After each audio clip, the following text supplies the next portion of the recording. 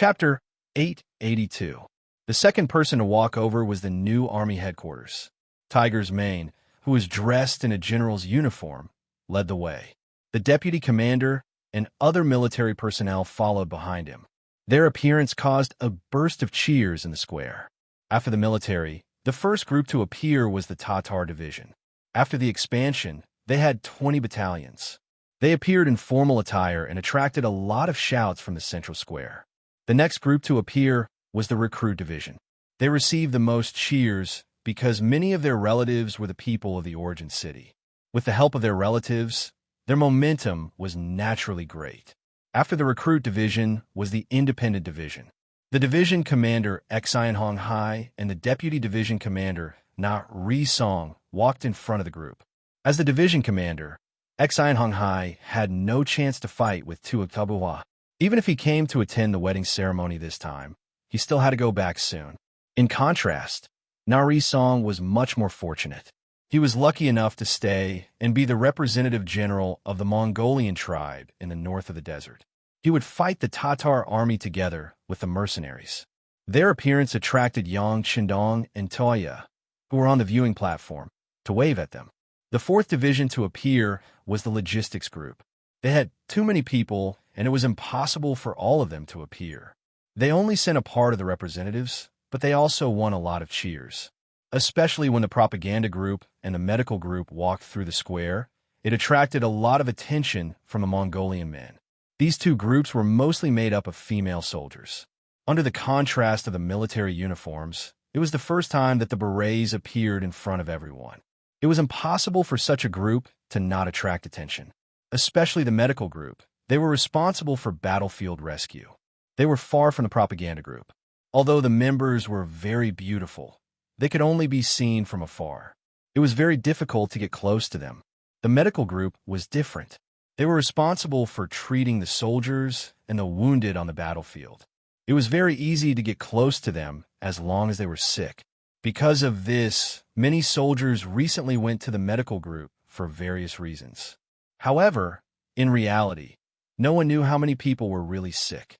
After the logistics group, the direct subordinate regiment, reconnaissance battalion, light cavalry regiment, heavy cavalry regiment, and other regimental units appeared.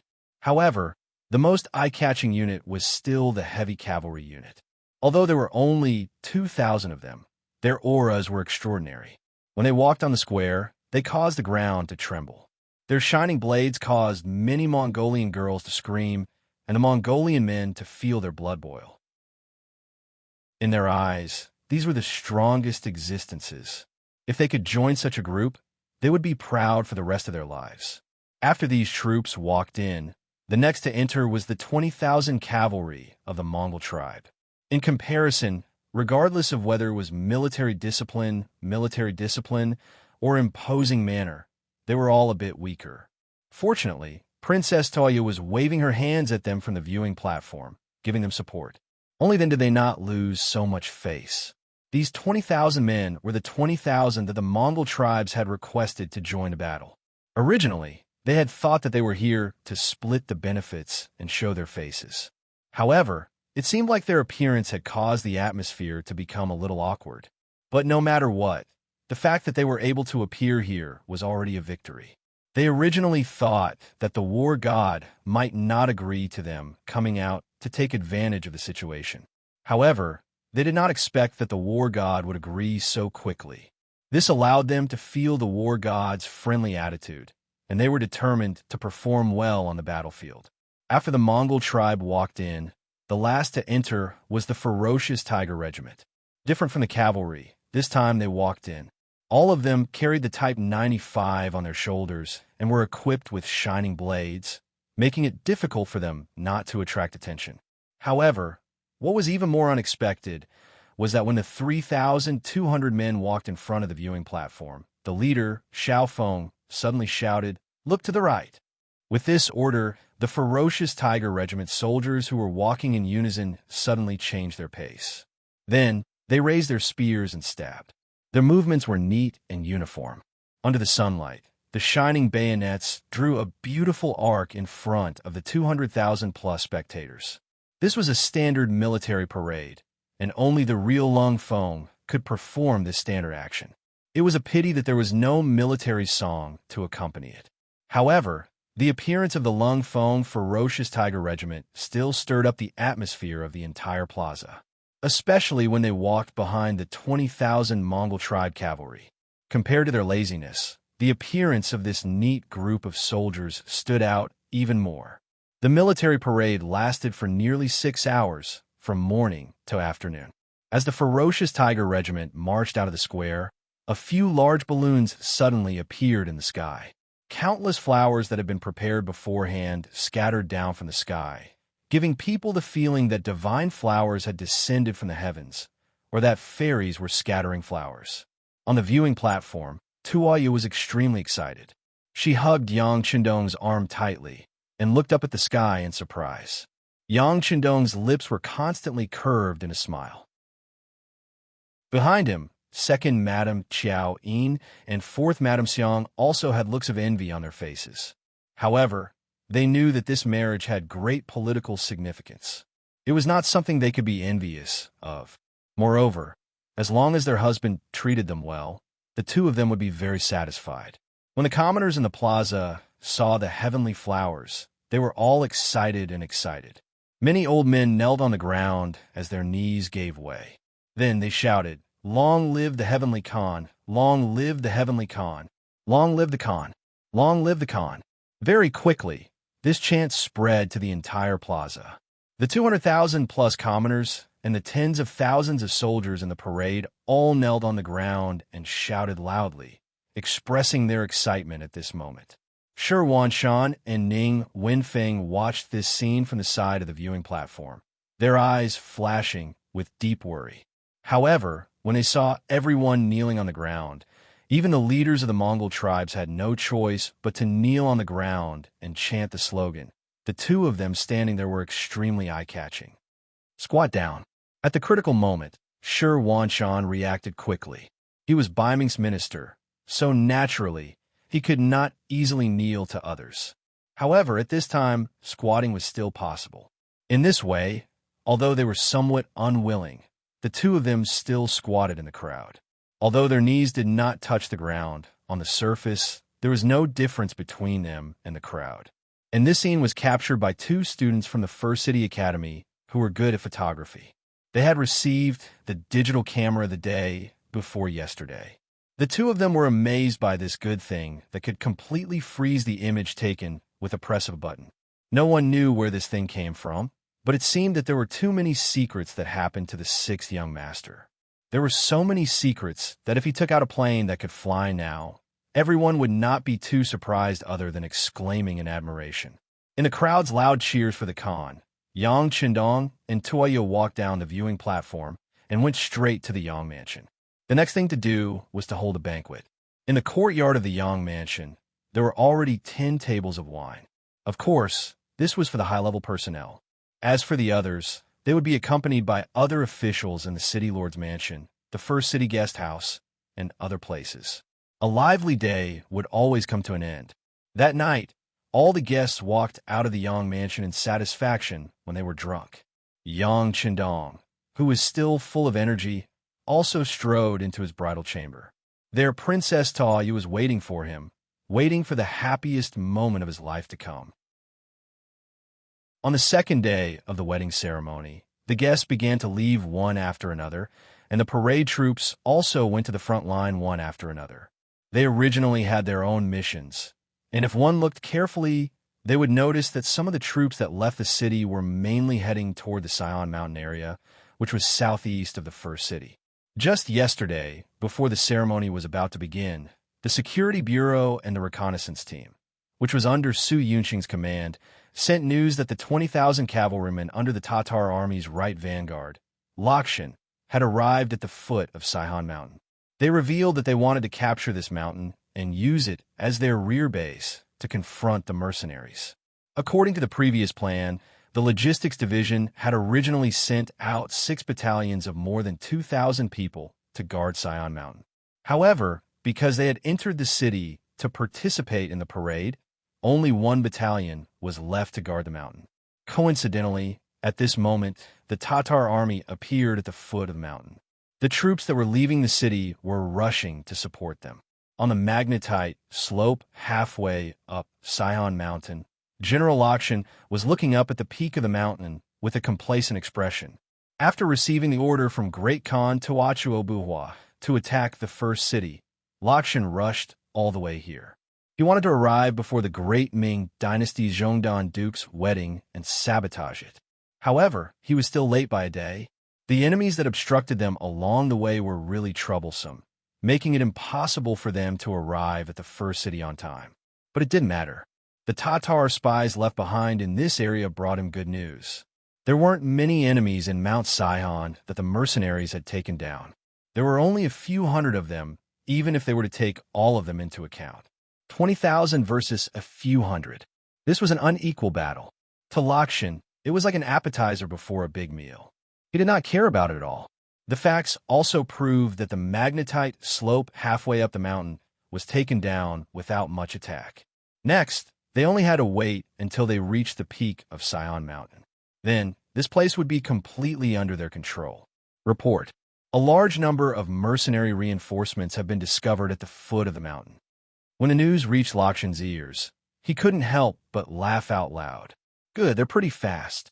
Since this is the case, let's work together from the inside and the outside. Inform everyone not to rush to attack the mountain. Let the troops come up and immediately send someone to inform General Hubo to quickly move down the mountain. We need to work together from the inside and the outside to take down this wave of enemies. Chapter 883. The scout nodded and immediately went to pass down the order. Another deputy general, Mu Chi, came up with a puzzled expression. General, why should we stop attacking the mountain? The enemy is here, so we should attack with all our might. There are people on the mountain, and we are now halfway up the mountain. This is very disadvantageous for us. Ha ha, what do you know? Lakshan had a smug look on his face when he said this. Mu Chi flattered and laughed. He took half a step forward and said, General, please enlighten us so that we can learn from you. Looking at Mu Chi's curious face, Lakshan's vanity was greatly satisfied. He laughed and said, All right, seeing that you are so eager to learn, I will teach you a lesson today. Let me ask you, why did the mercenaries rush to our Sion Mountain so early in the morning? Well, it's probably because they know that there are mercenaries surrounded here, so they want to take this place back. Mu Chi answered with a straight to the point. That's right. Then if we had already taken over the entire mountain, do you think they would still want to take it back? Lakshan chuckled and patted Mu Chi's shoulder. Let me tell you, war is a skill. Sometimes bravery alone is not enough. There's still many things to learn. Lakshan had already left, but Mu Chi was still deep in thought. Suddenly, he had a flash of inspiration and shouted, Ah, I know. The general intentionally left the mountain unattacked in order to lure the enemy's reinforcements. Only if there are mercenaries here would they have no choice but to come despite knowing the danger. That's right, the enemy on the mountain is the bait we use to catch the big fish. If we eat them now, the mercenaries won't fall for it. Ha ha. Now we just have to wait for them to reach the foot of the mountain and wait for General Hubo to surround them. Then, we can eat the bait at any time and attack from both inside and outside to deal a heavy blow to the mercenaries. Lakshan, who was already a few meters away, laughed heartily and walked further and further away. He wanted to see how many reinforcements the mercenaries had. If there were too few, it wouldn't be enough for him to eat. At this moment, Hubo-Er's 20,000 soldiers were rushing over from the west of Sion Mountain. Hubo-Er, who was riding on a horse, asked General Mu Run as she galloped. Did Lakshan really take down Mount Sion? Yes, the scouts they sent, as well as the gerfalcons in the sky, told us the same thing. Murin answered with certainty. Then are you sure that there's only one battalion of mercenaries on Sion Mountain? Huboer asked worriedly. I saw it clearly. Usually, there are only 4 battalions on the mountain. Our brothers went to investigate before. This time, for the wedding of Duke Zhongdan, they sent 3 battalions to participate in the military parade. Now, there's only 1 battalion left in the mountain. Murin nodded again and said, "This, Mount Sihon, is such an important place. How could it change hands so easily?" General Murin, do you think this is another one of Duke Zhongdan's schemes? Hubo was still worried and continued to ask. That shouldn't be the case. Our men just sent a report from the origin city. They said that Duke Zhongdan's main generals appeared during the military parade. If they were really prepared, then there should be at least one general guarding an important place like Mount Sihon. Murin replied while sighing in his heart. It seemed that his general was scared after the previous defeat. Otherwise, why would he be so careful? Is that so? That's good, that's good. After asking a few questions and not finding any problems, Hubo finally relaxed. She then said to a guard beside her, "Go and inform General Hu Lin of the vanguard. Tell him to speed up. As long as we report to him, even if the mercenaries have some tricks up their sleeves, it won't be that easy for them to take down our army of 40,000. Hubo was very careful. As the saying goes, once bitten by a snake, twice shy. This was exactly what he meant. He was worried that Yang Chendong would play tricks again, so he wanted to be closer to Lakshan. That way, if the situation changed, he would be able to provide assistance. However, he did not know that this was exactly what his opponent did not want to see. On the battlefield, only by not letting the opponent feel comfortable would one feel comfortable. This was a principle that had not changed since the ancient times. As such, when Hubo's troops wanted to get closer to Mount Sihon, they encountered more and more resistance. There were a total of 10,000 Mongol soldiers in this region. The vanguard General Hu Lin had already encountered many waves of enemies, ranging from a few hundred to a few thousand. Fortunately, the other party's combat strength was very ordinary, and most of the time, they used arrows to attack from afar. Once he became serious and launched a charge, the other party would retreat again, as if they had no intention of tangling with them. It was also as if their combat strength was mediocre, and it was difficult for them to be a match. This situation was somewhat abnormal, so Hu Lin sent someone to report the situation to General Hubo. Very quickly, he received a confirmation. "Don't worry about them. They just want to stop us from meeting up with General Lakshan. The more they do this, the faster we need to get to the foot of Mount Sihon." With this order, Hu Lin calmed down and ordered the vanguard to charge forward. When they met with obstructions, they would only send out a small group of cavalry to retaliate. As expected, even a small group of cavalry was able to repel the enemies. Hence, they continued to charge forward. When the sky was about to turn dark, they were already 20 li west of the foot of Mount Sihon. From here to the foot of the mountain, it would only take an hour. The cavalry had been running for an entire day and were truly tired. After asking for instructions, Hu Lin ordered the troops to rest. In less than an hour, General Hubo and General Murin arrived, and both sides met up. "Good, everyone is tired. Have a good rest. Tomorrow morning, we will coordinate with General Lakshan to attack the mercenaries. And we will have to trouble General Murin to keep watch tonight." Hubo called all the generals over, and after a series of praises, he gave the order. Hubo's troops on the left had already reached the foot of the mountain. Halfway up the mountain, they could even see the white torches in their camp. This made Lakshan, who was guarding the mountain, calm down. Now that the situation had been formed, they only had to wait until the next morning to completely wipe out the 400 mercenaries guarding the mountain. Then, they would be able to launch an attack from the inside and deal a heavy blow to the mercenaries at the foot of the mountain. Haha, what undefeatable mercenaries. What dogs it were gods. I think they are just SOSO. Lakshan laughed heartily, and under the praises of Mu Chi and the other generals, he returned to his tent to rest. Right now, he was just waiting for the moment he woke up to launch his counterattack. He wanted the world to see that the Ming dynasty's loyal and courageous people were not the only ones who knew how to fight. At the foot of the mountain, in the mercenary tent, Na Raizong was harshly scolding the small leaders of the Mongol tribes. "What the hell are you guys doing? You said that you wanted to stop Hubo's troops to prevent them from reaching the foot of the mountain so quickly. Now, they're just 20 li away from us, and we are about to be pincered from both sides.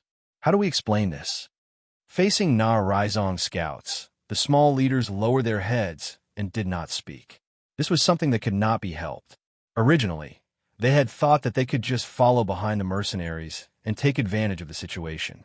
On the other hand, it was not suitable for them to deal with the 20,000 Tatar cavalry. In truth, they could not do it anyway. A bunch of useless things. Because of your mistakes, we can only wait for tomorrow's bitter battle. When the time comes, no one is to call for retreat. This was all because of our poor progress. Narizong continued to roar in anger. All right, everyone has done their best. Hubo brought 20,000 cavalrymen. How could they be so easy to deal with? Everyone, go and rest. There will be a bitter battle tomorrow. How can we not rest well? The deputy commander of the new army said like a good old man. Then he sent those leaders out of the main tent with a smile on his face. After they left, Tiger's man stood up and said to Narizong, "How was it?" It's not that I didn't give them a chance, but that they did not know how to grasp it. What happens next? It's all up to me. This was what they had agreed upon. During the day, Narizong had volunteered to give the Mongol army a chance to perform. If they did not perform well, he would listen to Tiger's man's arrangements. Now that the truth was right in front of him, he had nothing to say. He nodded. I'm willing to accept my loss. From now on, we'll just listen to Commander Tiger's arrangements. Outside the main tent, a group of Mongol leaders walked out. Some of them had looks of dissatisfaction on their faces.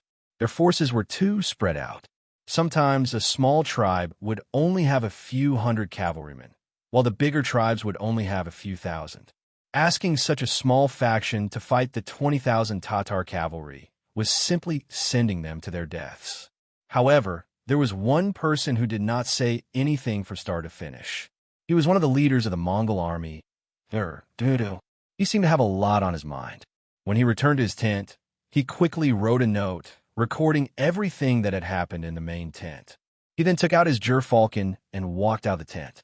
Using the excuse that it was convenient, he went to a secluded place and released the gerfalcon into the air.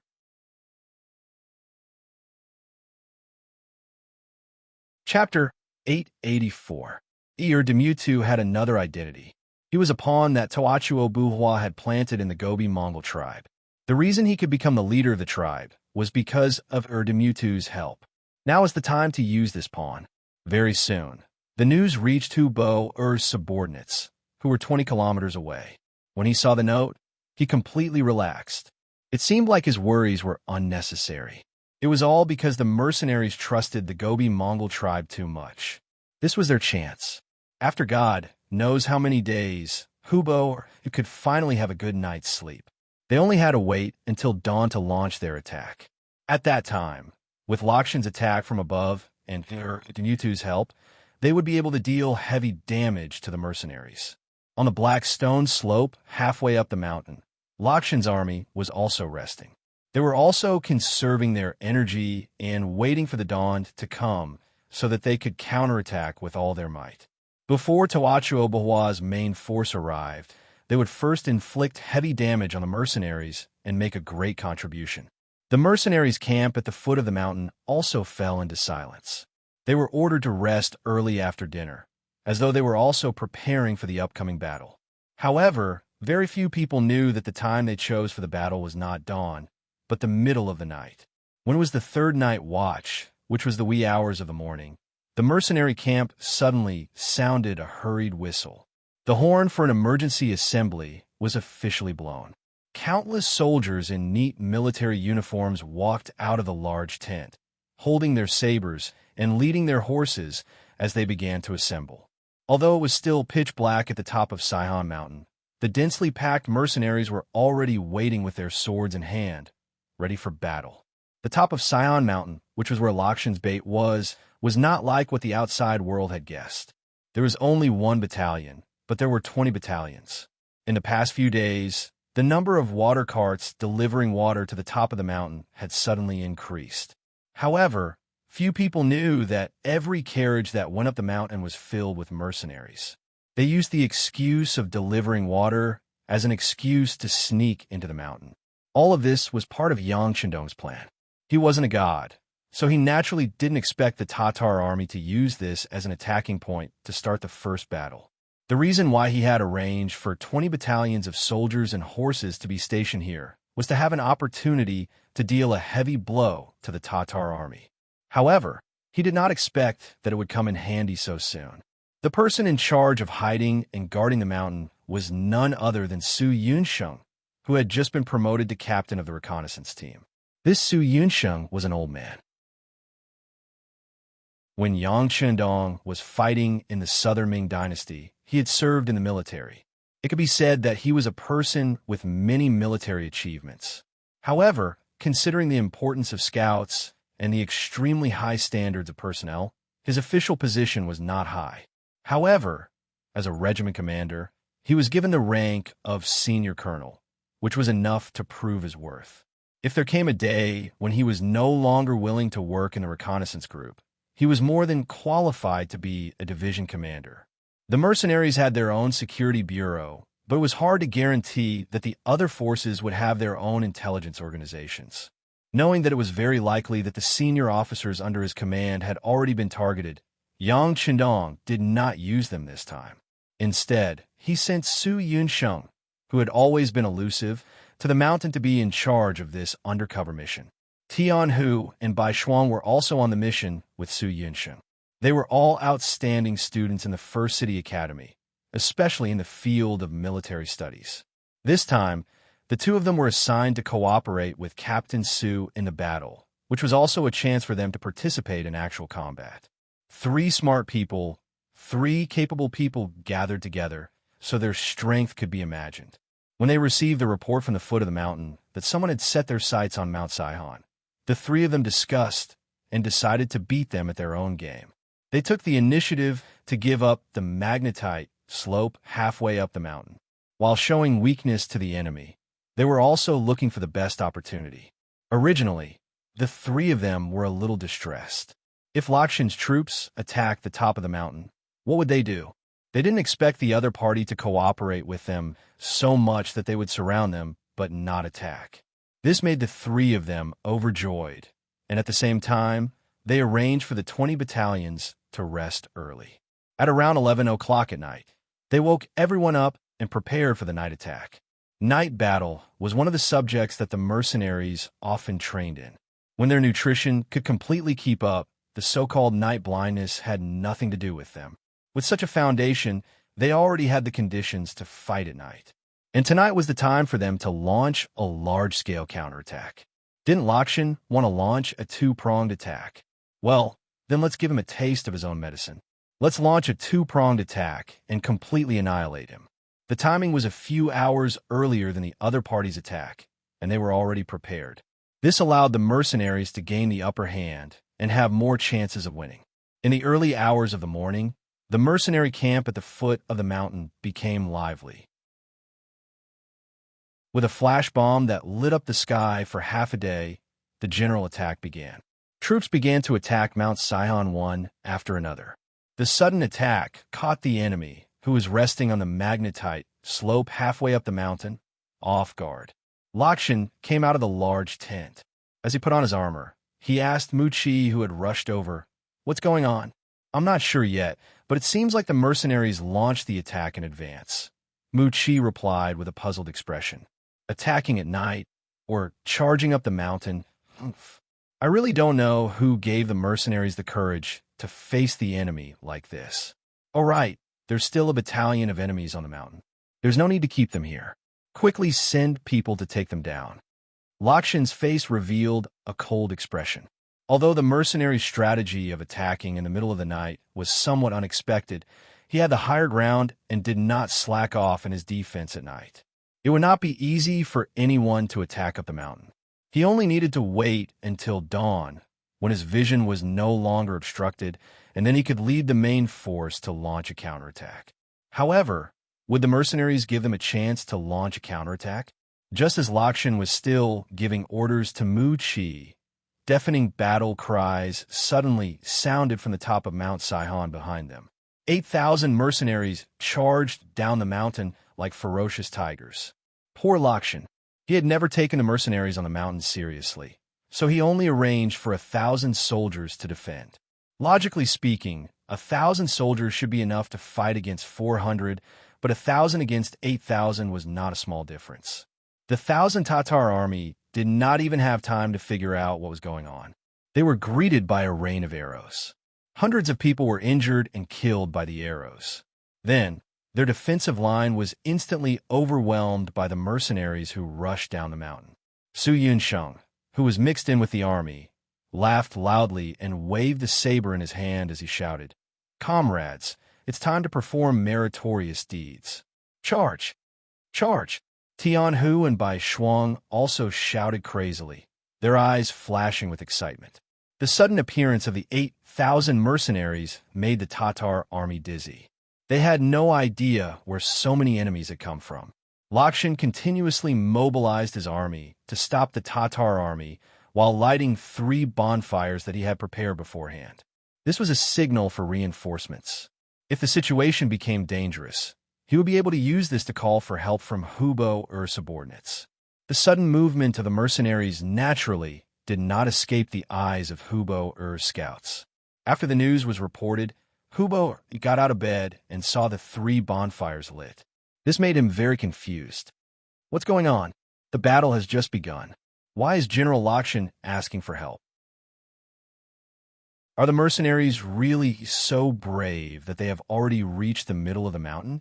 Impossible. Mu Ren shook his head. The magnetite slope is a gentle slope that is about 2 li long. Although it is not very steep, it is long. The mercenaries could not have reached the middle of the slope so quickly. That's right. The terrain there is easy to defend and hard to attack. It is impossible for them to fall so quickly. General Hewlin agreed. Forget it. Let's not worry about that for now. Since Lakshan has requested for help, he must have met with some unsolvable problem. How about this? We will immediately support him. General Hewlin, quickly gather 5,000 cavalrymen and launch a fierce attack on the mercenary camp. General Mu Run, follow up with 5,000 cavalrymen. No matter what, you must attract the attention of the mercenaries and reduce the pressure on General Lakshan. The sudden attack of the mercenaries caused the entire battlefield to move. Countless mercenaries moved out in an orderly manner, as though they had already decided on their target. On the other hand, the leaders of the Mongol tribes gathered in Narisong's tent with sleepy eyes. Even now, they did not know what was going on. All right, since everyone is here, I will now assign the tasks. But before that, there's something we need to do first. Where's General Demutu? Nar Raizong suddenly shouted as he looked at everyone with an excited expression. Yes. Instinctively, Demutu responded. As soon as he agreed, 2 burly Mongolian men immediately rushed towards him. Seeing that the situation was not good, he wanted to pull out his sword to resist. However, how could he be a match for them when they were unprepared? He was immediately pressed down. After being pressed down firmly, Demutu struggled to no avail. He immediately shouted, Narisong, what are you trying to do? Are you trying to use this opportunity to eliminate the dissidents? And all of you, are you just going to watch? Let me tell you, if he takes care of me today, he will take care of all of you tomorrow. Shut up, you traitor. Seeing that there was indeed a commotion in the crowd, Narisong immediately shouted. Originally, some of the leaders wanted to ask Narisong what he was trying to do. If he really wanted to eliminate them, then they would have to fight back. However, once they heard the word traitor, they immediately shut their mouths.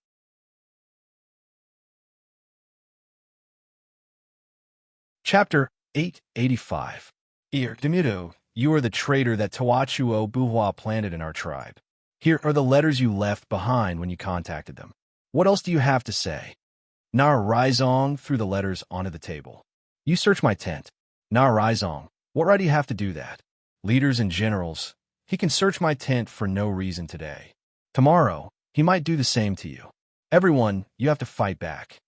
Demutu saw that the situation was not good, so he tried to persuade everyone. That's enough. Keep your mouth shut.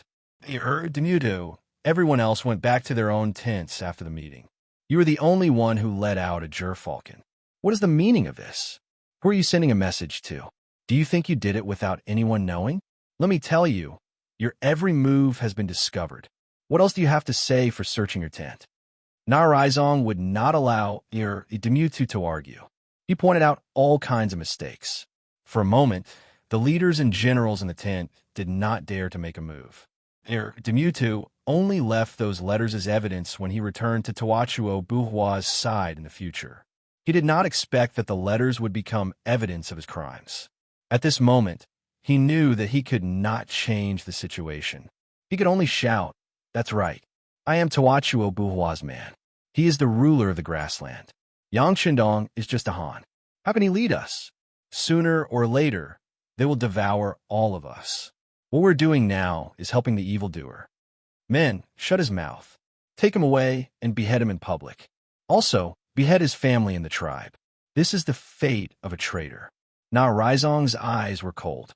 He was really angry at this moment. Before the war, the Mongol tribe of the Gobi Desert did not want to kill the enemy. Instead, they wanted to collude with the enemy. This made him feel humiliated. None of the leaders or generals pleaded for Demuta's fate. Since he was a traitor to the entire Gobi Desert Mongol tribe. Not only could the mercenaries not tolerate such a person, even they would not allow him to exist. No one wanted to feel like they were being watched by a traitor. At the foot of the mountain, Hu Lin led 5,000 cavalrymen and charged down Mount Sion. The mercenaries had already expected Yang Qindong's appearance. It was said that besieging a stronghold to attack reinforcements was our army's specialty during wartime. Yang Qindong was very proficient in commanding such a battle. In this plan, the Tatar division had long been waiting along the path that they had to pass through. They were only waiting for the 5,000 cavalry led by Hu Lin to appear in the encirclement. Then, heaven-shaking battle cries sounded from both sides. A total of 20 battalions and a division of 8,100 cavalry charged out from both sides. The sound of arrows piercing through the air shot towards the unprepared but anxious Tatar cavalry. It was not the first time for Su He to fight a war between Tatars and Tatars. In the past, he was Agador's subordinate and did not get along well with Tawachuo. Now that he had such an opportunity, how could he be lenient? The 8,000 cavalrymen launched a surprise attack with their bows and arrows, killing at least 500 cavalrymen and injuring countless enemies. Hu Lin, who was charging, was stunned by this sudden ambush. Hu Lin was not a brainless person. After receiving the order, he was already prepared to be ambushed. However, he had only left the camp for 5 miles. How could he have encountered the enemy? Didn't this mean that the enemy's troops were all at his doorstep? Were the scouts of the Tatar army all incompetent? This was a little unfair to those scouts. Su He and the others had only just moved here. Before the scouts of the other side could report back, everything had already begun. Unprepared, Hu Lin's army retreated again and again until they met Mu Run and the 5,000 cavalrymen behind them. Only then did they stabilize their footing. At that moment, the two armies converged and charged towards the Tatar division. Retreat. So he did not want to fight head-on with the other side. Seeing that he had already gained a lot of advantages and had killed more than 2,000 enemies with his bows and arrows, he let the horn officer blow the horn. A division of cavalrymen quickly retreated. Chase. Hu Lin, who had been beaten until he was dizzy, was furious. Without doing anything, he had lost 40% of his troops. A flame of anger burned in his heart. He could not wait to charge forward and kill the mercenaries. General Hu, the situation is not right. It is better not to be rash. Seeing that the mercenaries had retreated the moment he appeared, Mu Run had a bad feeling. Logically speaking, the other side should have been prepared and should not have retreated. It was as if they were tempting him to continue. What is wrong? It is obvious that the other side is cowardly and does not dare to face our cavalrymen head-on. They only know how to shoot arrows. If General Mu is afraid, then wait here for General Hu's arrival. I will bring my men and chase after them. The furious Hu Lin had lost his mind at this time. All he thought about was taking revenge for his brothers. How could he listen to anyone else's words? Hu Lin did not listen to his advice and continued to chase. Mu Rin could only shake his head and smile bitterly. While ordering the army to follow, He also sent someone to report the situation to General Hubo and ask him to immediately send out the necessary reinforcements. Moreover, Hu Lin took the lead, leading the remaining 3,000 cavalrymen in a fierce chase. In just an hour, they arrived at the foot of Mount Sion. At this moment, the Tatar division that had been retreating earlier had stopped in their tracks and gotten into formation. It looked as though they would charge forward and devour them if they dared to come over. One side had a division of 20 battalions and 8,100 people. The other side only had 3,000 people.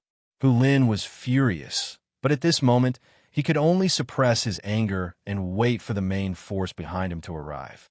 The first to arrive was Murun. About a quarter of an hour after he arrived, General Hubo also arrived. Following him were 8,000 cavalrymen. In other words, only 2,000 cavalrymen were left behind to guard the headquarters. What's the situation? The moment Hubo arrived, his gaze first fell on General Su He and the enemy cavalrymen. He then raised his head to look at the dense sounds of fighting halfway up Sion Mountain. The torches there were connected to one another. Looking from afar, one could still feel the intensity of the battle. General, there are close to 10,000 mercenaries blocking our way. Hu Lin requests to charge. After seeing Hubo, Hu Lin was filled with courage. General, the situation on the mountain doesn't seem right. Logically speaking, after fighting for so long, General Lakshan should have chased the mercenaries down the mountain. Why is it still in a stalemate? Murun raised his head to look at the mountain with a puzzled expression. Even if the mercenaries suddenly attacked, with the terrain, Lakshan should have chased them down the mountain very quickly. How could the battle still not end after 2 hours? Although they were too far away and couldn't see the situation clearly, they could tell from the battle cries that this wasn't a situation where one side had a complete advantage. Instead, the battle was in a stalemate. This was a very strange thing. That's right, the situation is unclear. Let's wait and see. Since they could not figure out the situation, Hubo decided to be careful and observe the situation. If Lakshan was doomed, then he would retreat immediately and not continue to fight the mercenaries. What's there to wait for? Didn't the report say that the Mongolian tribes in the northeast sent out 20,000 cavalrymen to help the mercenaries? They must be the ones attacking the mountain, causing the stalemate. These mercenaries sure have a good plan. Using other people's soldiers to attack us, they are using a borrowed knife to kill us. Hu Lin saw that no one was paying attention to him and was extremely dissatisfied. Seeing that Hubo was still suspicious, he immediately voiced out his thoughts. Oh, that makes sense. Hearing Hu Lin's words, Hubo nodded in agreement. This was enough to show that if he was the commander of the mercenaries, he would also think of a way to use the 20,000 cavalrymen. After all, they were not his trusted subordinates. If they died, it would not be a pity. On the contrary, he would be able to use this opportunity to get rid of his enemies. It was killing 2 birds with 1 stone. But will they be so obedient? Murun raised his own objection. That was 20,000 cavalrymen. Their military strength was no less than the new mercenary army. They would be so obedient. If someone told them to charge, they would charge even if they knew it would be difficult. They would even charge even if they would suffer heavy losses. That makes sense. Hubo nodded. Originally, he wasn't such an indecisive person, but after losing to the mercenaries in Tulu City, he was really scared. Now, he was very careful and cautious in everything he did.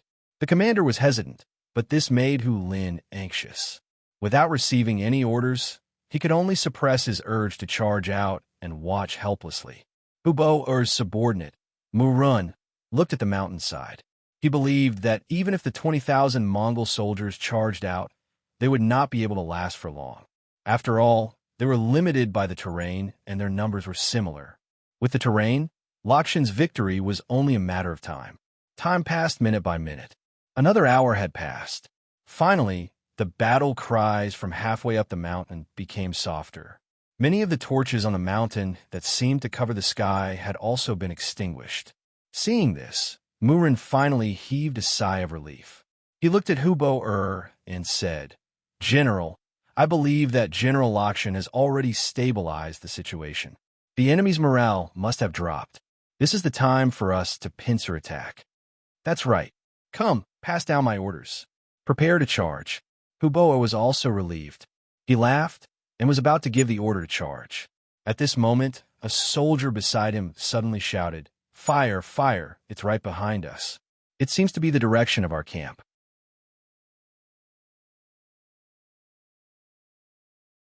Chapter 886.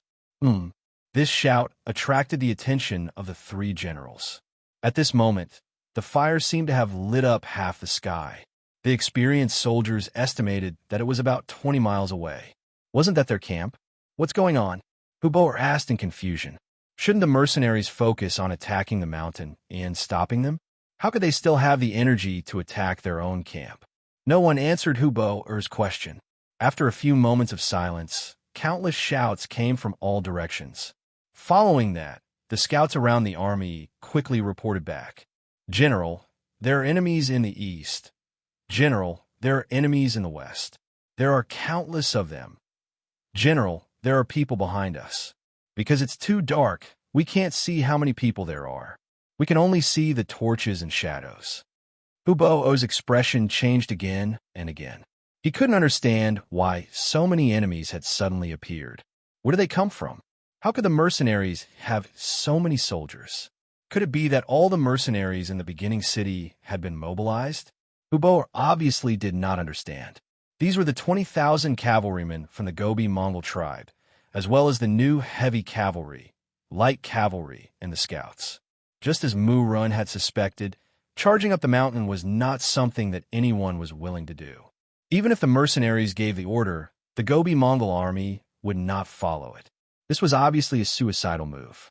It was not something that could be obeyed with just a single order. In fact, the army attacking the mountain was only one division of the new army. Of course, there were also the 8,000 mercenaries who had charged down from the top of Sion Mountain. Su Yinsheng suddenly brought 8,000 soldiers down from the sky and caught Lakshan off guard. Although he did not understand why there were 20 enemy battalions on the mountain, the battle had already begun and he had no way out. First, he sent Mu Chi to lead 5,000 soldiers to stop the mercenaries' charge. With the advantage and preparation, how could 5,000 soldiers stop them?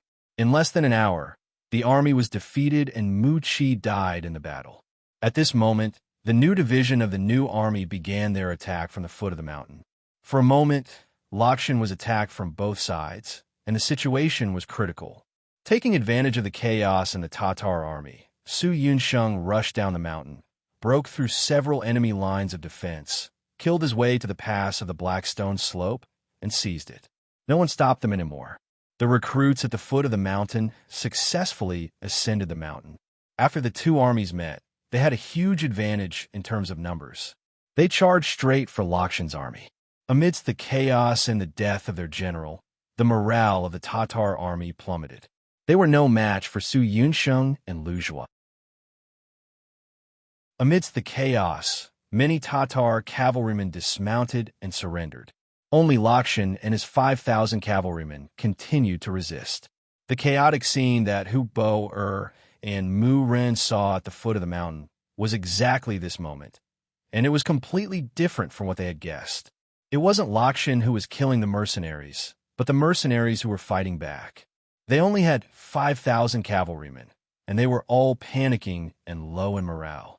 How could they be a match for the mercenaries who were full of fighting spirit?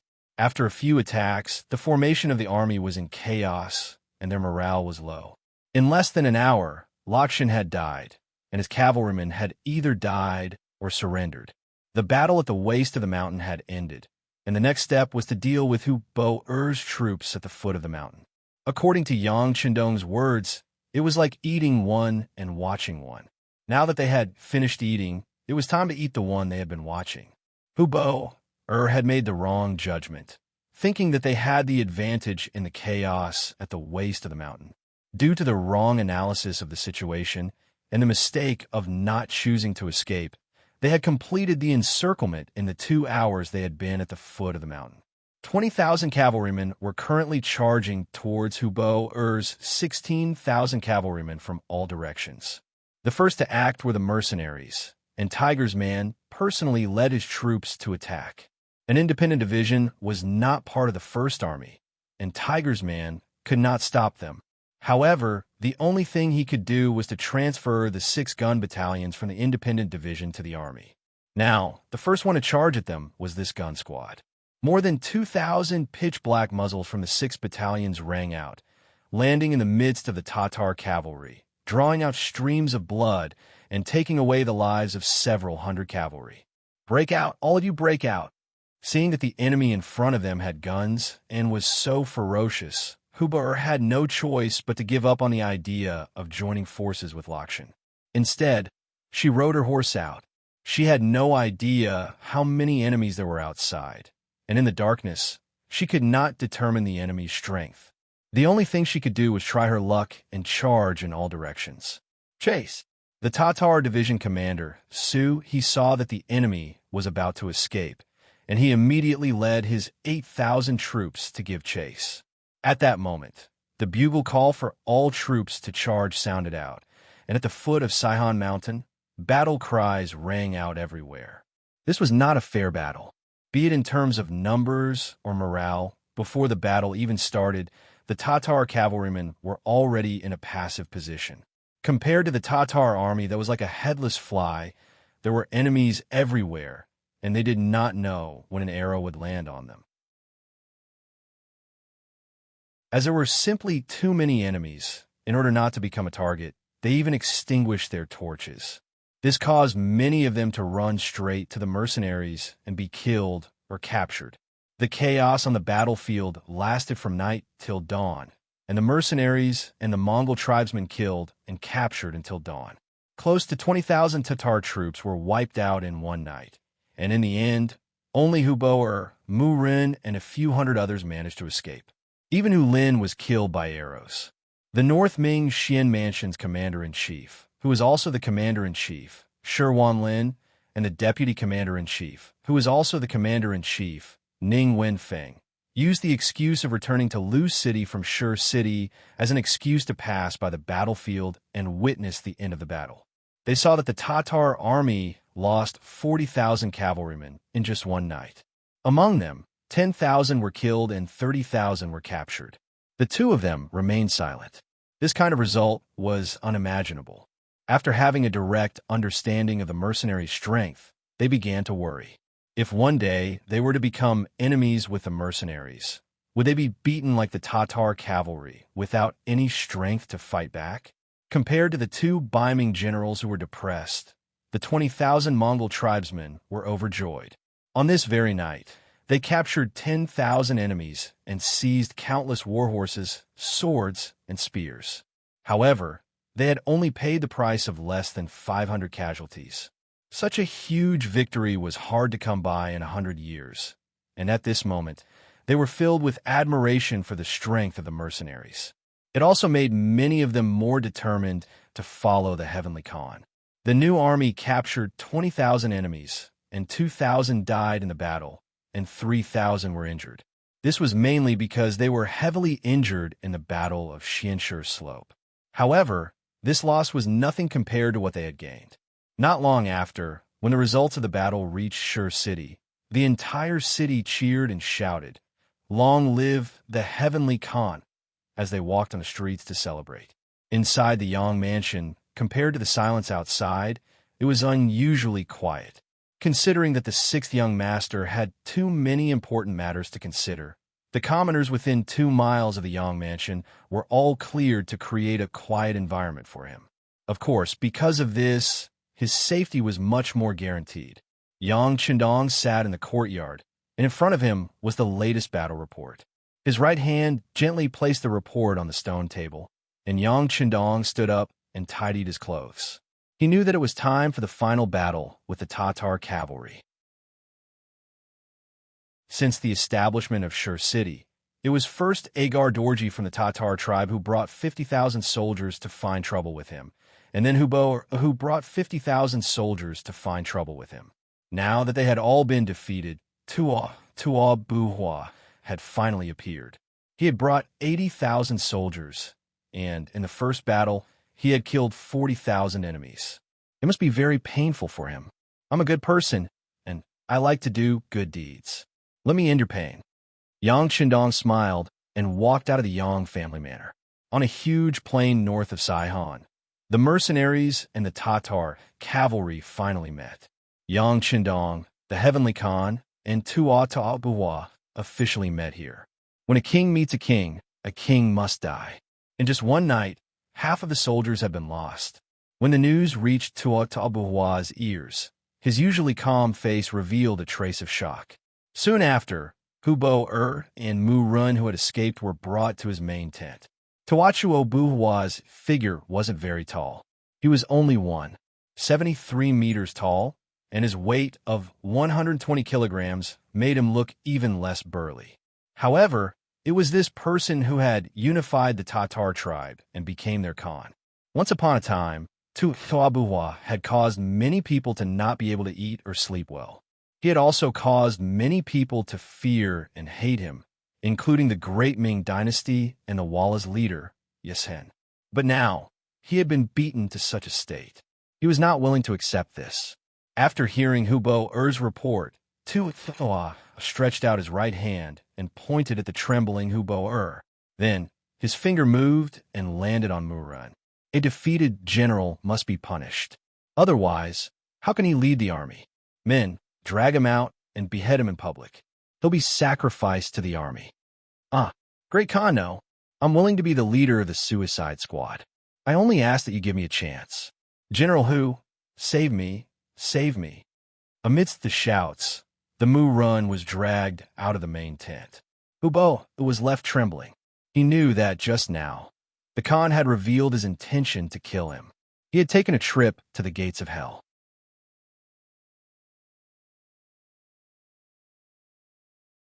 Chapter 887. Do you know what to do next? Tawachuo Buhua pointed at Hubo again. I know. I am willing to be the leader of the suicide squad. I only hope that Great Khan will give me a chance to die like a brave warrior. Hubo raised his head as tears welled up in his eyes. Good. I will give you a chance. General Monk, you and Hubo will be in charge of the left and right armies. This Khan will be in charge of the middle army. Let's work together and fight to the death with this great Ming brat. If we win, the glory of our Tatar tribe will be reborn. If we lose, then let us turn into a pile of yellow soil and be buried here forever. Yes, another burly man in armor in the main tent responded, and then half knelt on the ground. Right now, Tawachuo Buhua still had 30,000 elite Tatar cavalry and 10,000 ordinary cavalry. In terms of numbers, the mercenaries had 50,000, including 20,000 from the Mongol tribe. The difference in numbers was 10,000. However, Tawachuo Buhua was leading the most elite Tatar cavalry. On the battlefield, they could take on 3, 5, or even more. Just from this point alone, they still had a chance of victory. At this point, Tawachuo Buhua did not want to retreat anymore. With 40,000 cavalry, he could go to other places and become a king. However, the humiliation that the mercenaries had brought them had to be washed away. Otherwise, even if he died, he would not be able to rest in peace. Both sides had close to 100,000 cavalry in total. From afar, tents were next to tents, and war horses were next to war horses. Everyone seemed to know that this was a battle to the death. No one held any hope. Just like that, blade against blade, spear against spear, they laid out their chariots and horses. There was no discussion, but they all made the same decision to fight to the death the next day. Within the main tent of the mercenaries, Yang Qindong was holding a meeting with all the generals. This meeting was different from the previous ones. There was not even a sand table in front of them, nor were there any battle plans. At the start of the meeting, as the leader, Yang Qindong had already set the tone. There's no need for any strategy in this battle. Tuatha won't use any tricks, nor will he divide his forces to create an opportunity for us. Some of them are just war horses charging head-on. Some of them are just to see whose bones are harder and whose saber is sharper. Let me ask you, are you afraid? Not at all. All the officers replied in unison, their voices echoing throughout the main tent. All right. Yang Qindong looked at everyone with an encouraging gaze.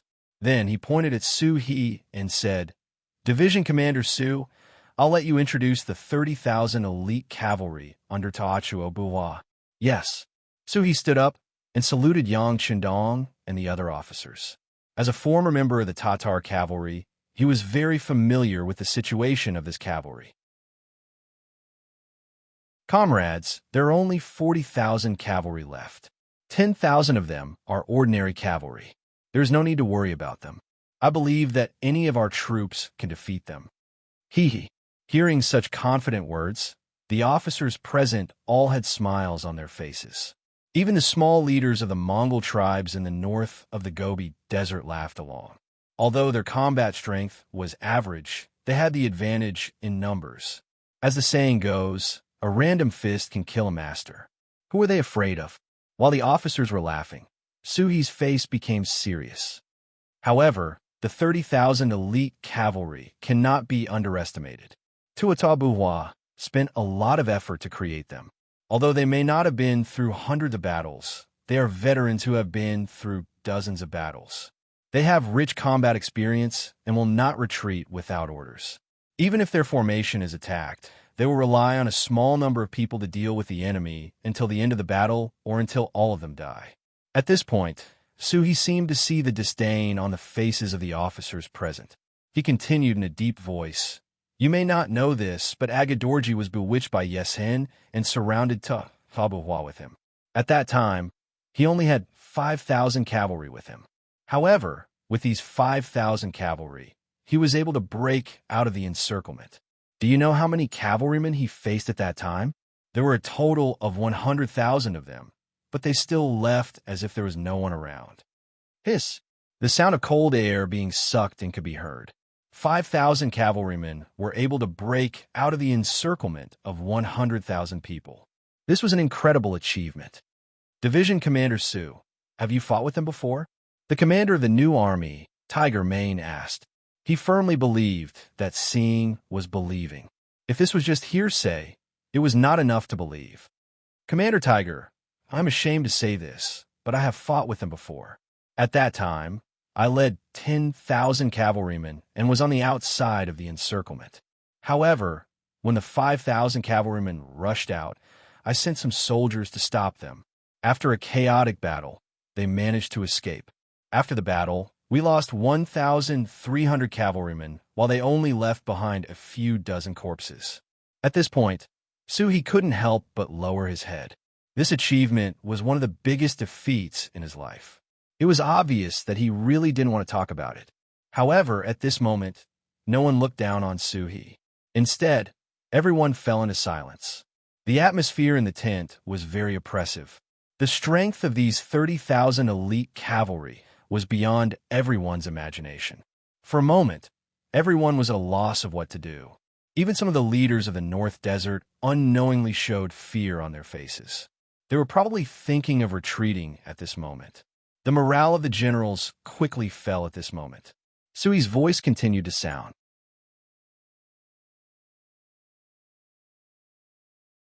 It will all be based on personal strength. It will all be based on personal bravery and merit. Their treatment is far better than the other units. It is the same as the current Coal Vanguard unit, or even better. Let's put it this way. To be able to enter this division, one's whole family will ascend to heaven. When a Han rider enters the division, a hero's plate will be hung high in the family, and it will be respected by the world. When a foreign rider enters the division, he will be registered as a Han citizen. From a soldier to an officer, he will be able to bring one of his family members to be registered as a Han citizen. If he is promoted, he will be able to bring his whole family to be registered as a Han citizen. Before Yang Qindong could finish his words, the entire main tent was already bustling with noise and excitement. Anyone who had been to the first city would know the importance of being registered as a Han citizen. In the past, this people who were regarded as herbivores and were called weak and bullied had a high status that people could only envy and look up to. As long as one was a Han citizen, whether it was dividing land, paying taxes, or buying things, they had a lot of privileges.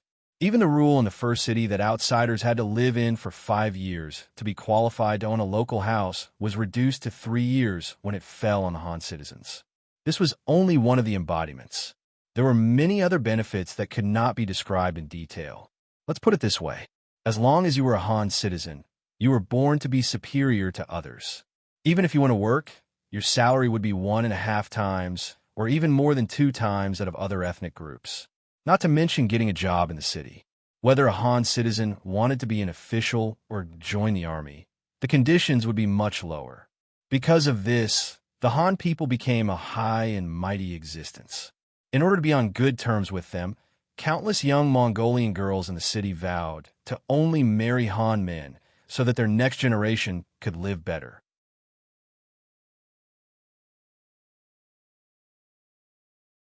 Chapter 888. There were many benefits to being a Han person, and everyone had a deep understanding of it. Fortunately, the Han people did not have the habit of bullying other races, or rather, they did not have the time to develop this habit. Although the other races were somewhat dissatisfied, they could not find a reason to express it. However, it was undeniable that they also yearned to become Han people in their hearts. It was just that there was no opportunity to obtain this power. For example, one of the higher-ups in the army, the Tatar division commander Su He, was still a Tatar. Even such a general could not become a Han person, let alone others. This matter of promotion could only be an idea. But now, Yang Qindong formally raised this issue in front of everyone and gave the corresponding conditions. As long as they could meet these conditions, they would be promoted. This made everyone see hope. Some of the small tribal leaders who originally wanted to retreat were also moved because of this. They clenched their fists tightly and had an appearance of wanting to perform well. Everyone's morale was completely stimulated by Yang Qindong's words. The conditions are there. If you can kill 3 Tatar elite cavalry, you can join the 1st Cavalry Division. If you kill 4 people, you will be a squad leader. If you kill 5 people, you will be a deputy platoon leader. If you kill 6 people, you'll be a platoon leader, and so on. In short, the opportunity is in front of everyone. How to fight for it is up to everyone. Of course, if you're not the opponent of these elite cavalry, then retreat. I will use guns and cannons to solve everything in the end. Where to go? Everyone can choose. At the end of the meeting, Yang Qindong gave everyone a reassurance that the 30,000 Tatar elite cavalry, who were invincible in the eyes of others, were not in his eyes. The reason why he did not use guns and cannons was because he wanted to use them as a whetstone to hone the combat power of the cavalry. With such a guarantee, how could everyone be afraid? A war was destined to not be lost. What was important was the performance of the battle process. The Han soldiers were thinking about how cool it would be to hang a hero's plate in their house. The grassland people were thinking about how their descendants would benefit from this action of theirs if it could be done. At this moment, no one was against the war in front of them, and no one showed any signs of fear. In fact, they didn't even want guns and cannons to appear on the battlefield because they only had one thing in mind, and that was how they could perform well in this battle and successfully join the 1st Cavalry Division, so that they could bring glory to their ancestors and be respected by the future generations. Under Yang Qindong's intention, the contents of the meeting were quickly spread out. Then the entire camp was in an uproar. Other than the fierce Tiger Regiment, all the other soldiers were tempted. Regardless of whether they were Han soldiers or foreign soldiers, they all had a goal in their hearts, and that was to perform better on the battlefield tomorrow. At daybreak, many soldiers got out of bed without being reminded. Then they began to sharpen their sabers, wash their horses, check their stirrups, and other things. All of them were ready to do their best and perform well. The sky slowly brightened, and the cooks began to cook. The aroma began to spread in the camp. But at this moment, no matter how delicious the food was, it seemed to give everyone a sense of dullness. At this moment, everyone's eyes were fixed on the enemy camp 10 li away, and killing intent filled the sky. In the Tatar camp, Tawachu Obuhua also began to raise the tent after breakfast. 10,000 ordinary cavalry became logisticians, responsible for the army's food supply and other matters. The 30,000 elite cavalry divided into 3 different directions and began to move towards the mercenary camp. With these 30,000 invincible elite cavalry, Tawachuo was confident that he could defeat any opponent. Reality would also prove that the Tatar elite cavalry was undefeatable and undefeatable, the strongest cavalry in the world. According to the previous arrangement, Boer would be on the left, Monk on the right, and he would personally lead 10,000 elite cavalry in the middle. As long as the 3 of them moved together, they would be able to break through the formation of the mercenaries and finally kill their way to that ignorant brat who did not know the immensity of heaven and earth. At that time, they would use the Mongolian curved horses to teach Yang Shindong how to behave and tell him who was the strongest in the Central Plains. With the invincible elite cavalry of this era, Tawachuo was not afraid of any schemes from the mercenaries. He believed that in front of absolute strength, nothing could stop them from advancing. In the past, Yasen of the Wara Empire could not do it, and now, Yang Shindong could not do it either. With great ambition, the 30,000 elite Tatar cavalry set out. After advancing for 5 li, 6 li, 7 li, the mercenary camp did not move at all, and a look of disdain flashed across Tawachuo's eyes.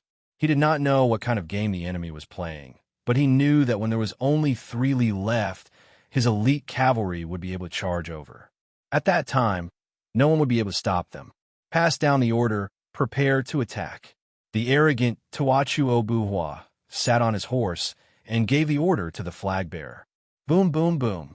However, without waiting for the command flag to issue the order, 3 ear-splitting sounds of cannons rang out.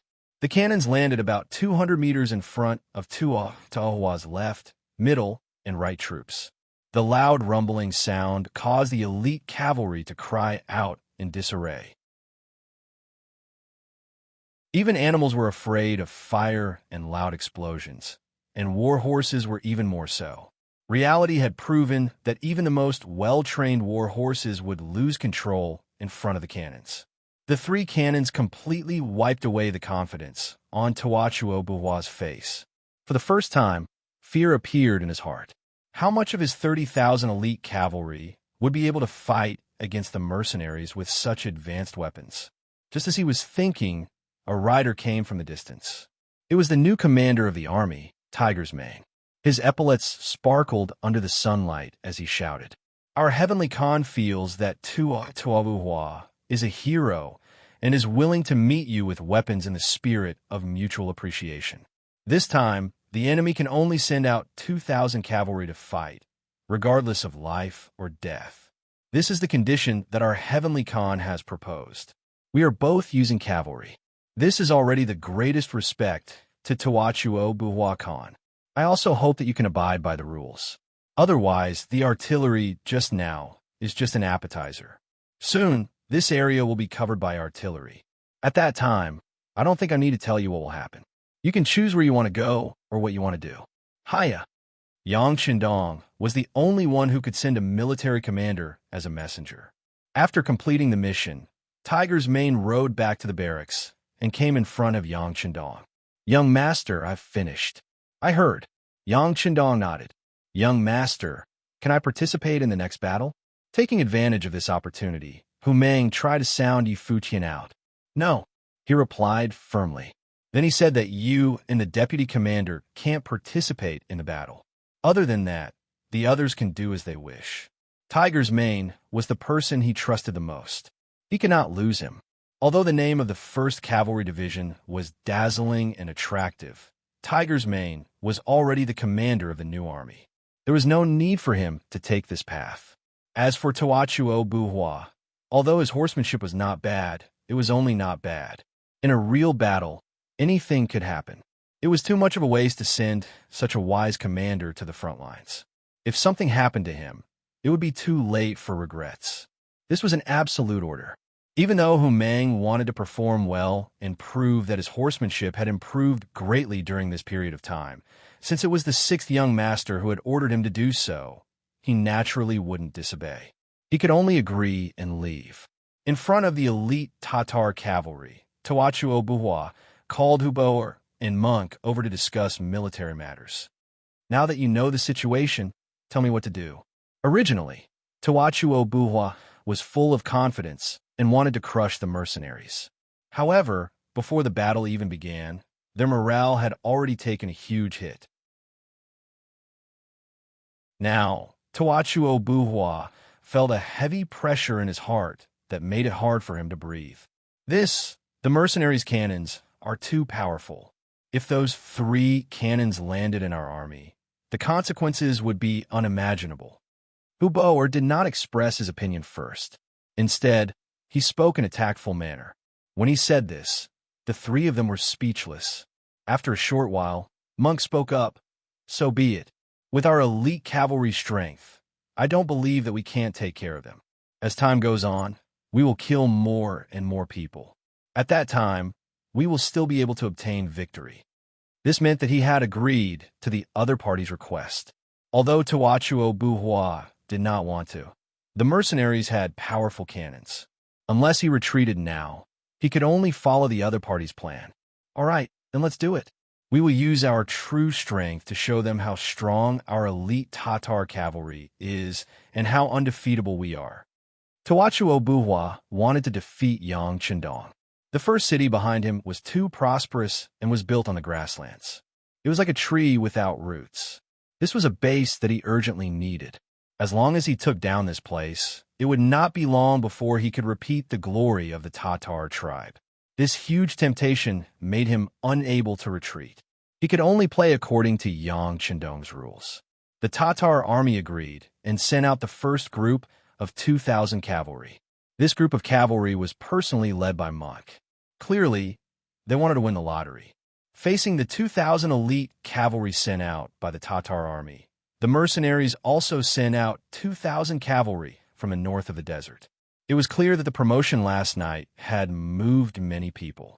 There were many small leaders who volunteered to fight. Perhaps they were worried that if they did not take the initiative in the beginning, they would not have the chance to do so in the future.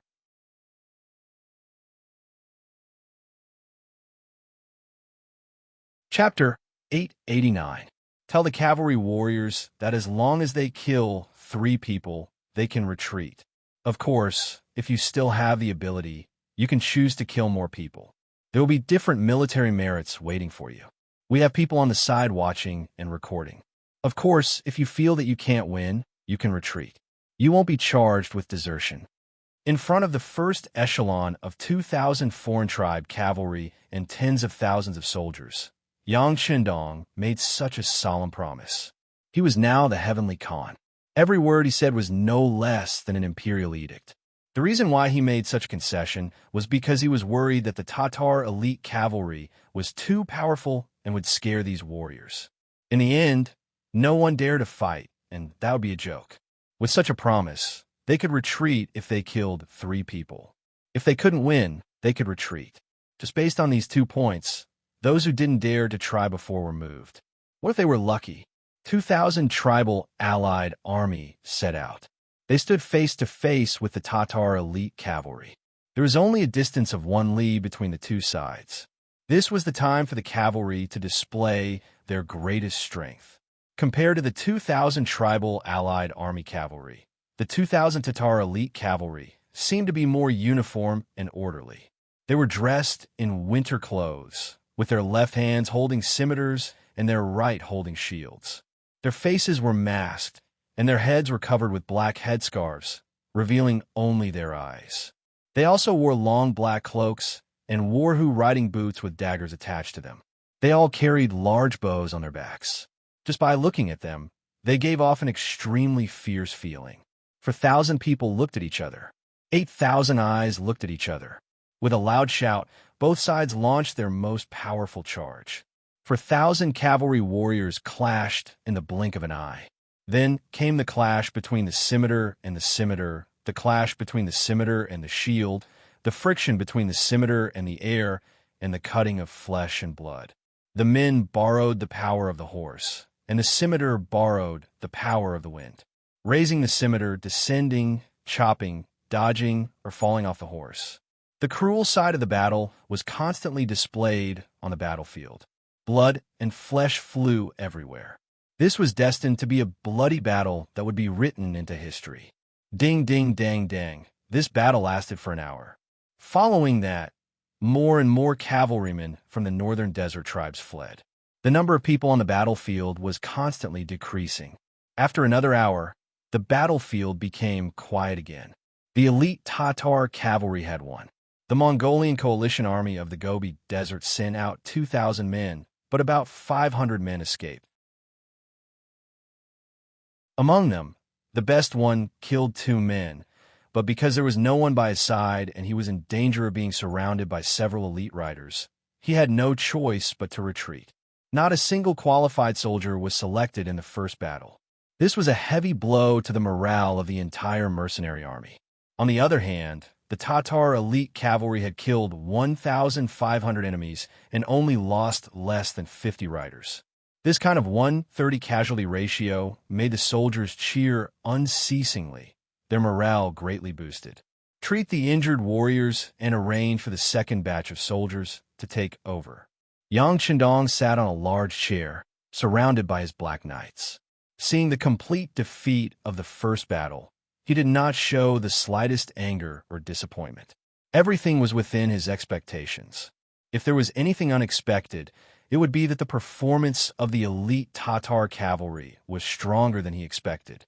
However, this was even better, since he wanted to create the first cavalry division and create the strongest cavalry in the world. The sharper the whetstone, the better. After the order was given, the second batch of 2,000 cavalrymen charged out. Although the failure of the first battle was a severe blow to their morale, they also learned some experience at the same time. For example, if they found that there were too many retreating cavalrymen, there was no need for the rest of them to fight hard. Otherwise, they would only be surrounded by the cavalrymen, and there was no other choice but to die.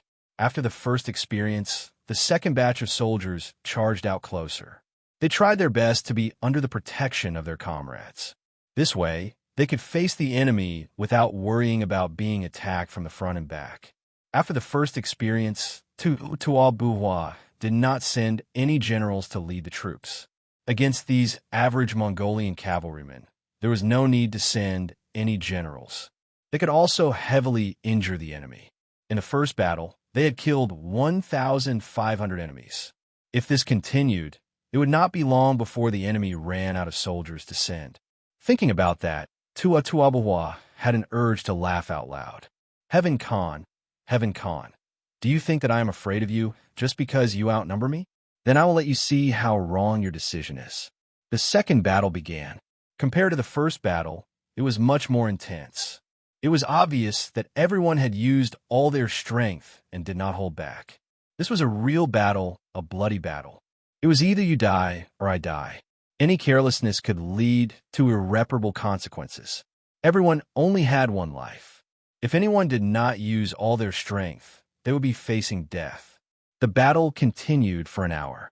During this time, hundreds of Alliance Army cavalrymen had retreated.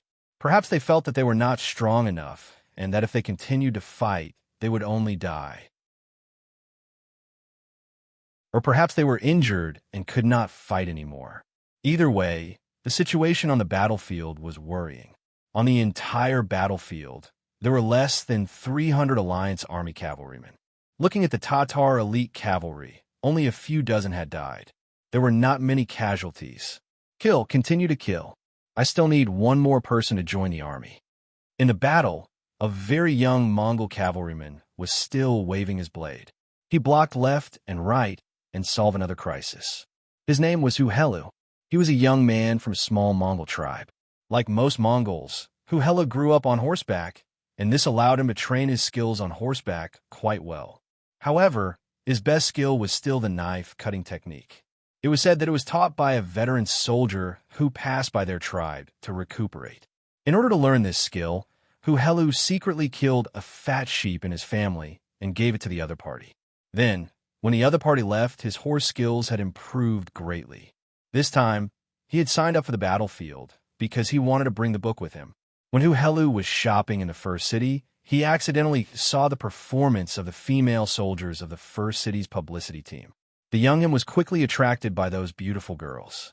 As a result, he had the first dream in his life, which was to marry a female soldier of the publicity team. This seemed to be a very honorable thing. Huhelu was considered handsome, which was also where his confidence came from. However, when he inquired about the female soldiers of the propaganda team, he discovered a fatal problem. There was a prerequisite for these female soldiers to choose a husband, and that was that the other party had to be of Han nationality. Only then could their status be considered equal. When he heard this, Huhelu was naturally very unhappy. Compared to the Han people, he was not inferior. He was willing to work hard and was good-looking. He could rely on his own two hands to obtain a happy and wealthy living environment. Of course, although he was angry, Huhelu had to admit that at least in the first city, the status of the Han people was extremely high. It was far from what a person from a small tribe like him could compare to. Therefore, from then on, he had an idea in his heart, which was to find a way to become a Han person and become a member of this powerful nation. At that time, he would definitely marry the most beautiful female soldier and fulfill his dream. However, how difficult was it to choose a new nationality? He had never heard of such a precedent. Until last night, there was suddenly a piece of news that as long as one could kill 3 enemies on the battlefield, he could choose to become a Han person. If one could kill 4 enemies, he could bring 1 more person to become a Han person. A great thing fell from the sky. Huhelu felt that the blood in his body seemed to be burning at this moment. He knew that the long-awaited opportunity had come, so he had to seize it. The realization of one's dream always needed to be fought. The opportunity was right in front of him, and Huhelu did not want to let it go. Facing the powerful elite Tatar cavalry, he used all his skills. Not long after the battle started, he took advantage of the chaos and chopped off the head of an enemy cavalry. Then, in the middle of the battlefield, he stabbed his saber into the chest of an enemy. After killing 2 people in a row, the target was right in front of him. Huhelu saw hope. However, the surrounding environment also became vile. He still had about 300 companions around him, and some of them were constantly retreating. The number of enemies was increasing more and more. Wanting to kill 1 enemy in this kind of environment was easier said than done. Right now, Huhelu could choose to immediately retreat. This way, he could protect his own safety. After all, the mercenary camp was half a league behind him. As long as he retreated there, the Tatar cavalry would not dare to pursue him. There were more than 3,000 muskets of the ferocious Tiger Regiment placed there. They could take his life at any time. But if he did that, his dream would be shattered. This was something he could not accept. Therefore, he only had one choice left, and that was to continue killing the enemy.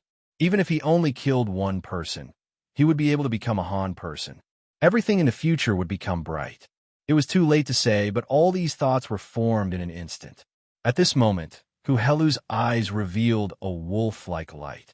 At this moment, he was determined to kill 1 more enemy. It was also at this time that 2 elite Tatar cavalry appeared in his field of vision. They discovered him and rushed towards him. Looking around, Huhelu did not see any other enemy cavalry within 3 zhang of him. He knew that this was his chance. Even though there were 2 riders approaching, he was still fearless and charged head-on. Borrowing the momentum of the horse, Huhelu's feet left the stirrups. A bold idea quickly formed in his mind. If he wanted to avoid the enemy's saber, then he had to abandon his horse. Otherwise, even if he could kill the enemy, he would be killed by the enemy.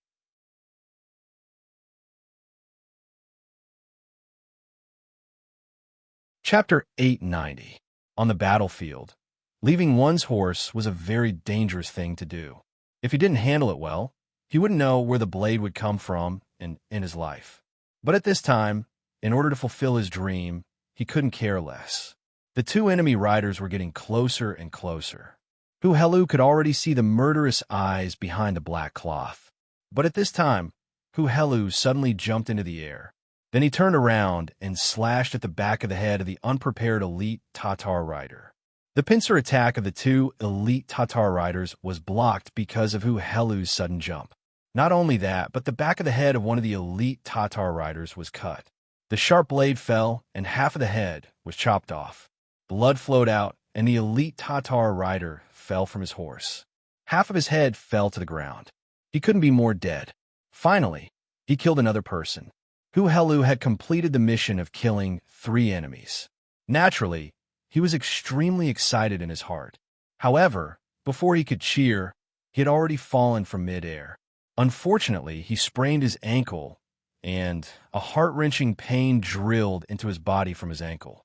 With his foot sprained, he could no longer stand. At this time, the elite Tatar riders on the other side had already moved their horses and rushed towards him.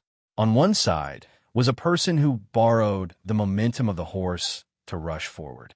On the other side was an injured soldier who was half kneeling on the ground. The result was self-evident. This scene also deeply attracted the attention of the scouts who were observing the battlefield. They were ordered by Yang Qindong to observe the results of the battle. In order to be able to see everything more clearly, they didn't want to lose any military merit. Hundreds of people had binoculars. Just now, Hu Helu's performance was seen by several people. Seeing that the first warrior who killed 3 enemies had finally appeared, they didn't have time to cheer. Seeing that this person was about to be in danger, everyone held their breath and held their breath. Half kneeling on the ground, Hu Helu saw the killing move in front of him. He didn't know where he got the strength from, but he suddenly dashed forward and rushed under the war horse of the elite Tatar cavalry. He then brandished his saber and chopped off the rear hooves of the war horse. The war horse that was galloping at high speed also fell to the ground with a plop. The elite Tatar cavalry also fell to the ground together with it. It was a very disgraceful scene of a dog eating feces. After chopping off the warhorse's hind leg, Hu Helu did not stop there. Instead, he turned around and crawled forward. In less than 2 breaths, he arrived behind the Tatar elite cavalry that was in a state of confusion. Then he abruptly plunged his saber down and ended the life of another enemy. After killing 4 people in a row, not only would he be promoted, but he would also be able to bring a family member with him. The excited Hu Helu seemed to have regained some strength in his body.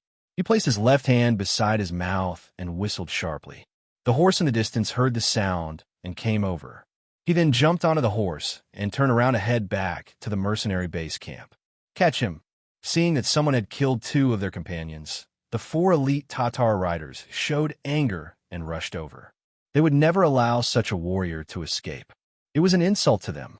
Shoot! As for Hu Helu, he endured the pain coming from his foot and tried his best to rush back. Finally, he was 300 meters away from the mercenary camp. 4 gunshots rang out and hit the feet of the 4 elite Tatar cavalry who wanted to rush over. The 4 gunshots caused the horses to neigh and also caused the 4 elite Tatar riders to curse. But in the face of thousands of black muzzles, they didn't dare to cross the line. They cursed all the way back. Hu Helu rushed out of the king of Hell's palace. A few scouts immediately came forward to lead the horses. The medics who had been waiting for a long time also came forward to check the injuries. Another scout in charge of registration ran to Yang Qindong and saluted. 6th young master, this person killed 4 enemies and returned safely. Oh! In the midst of the silence, cheers suddenly rang out. Finally, someone had passed the test. While everyone was celebrating for him, they were also cheering for themselves. Since one person could do it, there would be a second person who could do it. Good. Yang Qindong patted the back of the chair and stood up. When he noticed that everyone's eyes were focused on him, he took the information in his hand and looked at it. He then announced loudly, Hu Helu killed 4 elite Tatar riders on the battlefield. His military service is outstanding, and he is the first soldier of the 1st Cavalry Division. He will be promoted, and from now on, he is a member of the Han. At the same time, he has the right to promote a family member. Everyone congratulate him. After speaking, Yang Qindong took the lead and clapped his hands. The applause immediately became continuous. Many excited Mongol soldiers from the Gobi Desert shouted, Long live the Heavenly Khan! Long live the Heavenly Khan! Suddenly, the cheers came one after another. Helu, who was supported to stand up, also had tears of excitement in his eyes. He finally achieved his dream. At this moment, he felt that his feet didn't hurt anymore. When the cheers came out, it attracted the attention of the Tatar army. They didn't understand. The other side lost again. What was there to cheer about? Could it be that more of them had escaped from this battle? Looking at the battle report, killing 1,300 enemies and losing 54 cavalry, Ta shook his head. Then he said with certainty, "While there is still time, continue to send people to fight. This Khan wants to see how long they can last." The third battle soon began. Compared to the previous battle, the Mongol soldiers from the Gobi Desert were sent out this time. However, their morale was much higher. This battle lasted until dusk. And in this battle, there were two more brave warriors who managed to kill 3 enemies. Yang Shindong also promoted them in front of everyone and announced that they would join the world's first cavalry division that would be established soon, becoming glorious warriors. 3 battles in a day. The first battle took 4 hours. The second battle took slightly more than 4 hours. The third battle took almost 4 hours. They killed more than 100 enemies and lost more than 3,000 men. Just from this point alone, the mercenaries were the ones who lost. However, for some reason, the mercenaries' morale didn't drop. Instead, it rose. Other than those who had lost the battle and were seriously injured, the others were filled with energy. They wanted to perform well on the battlefield.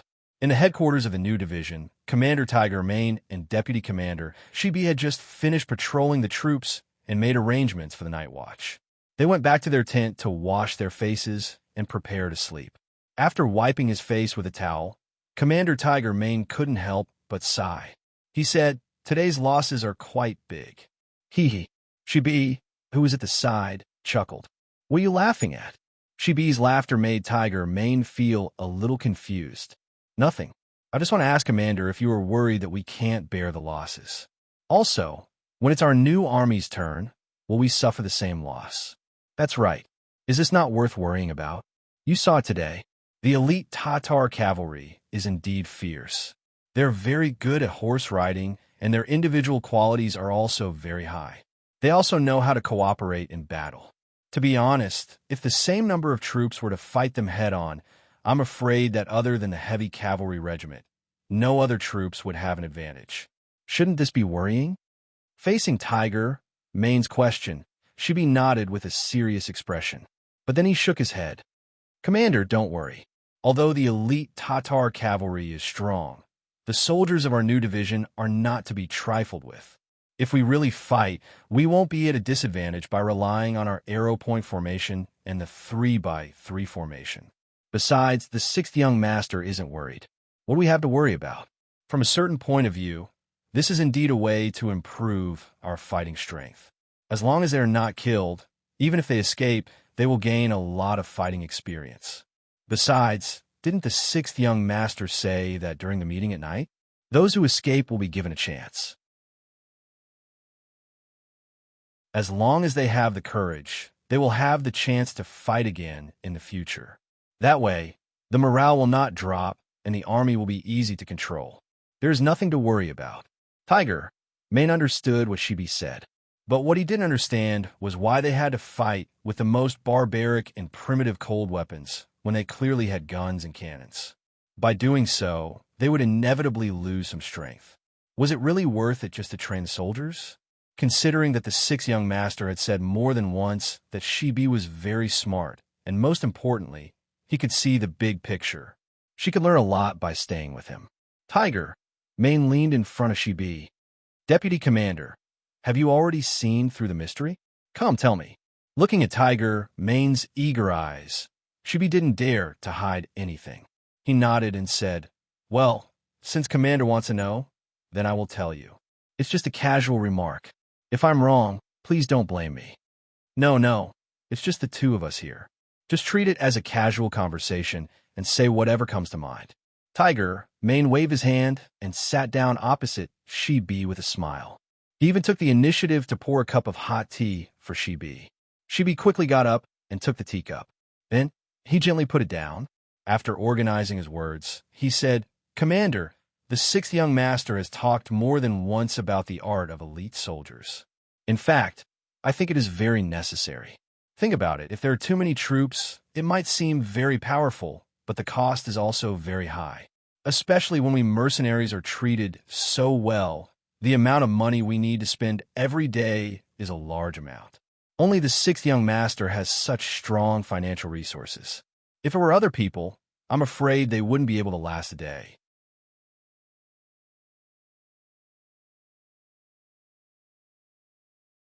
Chapter 891.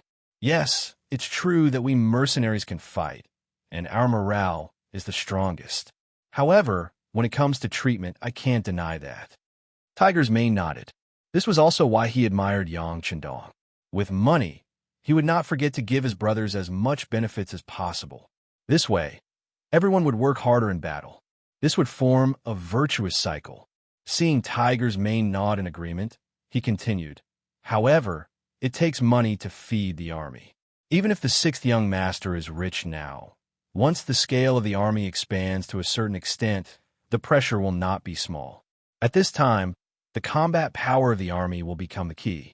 How to maintain the combat power of the army without increasing the number of people in the army will become a problem that the leaders have to consider." "Yes, go on." Tiger's mane nodded. He agreed with this point of view. That's why we have this practical training. Think about it. We chose the strongest elite Tatar cavalry this time. If we can even pass their test, then our current army will be a powerful one. Of course, there will definitely be casualties in the process. The sixth young master has already made arrangements for this. Now, there are more than 40,000 people in the logistics division. The mercenaries captured more than 20,000 enemies in the Battle of Sion Mountain. They will be our powerful backing. Once the new army suffers too many casualties, they will come in handy. Those people are reserve soldiers. Their treatment is not as good as the official mercenaries. In order to improve their treatment, they will have to perform well. The soldiers will figure this out themselves. We don't even need to do any work. We just need to watch everything from the sidelines and wait for the sixth young master to create an elite army for us. We could just pick up the ready-made ones. Not to mention, after this battle, it is equivalent to integrating the forces of the Mongolian tribes in the north of the Gobi Desert. Think about it. Those who died today are those people. However, no one forced them. Not only that, those small leaders also took the initiative to ask for battle. They were afraid that the sixth young master would not give them a chance. After this battle, what will happen? She smiled and looked at Tiger's mane. When Tiger's mane was asked this question, various results flashed through his mind. In the end, he said with certainty, in the end, either the real warriors among these people will join the 1st Cavalry Division, or they will be dead or injured and will not be a threat to us. Yes, that's the result. Without a single blade or spear, with the benefits of good treatment and promotion, the combat power of the Gobi Desert's Mongolian army was destroyed. From now on, the sixth young master will live up to his name. Khan, Commander, yes. When Tiger's mane heard this analysis, he excitedly reached out his hand and slammed the table.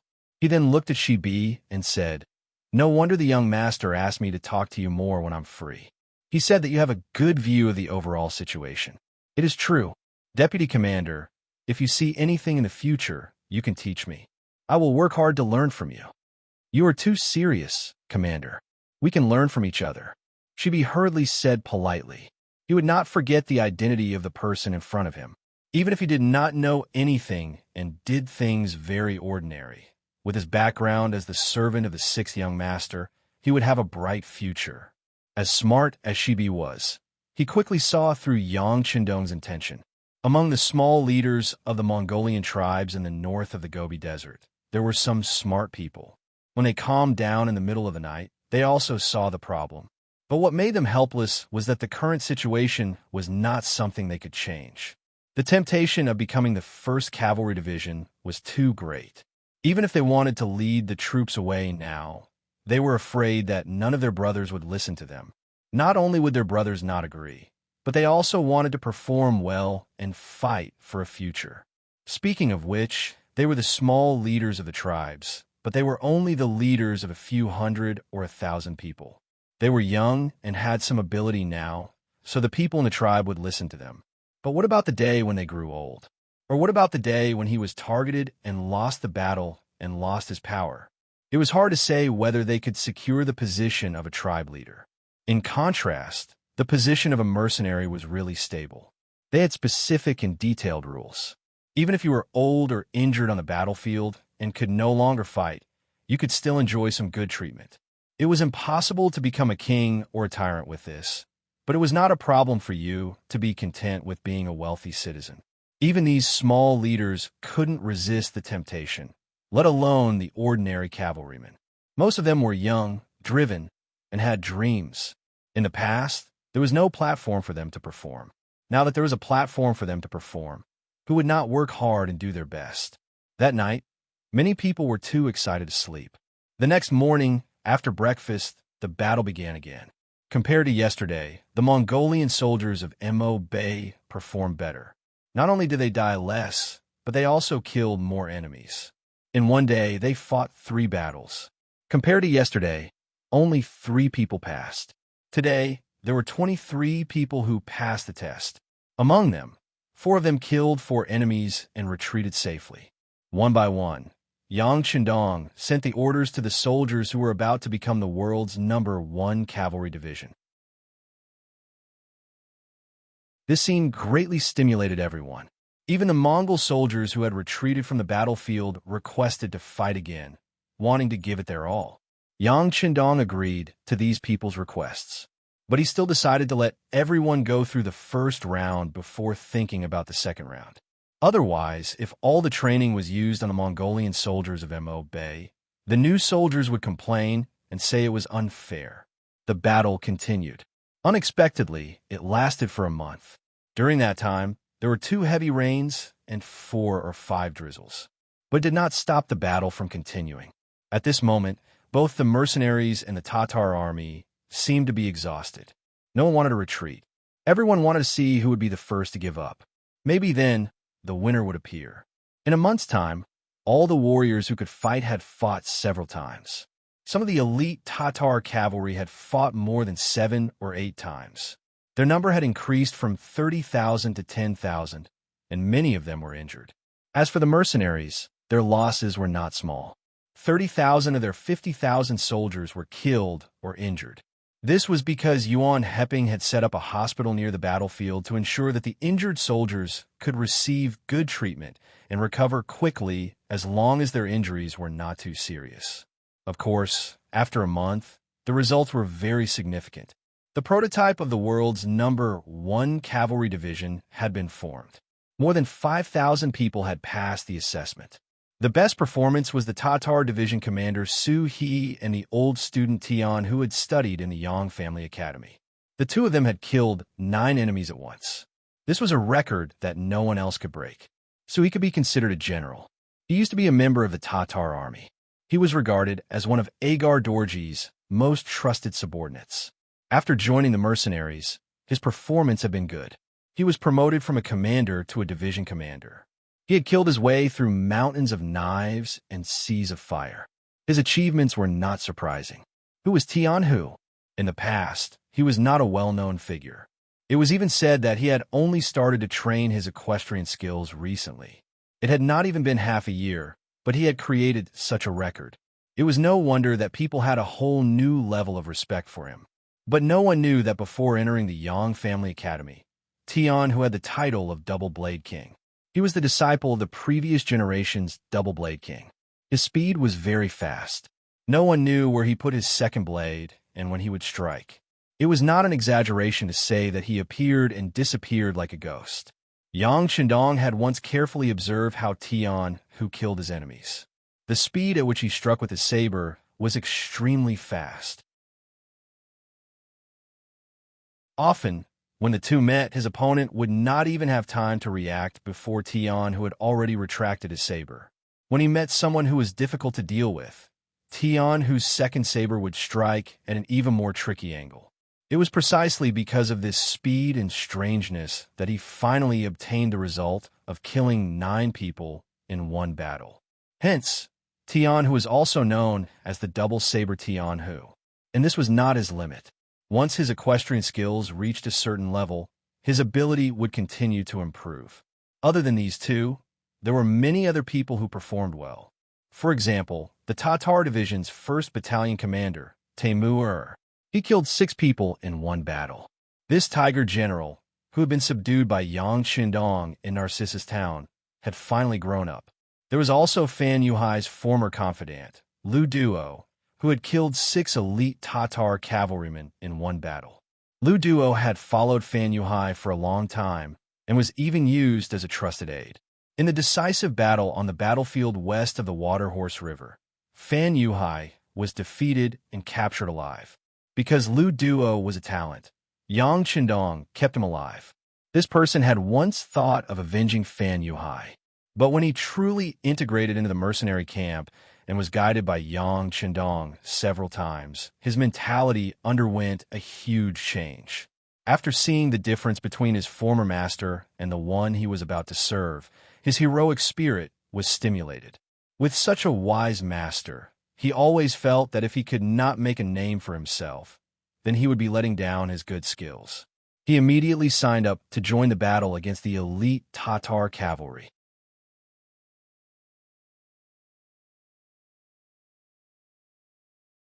Chapter 892. No matter what, Lu Duo was a captive general, not even a surrendered general. Whether he had the qualifications or not was finally reported to Yang Qindong. What was unexpected was that the 6th young master did not even think about it and directly approved it.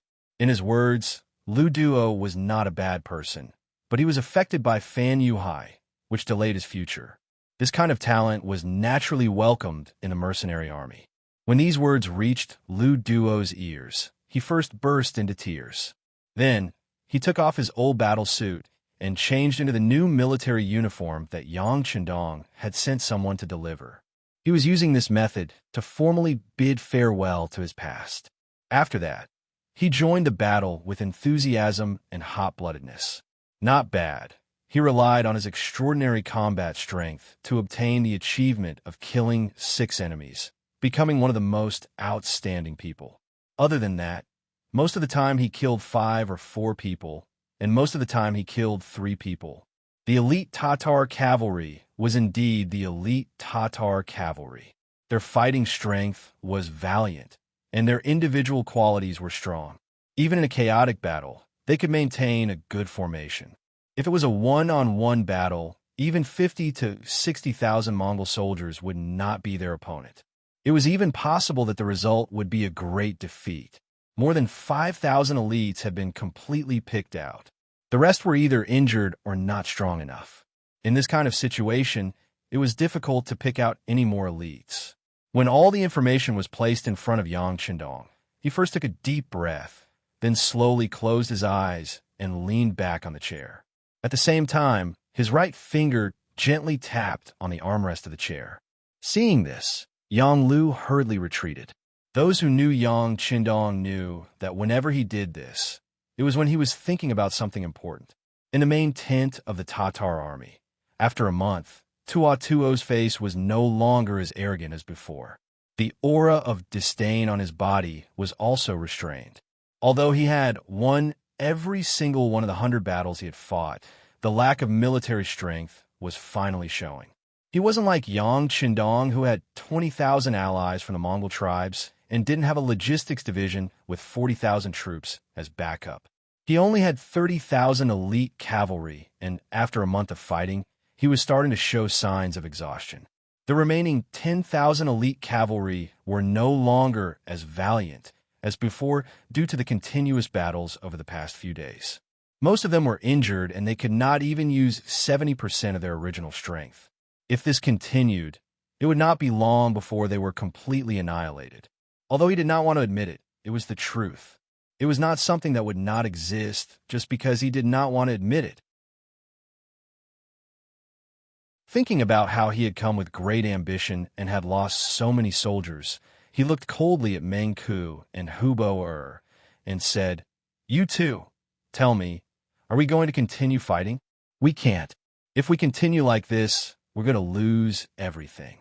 These mercenaries are just using us as whetstones to train their troops." Hubo was waiting for Tuaato's words to finish as she spoke with a tearful tone. At the start, they had not seen through the intentions of the mercenaries. They had only thought that if they continued like this, the mercenaries would not have enough manpower. Even if they had reinforcements, after losing so many battles, their morale would be at an all-time low. As such, it was time for them to retaliate. Once an army lost their morale, even if they had advanced weapons like guns and cannons, they would not be able to display their full strength.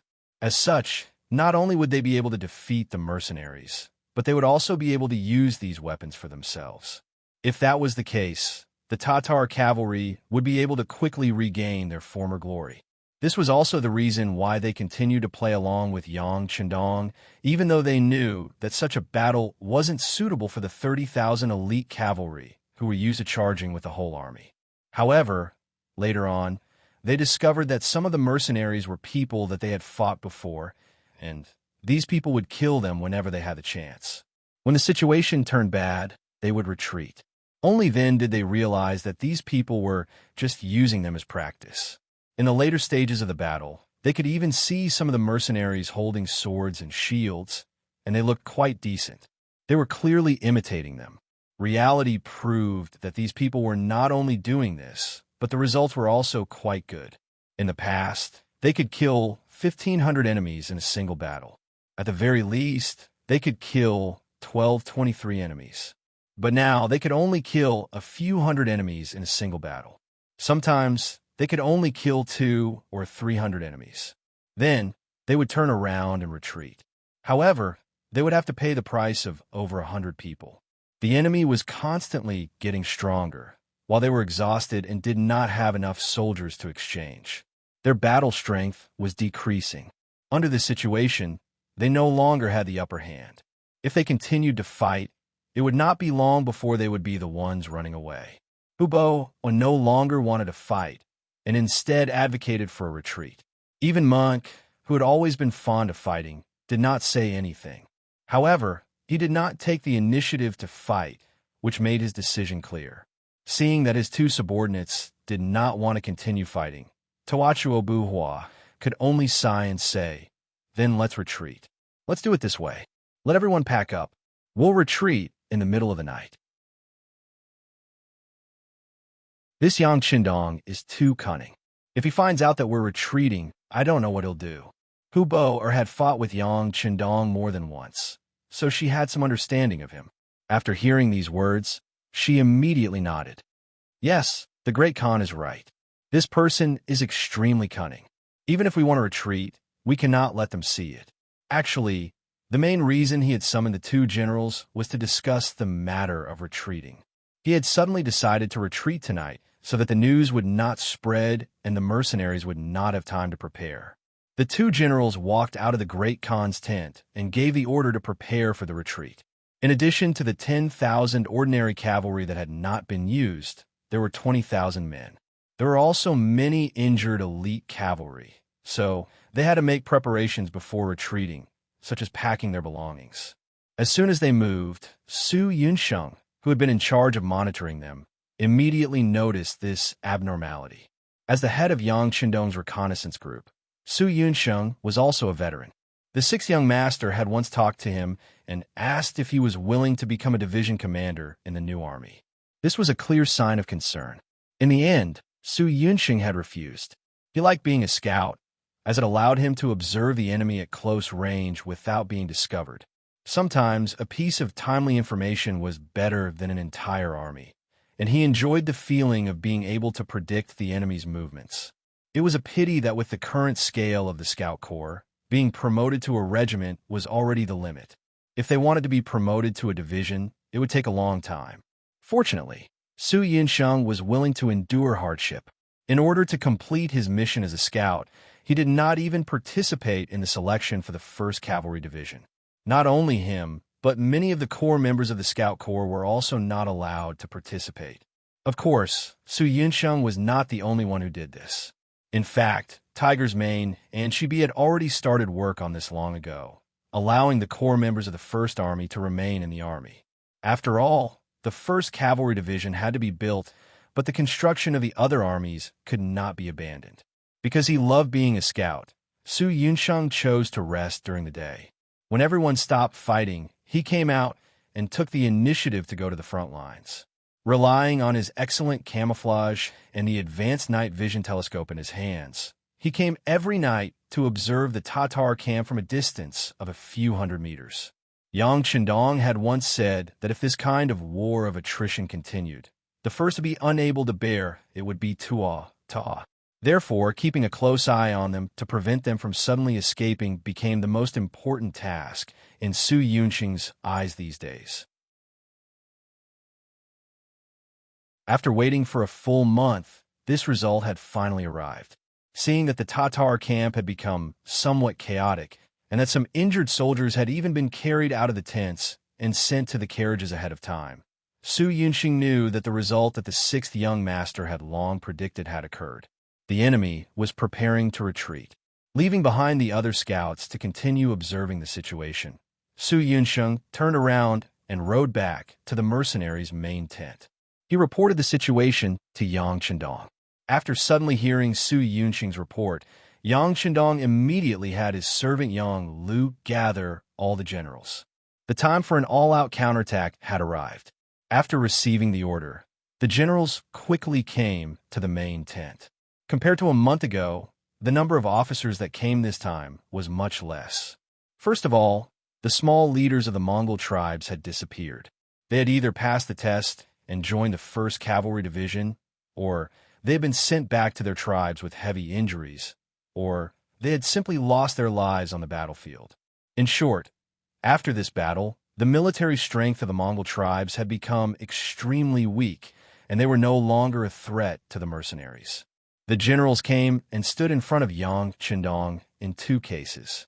Orders were also issued from the mouth of the 6th young master. The scouts at the front lines have sent news that the Tatar army is preparing to escape. Finally, it is time for us to launch an all-out counterattack.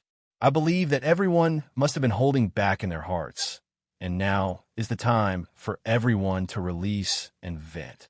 Now I order the Ferocious Tiger Regiment, Heavy Cavalry Regiment, and the 1st Cavalry Division will form a joint force and charge forward. We must break through the enemy's camp in one blow. The Light Cavalry Regiment and the Scouts Regiment will follow closely to the left and right of the army and protect the flanks while holding back the enemy. There are still 20,000 enemies left, and we must think of a way to destroy them. At the very least, we must destroy their main force.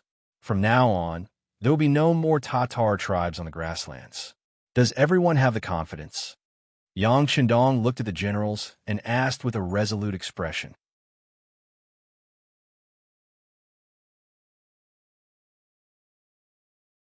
Chapter 893. Yes. All the generals straightened their chests, their eyes shining brightly. Very good. After this battle, we will be invincible in this region. I want to use this battle to fight for a few years of peace. Also, the commander of the 1st Cavalry Division will be chosen through this battle. Suhi, Tianhu, you two have to work hard. Yang Chendong's voice was loud and clear as he made the final mobilization before the battle. The meeting ended very quickly, and the officers returned to their respective units and began to assemble. The final attack against the Mongol Tatar tribe would be launched in 2 hours. Tua Tabuhua had just transported over 2,000 wounded soldiers out when a scout came to report that the mercenaries seemed to have made some movements.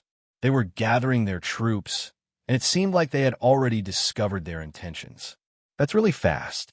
When Tua heard this, his face became very ugly. He knew that a final battle was unavoidable, but he did not expect it to happen at this time. It must be said that this loyal duke really knew how to pick a time. Give the order. 10,000 cavalry will stay behind to block the enemy.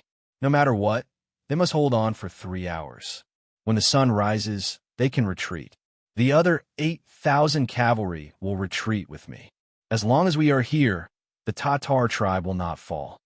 Tuat Tabahua immediately made a decision, and his determination to retreat did not waver.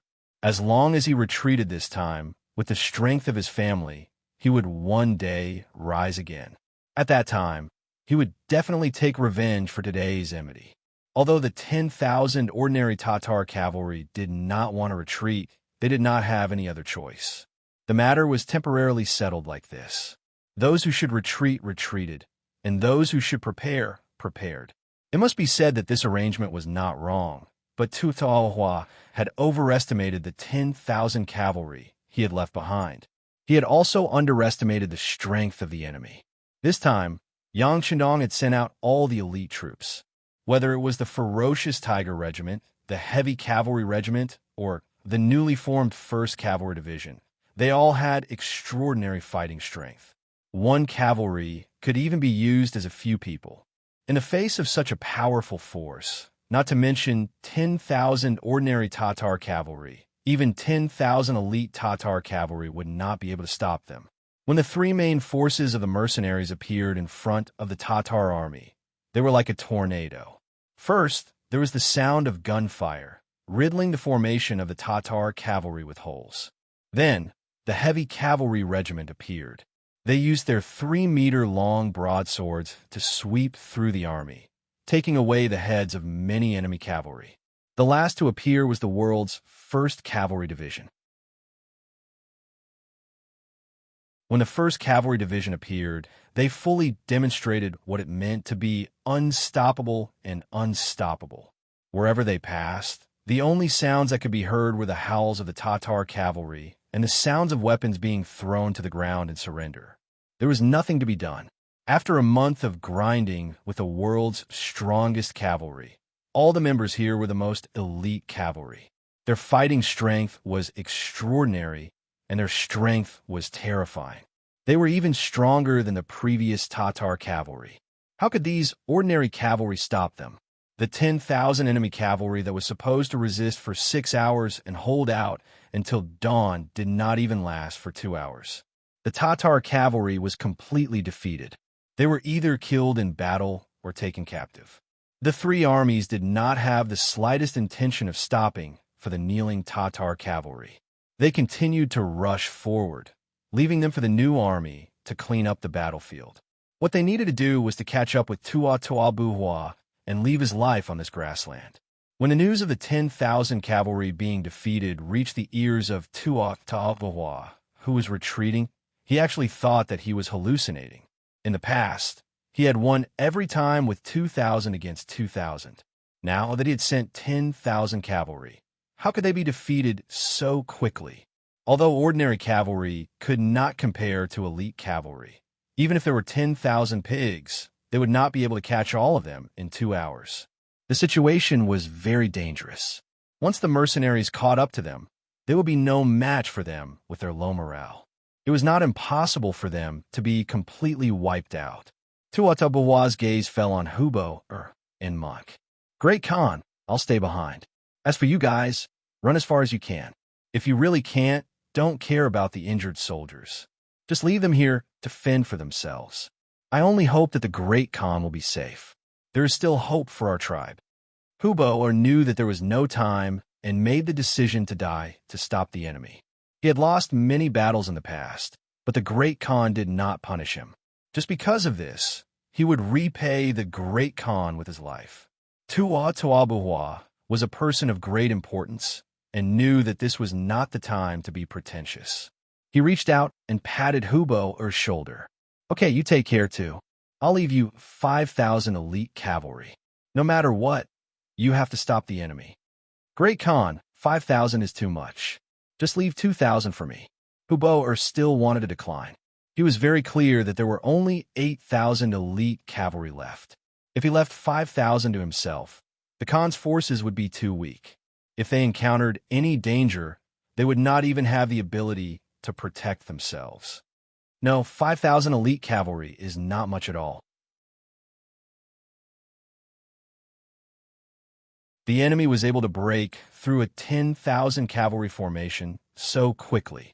They must be very strong. If we leave too few people behind, we will not be able to stop them.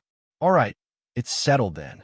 Remember, hold on until daybreak and think of a way to survive. As long as you survive, we'll be able to meet again one day. Tawacho Obuwa pressed down on Hubo-er's shoulder and said in a low voice, "Yes, great Khan." Hubo-er nodded in the end. He knew that this was the most feasible plan. Following this, the 8,000 elite cavalry split into two groups.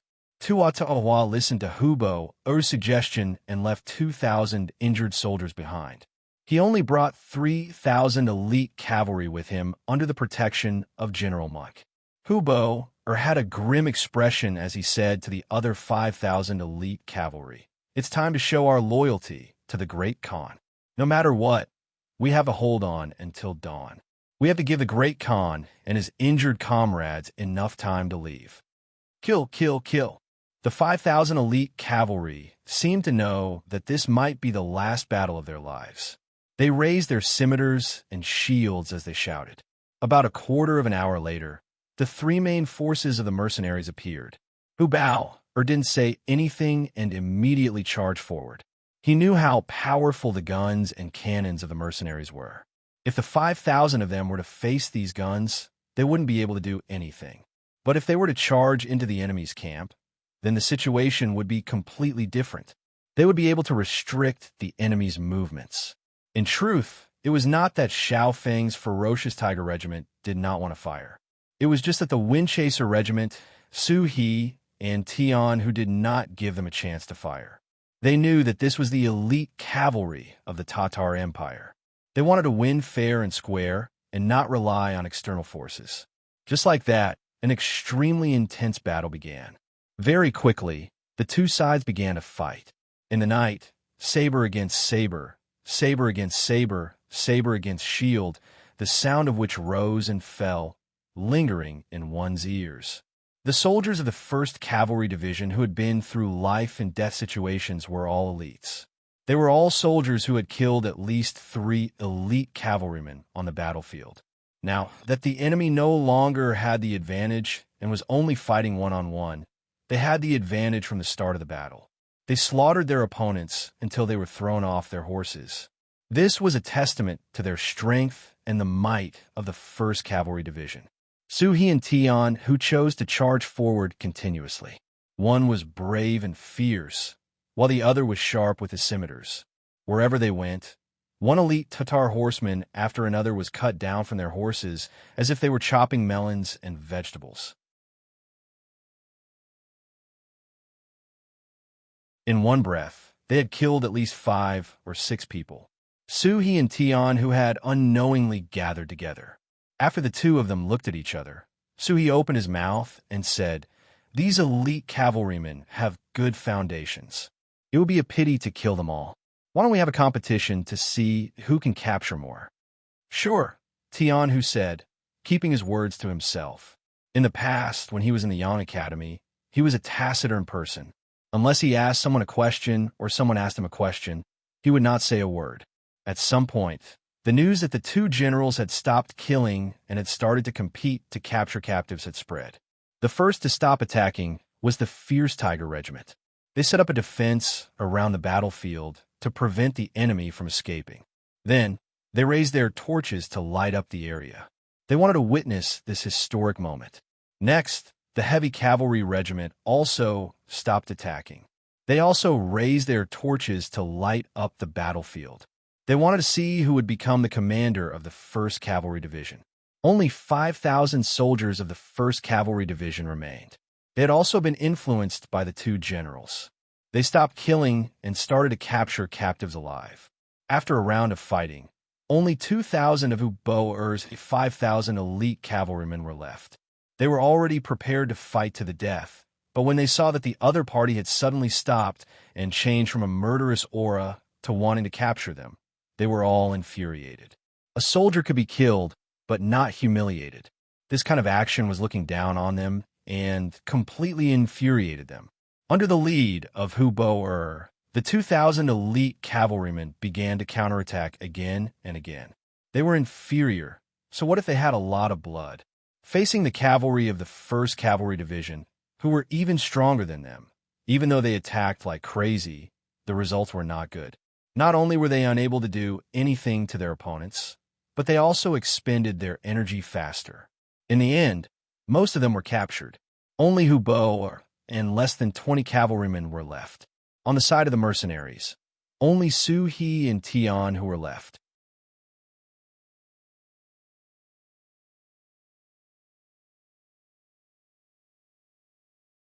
Chapter 894. If it was in the past, it would have been impossible for the two of them to defeat 20 Tatar cavalrymen.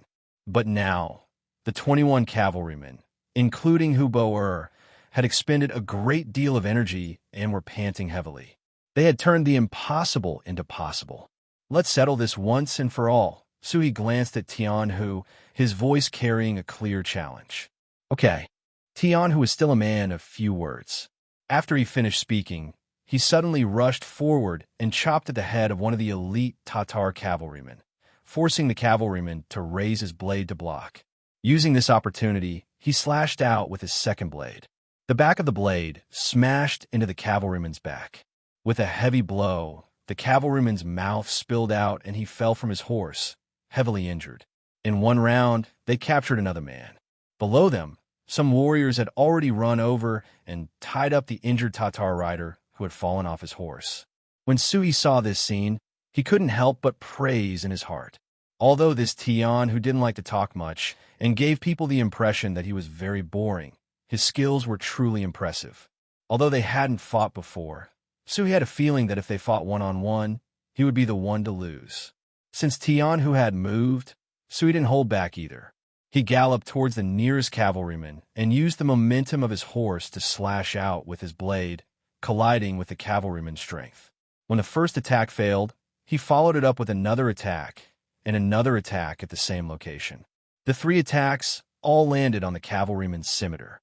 The powerful force made it so that the cavalryman couldn't hold his blade. The scimitar fell, and Sui's blade came down again, hitting the cavalryman's chest and knocking him off his horse.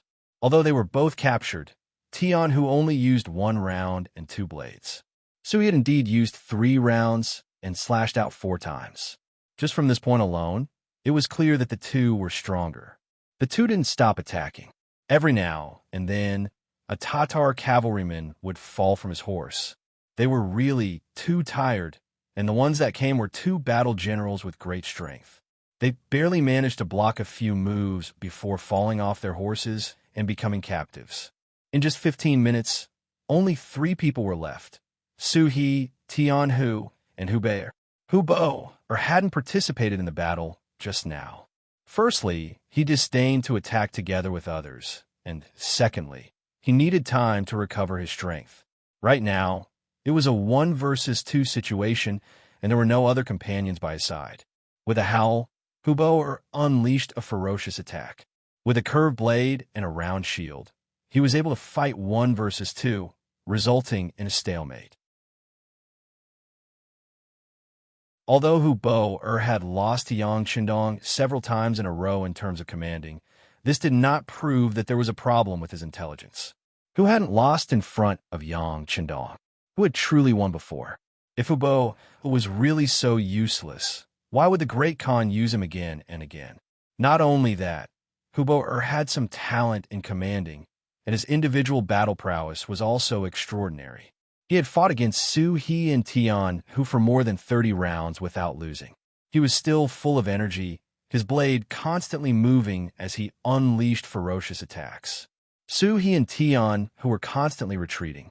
Only when the opportunity was right would they take the initiative to attack and find the opponent's weakness. They could see that Hubo was just going all out before his death. As long as they could hold on for a while, the opponent would be completely exhausted and lose. Their estimates were not wrong. Although he had rested for a while, his body had not fully recovered. This attack was just his final performance. From a 40th round onwards, his blade speed had clearly decreased. At this moment, Su He made his move. He continued to exchange blows with Hubo pushing him back step by step. As Hubo continued to retreat, he had unknowingly reached Tianhu's side. Suddenly, a saber slashed towards his ribs, forcing him to put down his shield to defend. At this moment, a second saber appeared. Tianhu took the opportunity and slashed at the back of Hubo-er's body. The huge force from the saber caused Hubo-er's vision to darken. He fell from his horse and was bound. The battle was finally over. Su-he and Tianhu looked at each other at this moment, and they burst into laughter. In this battle, the two of them were almost equal. In the end, it was still up to the sixth young master to decide who would be the commander of the 1st Cavalry Division. The sky finally brightened. No matter what the reason was, Hubo-er had completed the mission that Great Khan Toachuo had given her, persevering until the very last moment. In the end, Tuabuhua still managed to escape under the moonlight. The light cavalry and scouts that were sent out did not follow them. They only captured the 2,000 wounded soldiers and brought them back to the main camp. In the main tent, Yang Qindong looked at the generals who were covered in blood and looked a little tired, but they were in good spirits. He was naturally very happy. Although they did not capture Tuabuhua, the enemy's 30,000 elite cavalry was defeated. In the end, only 3,000 managed to escape. They were no longer a threat. Moreover, Yang Qindong had a feeling that Tuabuhua was in real danger this time. After dominating the prairie for so long, he had offended a lot of people.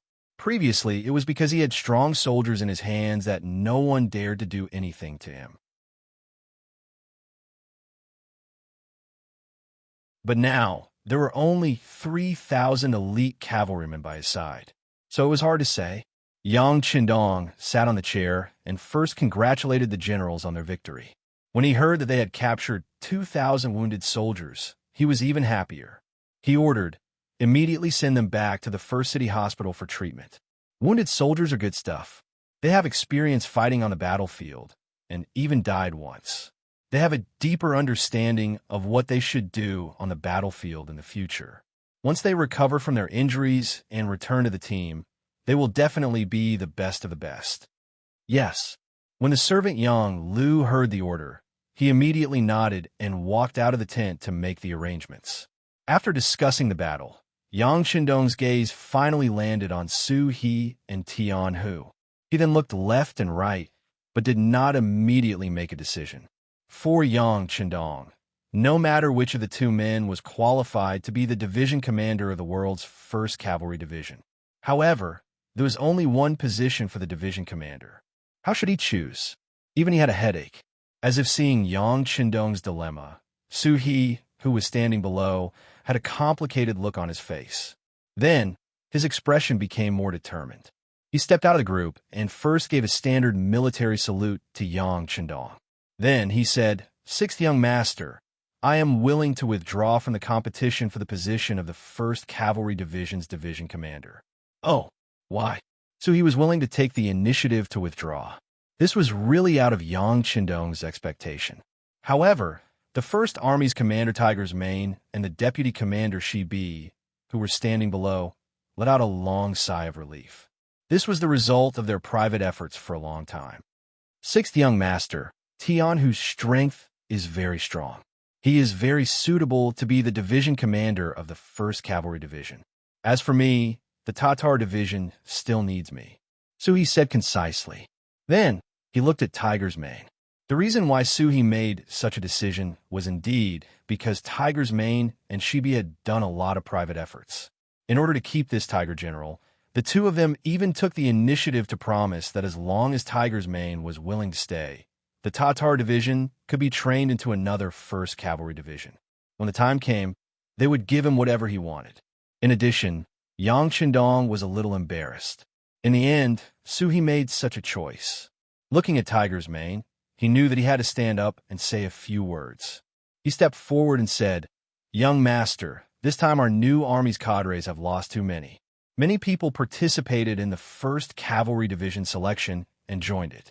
If Su-he leaves, we really don't have a suitable division commander candidate. Young master, please help us." After saying this, Tiger's Mane lowered his head. He had followed Yang Qindong for a long time. He had heard Yang Qindong talk about the overall situation more than once. Now, his decision was somewhat narrow-minded. He was speaking from the perspective of the new army. He was afraid that the sixth young master would be angry. From Tiger's Mane's perspective, his way of doing things wasn't wrong. This time's actual combat training had indeed stimulated everyone's enthusiasm. Needless to say, the foreign race's soldiers had used all their strength in order to be promoted to the Han Dynasty. The Han Dynasty soldiers had also worked hard for a hero card. These thoughts were too normal.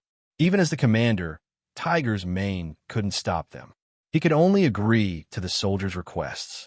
At the same time, he also talked to some of the core members. There was only one goal. Once they had gotten the benefits and proved themselves, they could go back. Although the world's #1 cavalry division is good, our new army isn't bad either, right? As for the commander's advice, some people listened, while others didn't. After all, everyone had the right to choose their own future.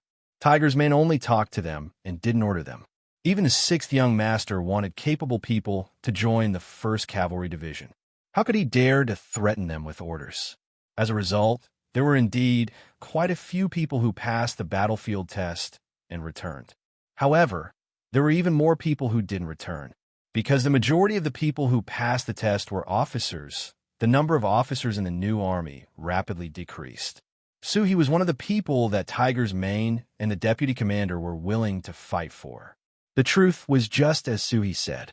After he left, there really wasn't a suitable candidate to be the Tatar Division's commander in the new army.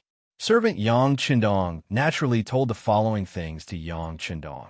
He fully understood the other party's difficulties and turned a blind eye to some of their private actions. Now that Suhi had publicly said that he wanted to return to the new army, he naturally couldn't stop him. All right, since this is Commander Suhi's own choice, we can't force it. The 1st Cavalry Division's commander will be Tian Hu. He will be conferred the rank of Senior Colonel.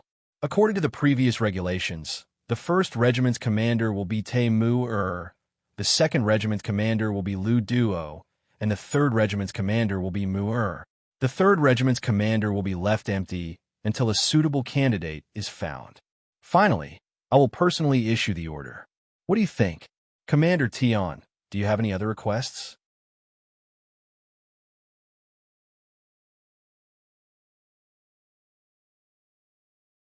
Chapter 895. Yang Qindong began to set up the framework of the 1st Cavalry Division. After that, the specific work will be completed by Tian Hu and the 2 newly appointed regimental commanders. Tian Hu, who had been called out, knew that he was going to be the 1st commander of the 1st Cavalry Division.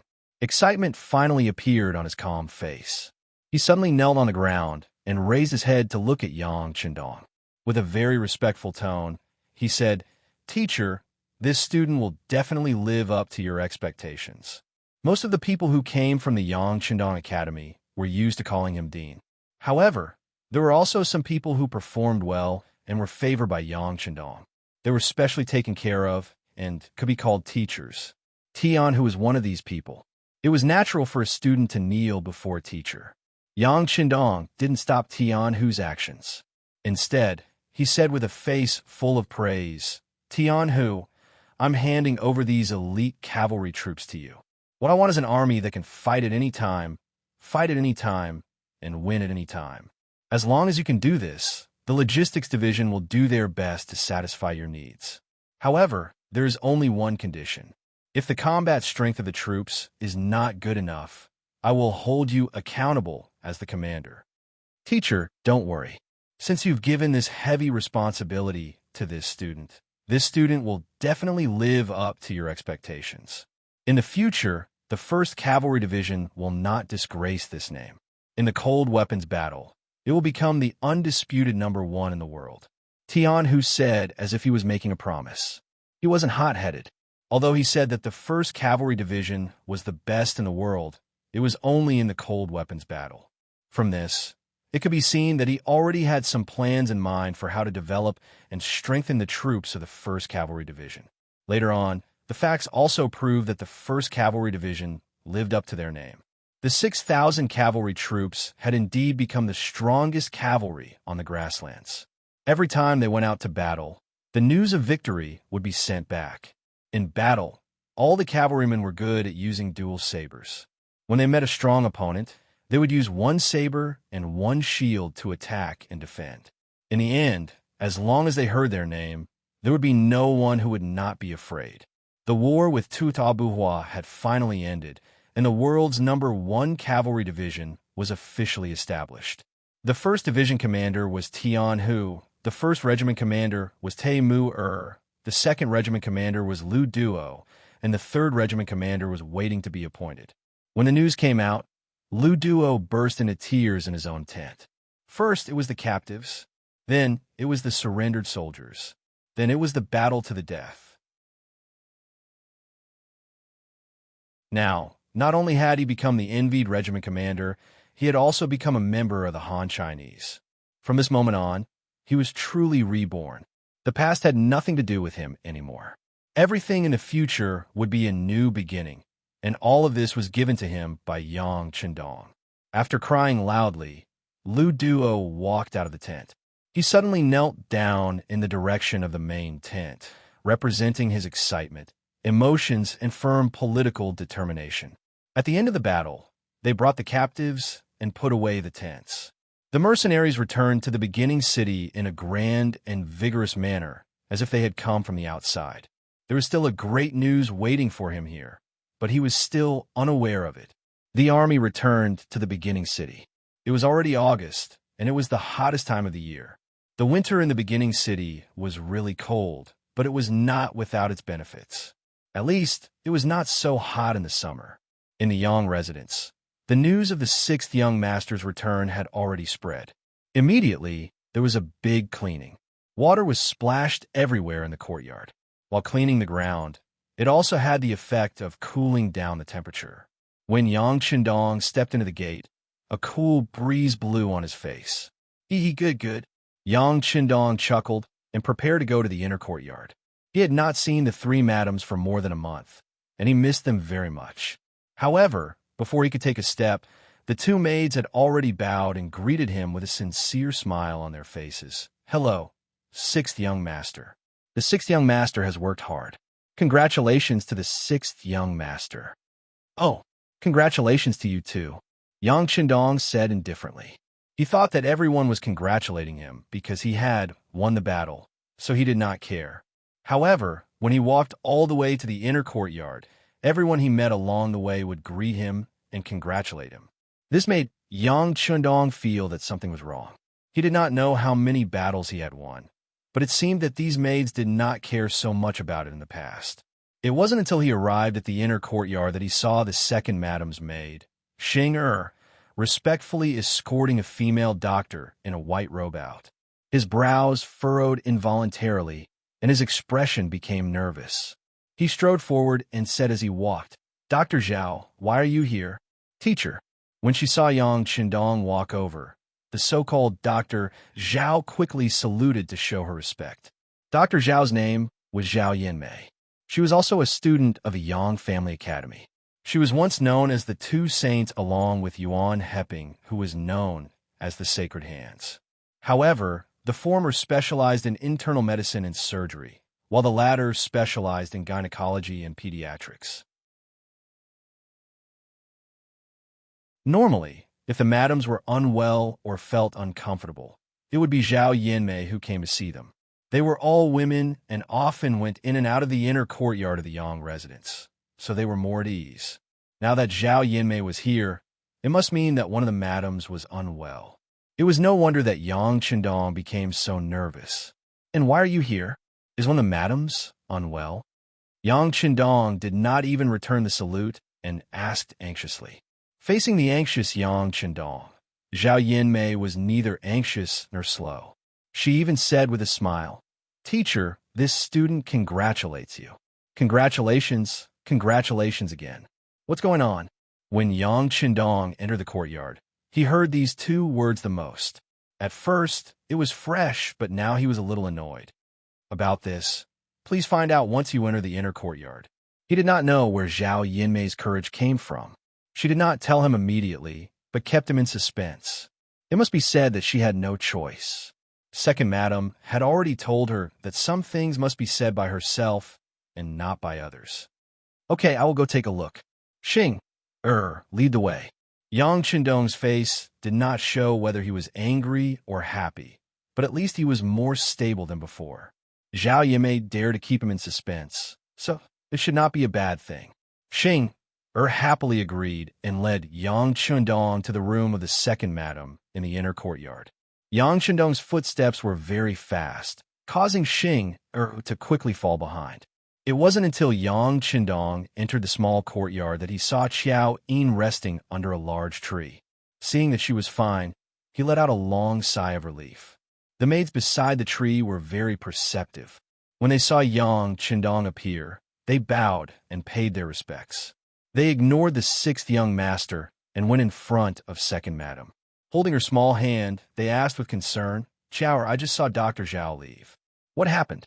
Are you feeling unwell?" At this moment, Qiao Yin's face was red. "Young master, I did not expect you to return so quickly. I was originally prepared to welcome you at the door with fourth sister and fifth sister. AI, we are husband and wife. There is no need for those complicated formalities."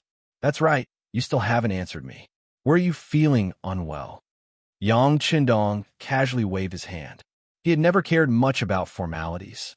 It was only because of his high status that he had to pay attention to them. However, in his opinion, when he was with his wife, he should save on formalities. Feeling Yang Qindong's sincere concern, Qiao Yin's face was like a peach blossom. She first lowered her head and then said in a voice as soft as a mosquito, "Young master, I am not sick." "Not sick? Then what is Dr. Zhao doing here?" "It's fine. What is it that you cannot tell the young master? Hurry up and say it."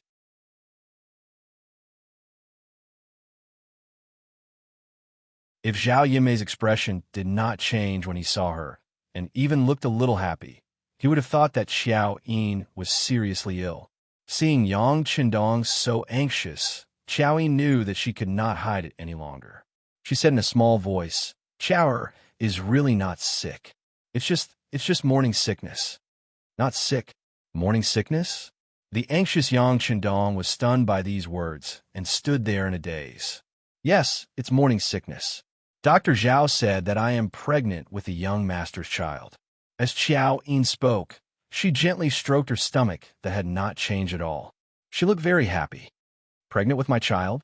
At this moment, Yang Qindong finally reacted. He stood there in a daze. At this moment, it was as if his mind had gone blank. At this moment, it was as if everything around him did not exist, and he was the only person in the world. In his previous life, Yang Qindong did not have a family because of the nature of his work. Naturally, he did not have children of his own. But now, someone suddenly told him that he was going to have a child. He was completely unprepared and did not even have the slightest bit of vigilance. He was completely stunned by this news. He was going to have a child? This was the first time in both his previous life and this life. Once upon a time, he had thought about this problem. When he first got together with Hu Yin and the others, he considered that they were still young and his condition was not stable. He had tried his best to suppress it and did not have any plans to have a child. Later on, when his condition got better, Yang Qindong thought about this problem and tried very hard. But for some reason, none of his wives were pregnant. Later on, when the war in various places became tense, he did not think too much about it. He thought that when the situation was completely stable, he would check it out properly. But he did not expect that before he even did that, he was already pregnant. This was enough to prove that there was nothing wrong with him. There was nothing wrong with him.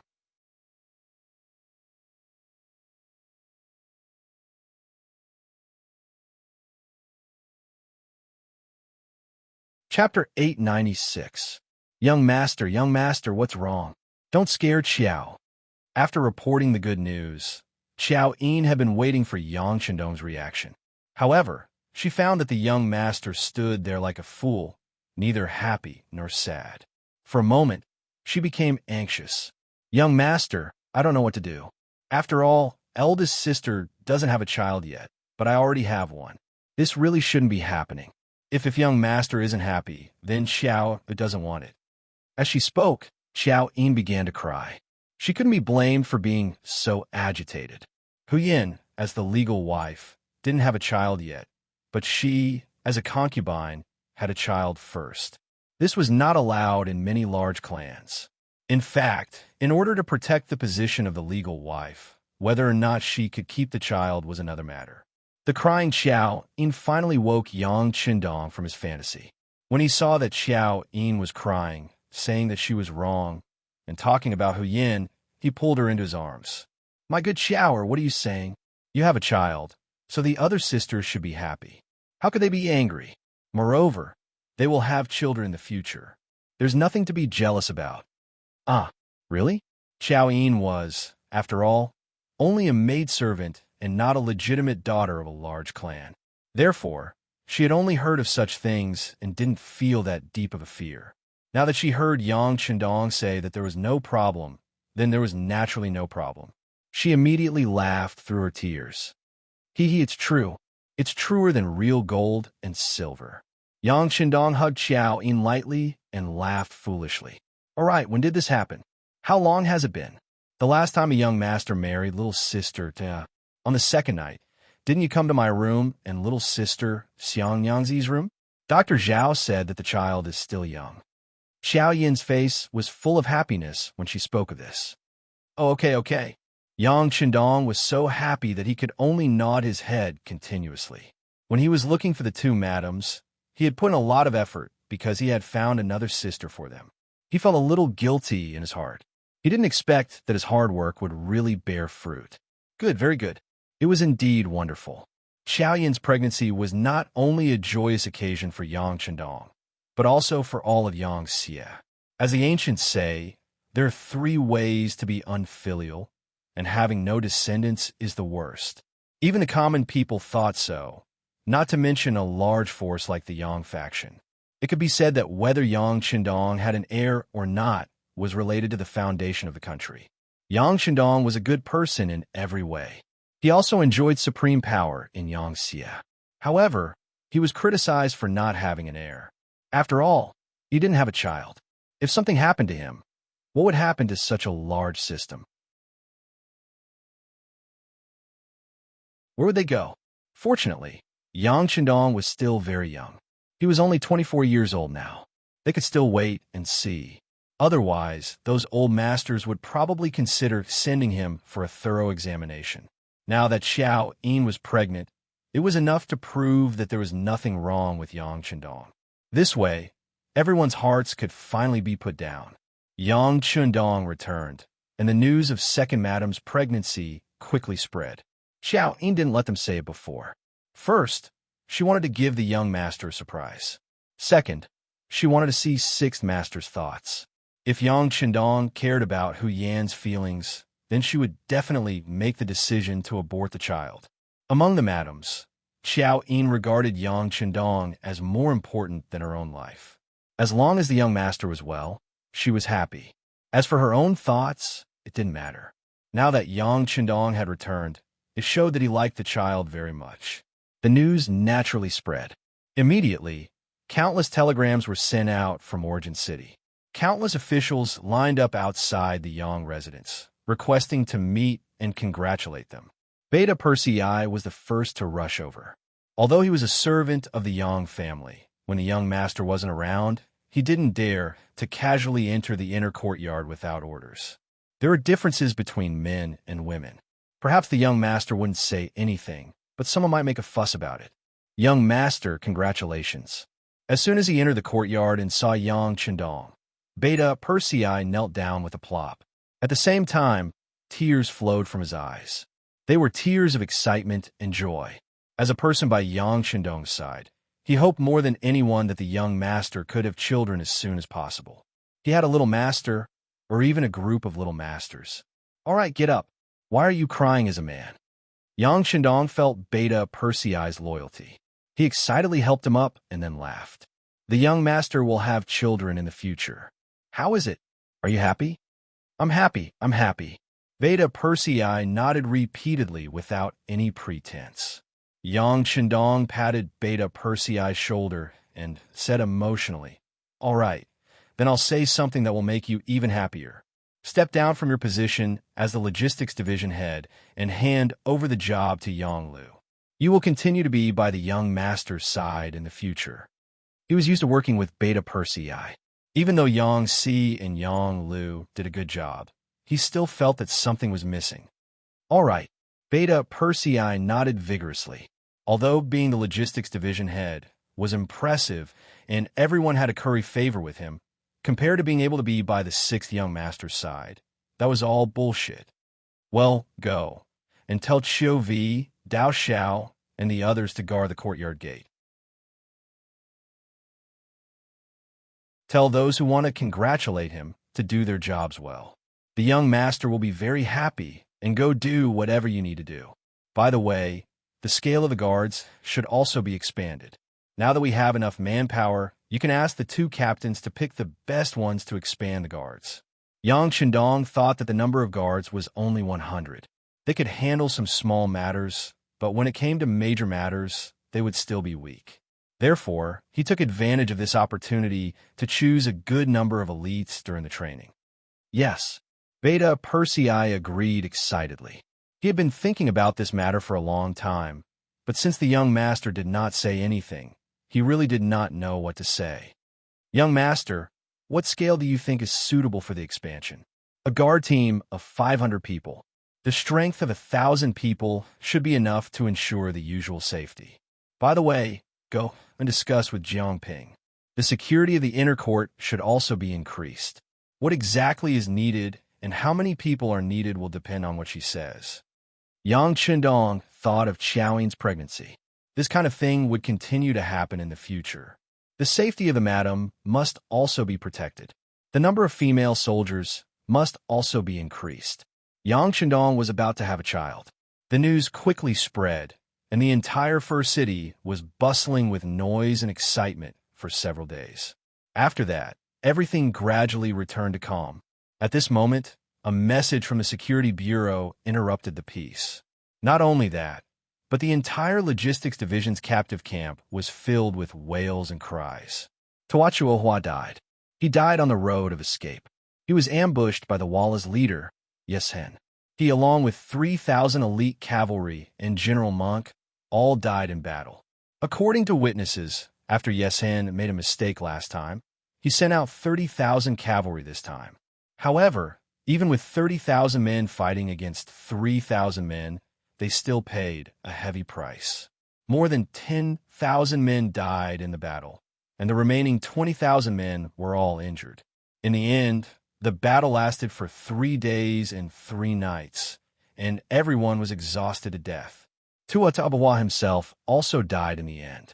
It was said that there were no less than 50 wounds on his body. With the death of Tuachuo Hua, the Tatar tribe was about to become a part of the history of the grasslands. They went from glory to decline. Although Tuachuo Hua was dead, his spirit was still there. The captives in the logistics division had always thought that one day, the Great Khan would come back. This way, they would have a place to be useful. Now that their hopes were dashed, many of them began to slack off. Some of them even went on a hunger strike, as if they wanted to live and die with the Great Khan. This was especially true for the 2,000 injured and sick people who were sent to the hospital.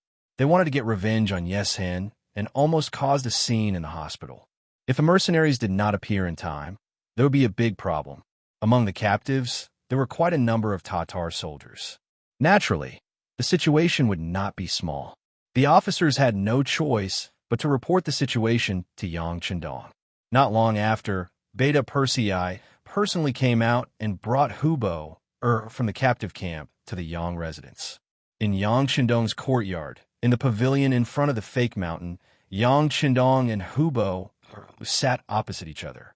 In front of them was a stone table with a steaming hot tea in the middle. Beta Persei and the first guard captain Qiu Vi were staring at Hubo, to prevent him from jumping up and attacking. Remove the shackles and shackles. Yang Chendong casually ordered Beta Persei as he demonstrated his skills in the art of tea ceremony. Young master, this person's strength is not ordinary. Beta Persei wanted to remind him of something. However, Yang Qindong said in an unquestionable tone. What's wrong? Is it because the young master has not moved for a long time that you have no confidence in the young master? Beta Persei was reminded of the young master's abnormal strength. He walked up and used the key to unlock the shackles, freeing Hubo. Now free of her shackles, Hubo rubbed her wrists and smiled. This tea was personally brewed by the Duke of Loyalty. It must be delicious. Ha ha. As he spoke, he picked up a teacup. His originally smiling face suddenly changed. Then, the teacup was shattered, and a sharp piece of porcelain fell into his hand. He quickly slashed it in front of Yang Qindong. Bang! A figure suddenly flew out.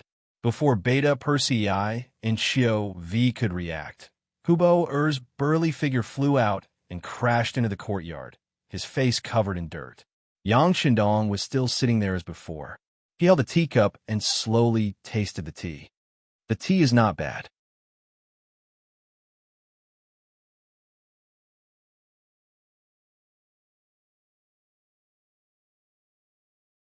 Chapter 897. You're courting death. Beta Persei finally reacted. He snorted coldly and walked towards the courtyard. From the looks of it, he wanted to teach Hubo a lesson. Beta Persei, bring Hubo over and let him sit down. You and Xiao V can just watch from afar. Yang Qindong raised his head slightly and ordered in an unquestionable tone. Beta Persei did not dare to disobey. He could only help Xiao V carry Hubo and place him in front of Yang Qindong. Then, the two of them retreated far away and quietly watched everything unfold. Hubo sat down again. His face did not show any signs of defeat. On the contrary, he looked at Yang Qindong curiously and asked, Your martial arts are very powerful. Speaking of which, this was the first time Hubo had observed Yang Qindong so closely. Only now did he realize that compared to Tata Buhua, this self-proclaimed heavenly Khan was so young that it was ridiculous. Haha, you want to kill me? Then I'll give you a chance.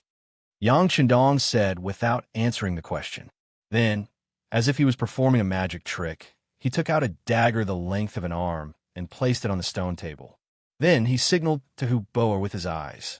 It was as if he was telling Hubo that the dagger was here and that he could take it at any time and attack him at any time. Yang Qindong's calmness and even arrogance made Hubo very angry. He was not Yang Qindong's match, but that was only in terms of strategy. In terms of martial arts, he was someone who could fight against Tian Hu and Su He for dozens of rounds.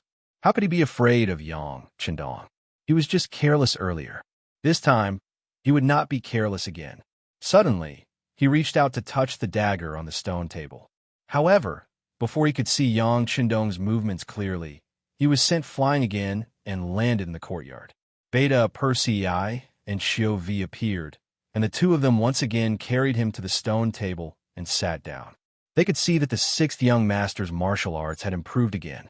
If he was prepared, even several Hubo would not be a match for the young master. He sat down again and did the same thing. He touched his saber again and flew up again. Hubo continued to do the same thing. Even when she was beaten to the point of bleeding from the corner of her mouth, she did not stop. Yang Qindong attacked again and again, and every time before he attacked, he would say his sentence. Tawachuo Buhua, I didn't kill him. The murderer is Yesen of Walla. It's wrong to seek revenge on me. I defeated you fair and square. You didn't die unjustly. Tawachuo Buhua, on the other hand, died in the encirclement. This Yesen, who only knows how to pick up the leftovers, is the true villain. You only know how to stop eating and not cooperate with treatment. Don't you want revenge? After being sent flying for the umpteenth time, Hubo was once again helped to sit down by Beta Persei and Xiao V. She finally spoke. How can we take revenge? We're just captives now. Who said that you can't take revenge as captives?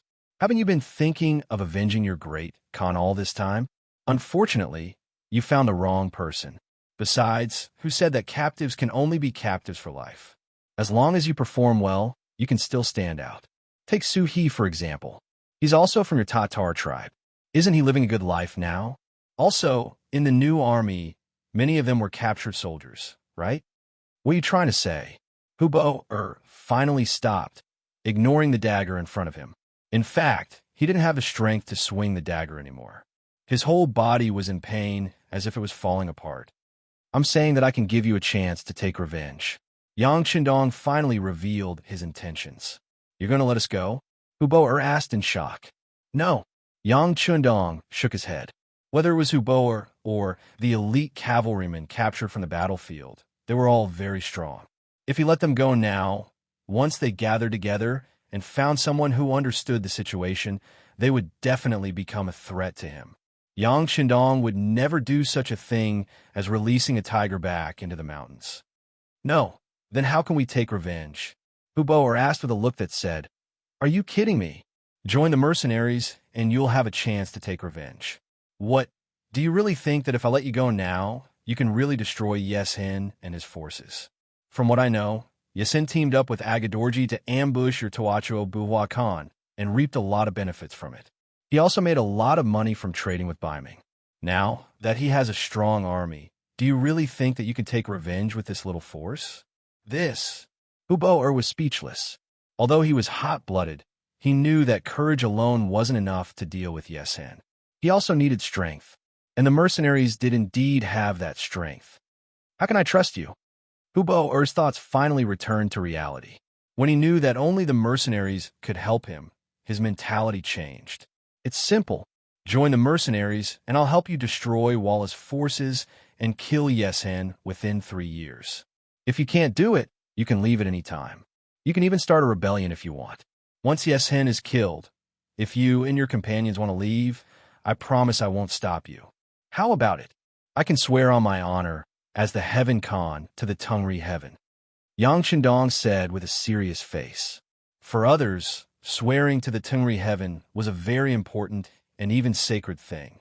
However, he didn't think so. He didn't believe in it. Moreover, he wasn't lying. He had to get rid of Yeshen. Seeing that Yang Qindong had sworn on his honor, Hubo had no choice but to believe him.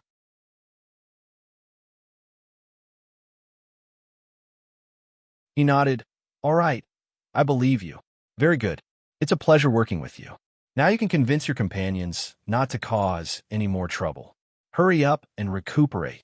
Don't wait until the war with the Vol tribe starts. Your conditions aren't suitable. If you miss the big battle, you can't blame anyone else. I'll go and convince them. Hubo nodded. If he wanted revenge, he needed to strengthen himself. Now wasn't the time to go on a hunger strike. With Hubo's departure, the disturbance caused by the captives came to an end. However, the war wasn't over yet.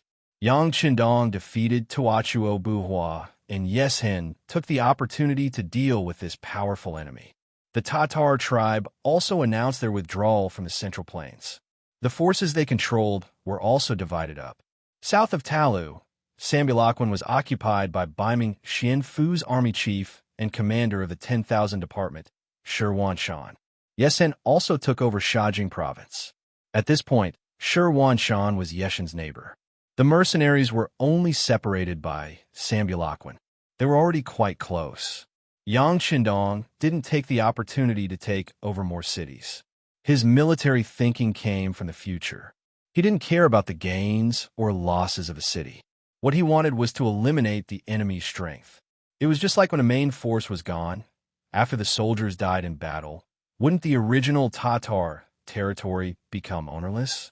Wouldn't it be easy to occupy it? Notify the 1st Cavalry Division. Have them patrol the area northwest of Sion Mountain. Tell the other forces that this area belongs to us mercenaries.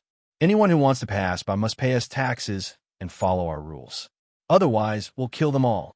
Yang Qindong finally revealed his fangs and began to take control of the grasslands with First City as the center. The North Desert City was still under construction. Once the construction there was completed, it would form a triangle with the origin city. At that time, his power would be stable. Anyone who dared to challenge his position would be treated as an enemy and suffer the wrath of thunder. After the new army went through many rounds of selection, they returned to their original formation. The number of people in the world's 1st Cavalry Division was not full yet. Division Commander Tian Hu and the two commanders carefully selected the people one by one. They were determined to create the strongest army in the world, just like their names. The construction of North Desert City was still going on in an orderly manner. With Yangtze in charge of the overall situation, everything was going smoothly. After the Battle of Tuachuo Buhua, the mercenaries' strong strength shocked all the people who had bad intentions. No one thought of provoking the mercenaries. The situation near First City was unprecedentedly peaceful. Xiaoying's morning sickness was very serious. She vomited as much as she ate.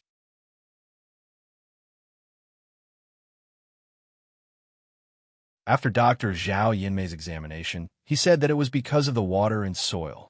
It was still too cold here. It was best to go to a place with a relatively mild climate.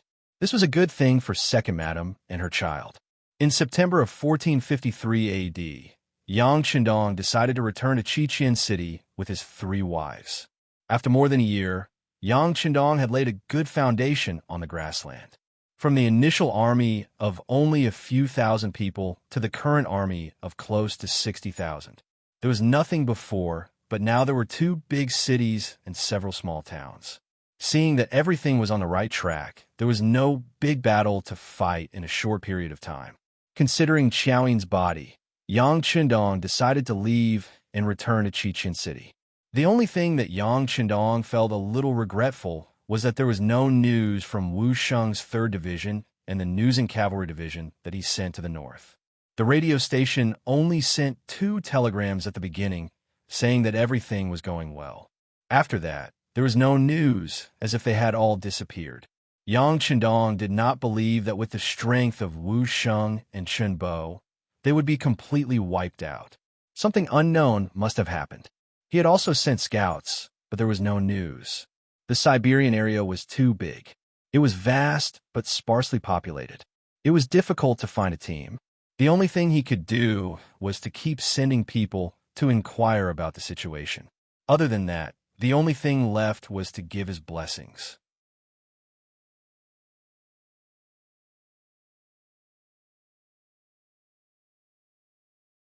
Chapter 898. Yang Qindong decided to leave, and Tiger's Mane stayed behind under his arrangement. In terms of political affairs, Yu Mian was his deputy, and in terms of military affairs, Spai was his deputy, so he could rest assured. After leaving Yangtze to build North Desert City and 6th Yang Qindong to manage the logistics team, Yang Qindong left the first city in mid-September with his 3 wives, Beta Persei, Wang Si, and the others, as well as the 2 guards and 3,200 members of the ferocious Tiger Regiment. When he left, Yang Qindong deliberately suppressed the news. He did not want everyone to know that he had left the first city, although it was destined that he would not be able to hide it for long. As long as he kept it a secret for one more day, he would be able to deter them for one more day. In order to prevent being discovered, the team left the city in the evening and set up camp 20 miles away from the first city. In the big tent, Yang Qindong accompanied the 3 wives to eat, and from time to time, there would be laughter. In the big tent at the side, Beta Persei was also enjoying the joy of eating and chatting with Kikich. Beta Persei and Kikich's marriage was reported to Yang Qindong, and after getting permission, they got married 7 days ago. It also became a grand occasion in the first city at that time. Not only did Tiger's Mane and a group of senior generals go, Tian Hu, the commander of the 1st Cavalry Division, Xiao Feng, the leader of the ferocious Tiger Regiment, Feng Liang, the director of the Security Bureau in the first city, and even Yang Si and the others rushed over from North Desert City to congratulate their boss on his wedding. Most importantly, the witness was powerful. It was actually Yang Qindong himself who personally witnessed their marriage. With this big sign, everyone who was able to participate in this event shared the glory of it. Not to mention, Beta Persei was also very popular. At one point, he had arranged more than 50 tables for the wedding banquet, and this was because those who were not of a high enough rank did not appear. Otherwise, even 100 tables would not be enough. The better news was that Kikich was not marrying Beta Persei as a concubine, but as the first wife. Speaking of this matter, he had to thank his younger brother, Ba Tuesday. It was precisely because of his good performance on the battlefield that he participated in the battle against the Tatar elite cavalry. Not only that, he killed 4 of the enemy's men. Not only that, he was promoted to a higher rank. He also promoted his older sister Kikich. Now, only his mother, Badama, was left. Presumably, as long as she could perform meritorious deeds on the battlefield, there would still be opportunities. This was also the reason why Yang Qindong became the wedding officiator. Under such a lively atmosphere, Beta Persei could not stop smiling that day. 7 days after the wedding, he left the first city with the young master. After asking for instructions, he decided to take Kikij out to see the world. Inside the tent, Kikij did not seem to be in a good mood.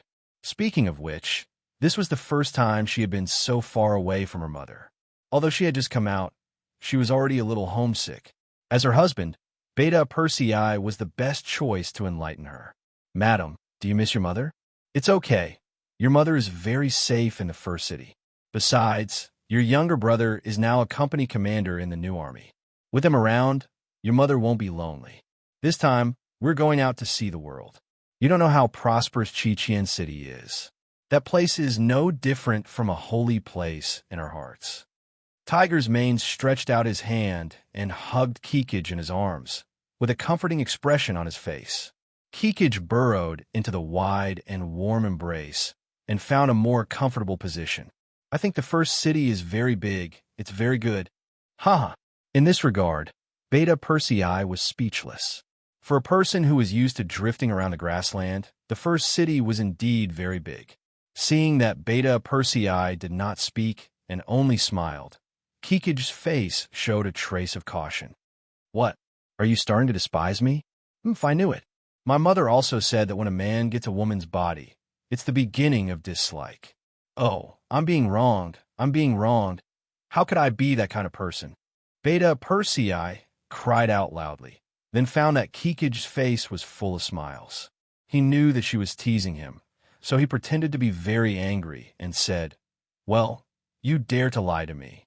As punishment, I'm going to carry you to bed now." Don't. It's not completely dark yet. Wait a little longer." When it came to this matter, Kikij's face quickly turned red. This man was a bull, a barbarian. She couldn't stand it every time. If it started now, it would be a problem for her to walk tomorrow morning. In order to divert Tiger's Mane's attention, Kikij took the initiative to say, "By the way, little brother did not join the 1st Cavalry Division, but chose to be a company commander in the new army. This won't affect his future, right?" How could it? When it came to serious matters, Beta Persei was indeed a lot more well-behaved. He liked to talk about these things, especially when he saw Kikij looking at him with admiration. The world's 1st Cavalry Division is indeed the most elite army. If it's a cold weapon battle, even Lung Feng might not be a match for it. But because they're all too strong, it's not easy to make a name for oneself there. It's better to go to the new army. Relatively speaking, the conditions for promotion there are much more relaxed. Besides, this is the intention of Tiger's Mane and Shibi. They first found Batu and persuaded him to stay. They also made a lot of promises, so it's impossible for them not to keep their word.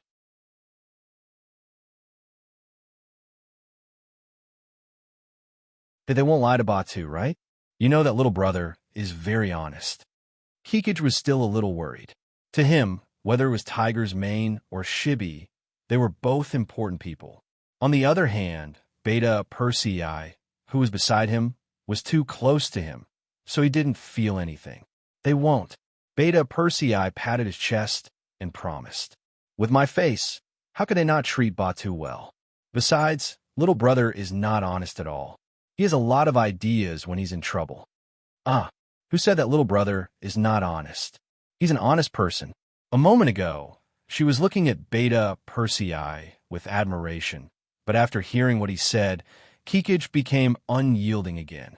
I was wrong. Beta Persei understood the principles taught by the 6th young master. He didn't know how to reason with a woman. When he saw that the situation wasn't right, he immediately surrendered. This caused Kikij to laugh coquettishly. In the main tent a few dozen meters away, Yang Shindong was drinking horse milk wine and eating mutton with the seventh madam. Yang Shindong wasn't very interested in these things, but it was the madam's request. She also said that after leaving here, it would be difficult to eat such authentic food in the future, so he could only accompany her. War God, is second sister asleep? Just like how every madam had their own way of addressing Yang Shindong, Toya was used to addressing Yang Shindong in this way. She's asleep. People who are pregnant always like to sleep. Hee. When Xiaoyin was mentioned, Yang Shindong's face was filled with a happy smile. He was someone who was going to be a father, and Xiaoyin was now treated like a national treasure. In the past, there were only 4 maids serving her, but now there were twice as many, and 8 maids were serving her. Not only that, but Yang Shindong also gave her personal maid, Xing'er, a very high authority. Unless Xiaoyin was willing, no one was allowed to disturb her, not even the madams. This wasn't his intention to drive a wedge between the madams. In the future, he had watched many palace dramas, and there were many matters related to internal strife. Anything could happen. In the face of powerful interests, any kind of friendship could change, especially when Xiaoyin was pregnant with his first child. It was impossible to say that no one was jealous. In order to prevent any possible man-made accidents, the safest way was to take sufficient measures now. Although it would hurt some people's feelings, once the rules were set, they could slowly get used to it in the future. Of course, all of this was only on the surface. Secretly, Yang Shindong also instructed Jiang Ping to pay special attention to second madam. The newly formed female guards were put to good use. Once they discovered someone with ill intentions, they could directly take them down without asking for permission. With this hidden hand, Yang Shindong's heart could finally relax a lot. War God, when we have a child in the future, will you protect me like how you protect second sister? Tuoya could feel Yang Shindong's nervousness. She could understand this point. Her background as a princess allowed her to understand some things too early. Because of this, she didn't have any intention of blaming Yang Shindong. On the contrary, she was very supportive. Of course, you are my wife. Your safety is naturally the most important. Yang Shindong was very casual, but his tone was very firm. That's great. Tuoya nodded contentedly. Oh, by the way, tell me about the other sisters. You know that we're about to meet each other, so we should know in advance what to pay attention to. Otherwise, it won't look good if we make a fool of ourselves. Okay. Yang Shindong really wanted to push the task to fourth madam, Lady Xiang. However, when he thought about how Taoya had already left her hometown to follow him, if he rejected such a small matter, who knew if she would be sad? On the battlefield, Yang Shindong was the strategist. No matter how strong the enemy was, he wouldn't be afraid. However, in front of the other madams, his general's demeanor had long disappeared. Other than doting, there was only affection left. She waited for Yang Shindong to speak for 2 hours. When it was already late at night, he became careless. Tuoya's face was flushed red under the candlelight. When she thought of what was going to happen next, she said softly, "Call fourth elder sister over. I can't handle it alone." He okay. Seeing that Tuoya had already gotten used to accompanying him with the other sisters, Yang Shindong was very happy. This was also a way to promote the friendship between the sisters. The next morning, the group set off as usual after breakfast. Everyone seemed to be in a good mood. This kind of process where they didn't have to think about fighting and only had to travel slowly was a great way to improve the relationship between everyone.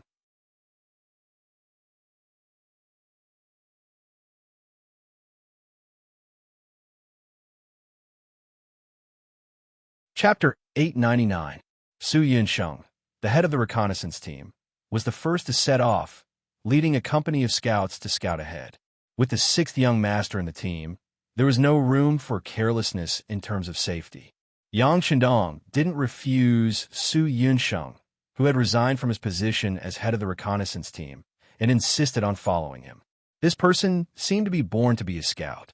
With him around, there would be a better guarantee of safety, and he wouldn't have to worry too much about accidents happening. The team was vast and mighty, and slowly, all the way to the newer Gondusi area.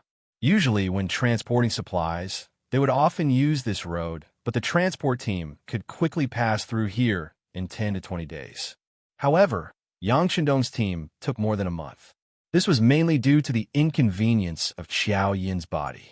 If there was a bumpy road in a hurry, who knew what would happen? Although Dr. Zhao Yinmei followed along, it was better to take precautions. In this way, the army stopped and walked until the beginning of October, when they finally arrived at Seatown. There were already more than 30 ships waiting here. Long Yuntian, the acting head of the 1st Division of the First Sea Army, was ordered to wait here. When he saw the vast and mighty team coming from afar, he led the team and waited until the convoy approached. When Yang Qindong walked over, accompanied by Beta Persei and the guards, Long Yuntian led a group of officers to greet him. Greetings, 6th Young Master. Long Yuntian, acting head of the 1st Division, is waiting here for orders. Haha, good. Make the arrangements, everyone get on the ship. Yang Qindong reached out and patted Long Yuntian's shoulder. Facing this familiar person, Yang Qindong smiled with satisfaction. But in the process of patting the shoulder, the expressions of some of the officers of the 1st Division changed, and their bodies tensed up a lot at this moment. Long Yuntian, who was patted on the shoulder, blushed and was very excited. He was stunned for a moment before he remembered something. He hurriedly turned around and continued to introduce 6th Young Master. These are the officers of our new regiment. This is our new political commissar, Su Hao. Long Yuntian pointed at another officer who also had the rank of colonel and introduced him formally. Oh, political commissar Su, hello. This time, Yang Qindong didn't pat his shoulder. Instead, he reached out and shook his hand. To be honest, as the team grew bigger, there were already some people that he wasn't so clear about. For example, Su Hao in front of him was very unfamiliar to him. Su Hao's face was full of excitement. He stretched out his arms and grabbed Yang Qindong's arm, shaking it vigorously. He also subconsciously said some flattering words. 6th Young Master, this subordinate has admired you for a long time. Today, I finally get to meet you. I'm extremely excited, extremely excited. Haha, do your best. Yang Qindong also responded with a smile. Then, he shook hands with the other officers of the 1st Division one after another. After a round of greetings, the team began to board the ships. Because Yang Qindong's return to Crimson City this time wasn't a public move, there were no large ships arranged to welcome him. Most of the ships weren't very large, but there were always 2 or 3 second-class ships that were 70 to 80 feet long. It was just enough for Yang Qindong and the others to rest on. The largest ship was naturally Yang Qindong's. After the 3 madams and the maids boarded the ship, Beta Persei led the 1st guard team and boarded the ship. As for the 2nd guard team, they had no choice but to board the other ships. In this regard, Yang Qindong didn't have any doubts. Since this was the 1st Marine Army's unit, it was his unit. No one would dare to harm him. He still had this much confidence. As for the reaction of the other officers when he shook hands with Long Yuntian, with Yang Qindong's keen insight, he naturally noticed it, but he didn't say anything. When it came to the situation of the officers below him, he wouldn't ask too much. However, his safety was at stake this time. Although he knew how to swim and was quite good at it, he knew that he had to be careful. There were a lot of diving equipment and oxygen tanks in the big warehouse. Even if there were any problems at sea, he would have no problem protecting himself. But the 3 madams were still on the ship. For their safety, there were some things that needed to be investigated. Go, arrange for 2 capable men to ask about the situation and relationship of the officers in the 1st Division. Understood. Beta Persei, who received Yang Qindong's order, nodded and found Ba Daojiang and Peng Yu. These 2 were veterans of the guard team. There was no problem in terms of loyalty. They were also experienced in the martial arts world. It was reassuring to leave some things to them. After the team boarded the ship, the acting commander, Long Yuntian, immediately ordered the ship to set sail. The fleet then put away the anchor and set sail straight to the south. When they first boarded the ship, everything was so fresh, especially when they looked around. The sea and the sky were the same color. It was very spectacular. This made the fourth madam, Lady Xiang, and the seventh madam, Tuoya, who had never seen the sea before, very excited. But after a long time, the scenery was the same every day. Even the best scenery would have a day when they got tired of it. Yang Qindong had no choice but to play cards with the three madams in the ship's lounge. It was a happy and harmonious atmosphere. After a few days of sailing, the ship was finally no longer lonely. They could see other ships in the distance, but because of the distance, they didn't have much contact with each other. When Yang Qindong heard Beta Persei's report, he stood on the bow and looked into the distance with binoculars. He saw the ship with the North Korean flag. Putting down the binoculars, Yang Qindong looked thoughtful and said to Beta Persei, "Go call Long Yuntian here." Soon, Long Yuntian appeared, and Yang Qindong's question followed. The North Korean Navy is not far away. Do they often appear here? I don't know. Long Yuntian shook his head with an ugly expression. This time, without waiting for Yang Qindong to ask anything, Beta Persei said with dissatisfaction, "You don't know. Have you never made this trip before?" No, this is the first time I've made this trip. Oh yes, when I pass by here, it seems that there are ships nearby." With a red face, Long Yuntian explained hesitantly. "Okay, you can go down first." Yang Qindong raised his hand and dismissed Long Yuntian. Yang Qindong fell into deep thought as he looked at his departing figure. "Beta Persei, what about the information I asked you to send?" "There's no news yet, but soon. The Navy soldiers here are very principled. It's not so easy to get information. It will take a little time."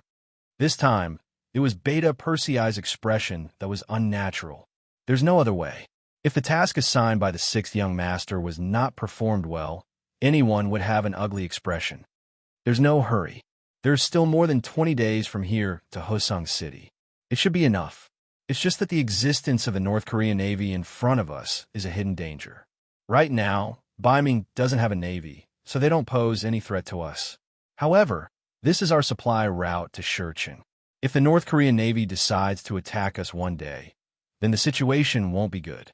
Well, take note of this matter and remind me when we return to Resin City's Marine headquarters. Yes, young master. Tiger's Mane nodded and agreed. This seems to be a small episode. Yang Qindong didn't care too much about it, but Tiger's Mane stepped up the security work of the guards. He always had a strange feeling that the situation seemed to be wrong, but he couldn't tell what was wrong, so he could only strengthen his own defense to prevent unexpected things from happening. It's a pity that this is not on land. In case of an accident, he can't contact the second guard and Commander Xiao Feng's Tiger Regiment. But thinking about it, with their combat experience, once something happened, they should be able to react immediately. Beta Persei's nerves became nervous, and he was a little absent-minded even when he was accompanying Kikich. The days passed like this until 20 days later, they finally arrived at the sea area of Hosung City. Only then did he relax a lot. And at this time, Badeo Jiang and Peng Yu, who were sent to inquire about the matter, finally came to report. For more than 20 days, the two ate and lived with the Navy warriors and worked hard to make friends with them.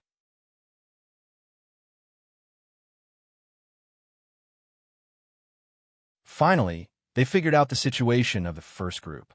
This time, they came to report to Beta Persei. Half an hour later, Beta Persei came to the main cabin where Yang Qindong was and reported the situation in detail. "Young master, Hosung City has investigated many people and many things. Long Yuntian is one of the people who has been judged to be problematic." Beta Persei reported while paying attention to Yang Qindong's expression. "Long Yuntian has a problem? What's the problem? Even if you know that he has a problem, why did Gao Xiong send him to pick me up? What does this mean?" Yang Qindong was also a little confused, but it could be seen that he was somewhat angry. "Yes, young master, this is the problem.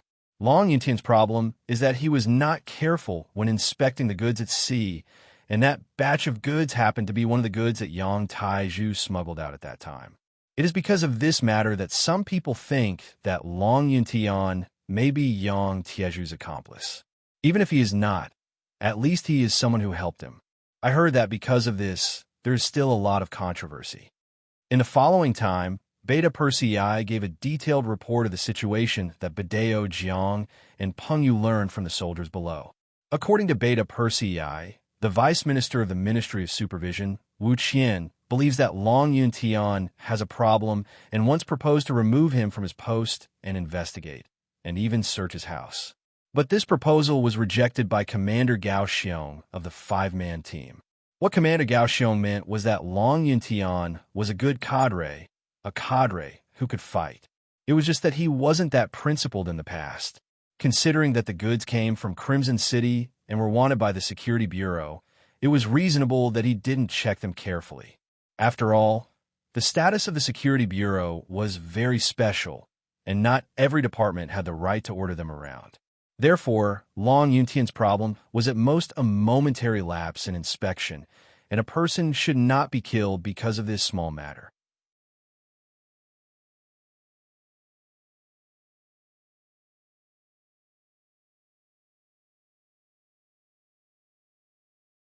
Chapter 900. Since then, the two of them had never found a way to solve Long Yuntian's problem. But soon, there was an impact. With Long Yuntian's ability and experience, he was originally a popular candidate to be the commander of the 1st Marine Army's 3rd Division. But because of this, his appointment was blocked by the political department. Fortunately, Gao Xiong still acted and transferred him from the 3rd Division to the 1st Division. Considering the impact, he gave him the position of acting regiment commander of the 1st Division instead of regiment commander. Right, 6th young master, Wu Qian's brother-in-law, is the 1st Division's political commissar, Su Hao. He's on the ship beside us. Beta Persei seemed to have thought of something and whispered to Yang Qindong. Yang Qindong listened quietly and slowly nodded. Even though he was secretly returning to Crimson City, he was afraid that he would attract too much attention and that someone would have ideas about him on the way. But no matter what, he shouldn't have sent an acting regiment commander to escort him back. Now, it seemed that this was Commander Gao Xiong's idea. He was clearly using this method to remind him to pay more attention to this matter. Gao Xiong still understood Yang Qindong. He knew that as Yang Xie continued to grow stronger, he rarely interfered in the affairs of the lower ranks. For example, it was not easy for Yang Qindong to intervene in matters of Long Yuntian's level. That was why Gao Xiong arranged for this person to escort him back to Crimson City, hoping to use this method to remind him. Of course, Gao Xiong also had a sense of propriety. He did not ask Long Yuntian to take the initiative to say anything to Yang Qindong. This kind of matter of skipping a rank to report, unless it was the 6th young master who took the initiative to ask, the subordinates could not casually talk about it. Otherwise, if everyone had to report to Yang Qindong, he would not be able to handle it, even if he worked 48 hours a day. That was why the current situation was like this. Long Yuntian escorted him back to the city as acting regiment commander. He also arranged for political commissar Su Hao to follow him. One was a political commissar, while the other was only an acting regimental commander. The former's brother-in-law was a high-ranking official in the Ministry of Supervision. Naturally, everyone would side with the former. It was no wonder that when Yang Qindong expressed his intimacy with Long Yuntian, the officers in the regiment revealed strange expressions. After figuring everything out, Yang Qindong sighed. The self-inspection was carried out under his instructions to prevent a similar incident to Yang Taizhu from happening again. Now, it seemed that the investigation was very strict. Not only that, it seemed to be a little excessive. If this continued, wouldn't it cause panic among the people? Go. Call Long Yuntian over. Remember, don't let anyone else see you. After pondering for a moment, Yang Qindong still wanted to hear what Long Yuntian had to say. Understood. Beta Persei nodded and turned to leave. Not long after, Long Yuntian appeared in front of Yang Qindong wearing a guard uniform. As soon as he appeared, he knelt on the ground with a plop and said that he was guilty. What are you guilty of? Yang Qindong's face was serious, but it was impossible to tell whether he was happy, angry, sad, or happy at this moment. I have let down the 6th young master's trust. I was careless during the inspection at sea, causing the smuggling ship to pass right in front of me. but I didn't know. I am guilty. Long Yintian knelt on the ground, his eyes red as he said. Ever since he received the military order from Commander Gao Xiong, he had been waiting for this moment, waiting for Yang Qindong's private summons. When he came, Commander Gao Xiong had already said that the higher-ups were keeping a close eye on him. His position as acting regimental commander was only a temporary measure. If he couldn't solve it this time, he was afraid that when he returned, not only would he not be able to become a full member, he might not even be able to wear this uniform. If someone really wanted to investigate Yang Tieju's previous problem, he wouldn't be able to become a member of the Cold Front if he couldn't explain it clearly. This way, no one would dare to ask him if there was a problem. The best ending would be to be given a piece of land to farm. Although Long Yintian wasn't afraid of being a farmer, he didn't want to continue farming in this situation. He didn't want to leave the army without a clear reason. However, he really had a problem that he couldn't explain clearly. If someone really didn't let go of this matter, he was afraid that other than a limited number of people, no one would be able to save him. And of course, Yang Qindong was among these limited number of people, and he was even the leader. After all, the leader of the five-man team was the future sixth madam. Even she had to listen to the sixth young master. This could be said to be Long Yuntian's only hope, but no matter how he looked, the sixth young master didn't seem to have any intention of meeting him alone. Seeing that they were about to reach Crimson City in 3 days, he seemed to have lost all hope. He couldn't even sleep well these 2 days. Just when he couldn't see any hope in life, Beta Persei suddenly appeared and even took his guard uniform. Long Yintian was overjoyed. He knew that his only hope had appeared. When he saw Yang Qindong, he knelt down and admitted his mistake, tears streaming down his face. Yes, you're right. Whether it was because of carelessness or carelessness, the smuggled goods passed right under your nose and you didn't notice. This is indeed a mistake that can't be ignored. It's only right that you be punished. Yang Qindong nodded. Yes, it's right.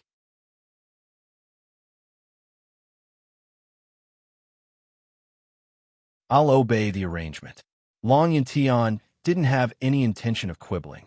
If you do something wrong, you will be punished. There was nothing to doubt about this. What he suspected was that the punishment was a little too harsh, a little too targeted. This was also what Yang Qindong didn't understand. Logically speaking, Yang Tieju's smuggling wasn't the first time, so it was impossible for him to encounter Long Yuntian's inspection every time. If that was the case, then he would suspect that he was really involved in the smuggling. But if he didn't encounter it every time, then why did he have to target Long Yintian like this? Could it be that there were other reasons for this? Captain Long, let me ask you, how did the other officers involved in the Navy deal with it? Sixth young master.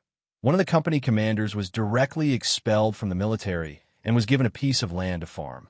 There were also a few people who wrote checks, and this matter was passed. Long Yintian didn't dare to hide anything. This was his last chance, so he couldn't hide anything. Oh, the same thing, the same problem. How could the results be so different? What is the reason? Yang Qindong keenly found the problem. This. Long Yintian didn't answer immediately, but hesitated. What? In front of the sixth young master, you still don't want to tell the truth? Beta Persei on the side saw that Long Yintian didn't know what was good for him, and he was angry and roared with fire in his eyes. No, I don't dare. I will say it now. It's because the vice captain in charge of the case, Wu Qian, was selfish. Knowing that he couldn't hesitate at this time, Long Yintian threw caution to the wind and said, Bastard, you can't talk about this kind of thing. Do you have evidence? Yang Qindong frowned after listening. When it came to a vice captain, he couldn't help but be cautious. In particular, Luan Xiaoyu mentioned Wu Qian's name more than once in the telegram, saying that this person's workability was very good, impartial, and he was the main force in this inspection operation. This time, when he returned to Qixin City, Yang Qindong originally planned to meet this person. If this person was indeed outstanding, he could be put in an important position. But now, Long Yintian actually said that Wu Qian was selfish, which made him take it seriously. There is no evidence. Long Yintian knelt on the ground and shook his head. Everything was told to me by Xie Kun, the assistant to Vice Captain Wu.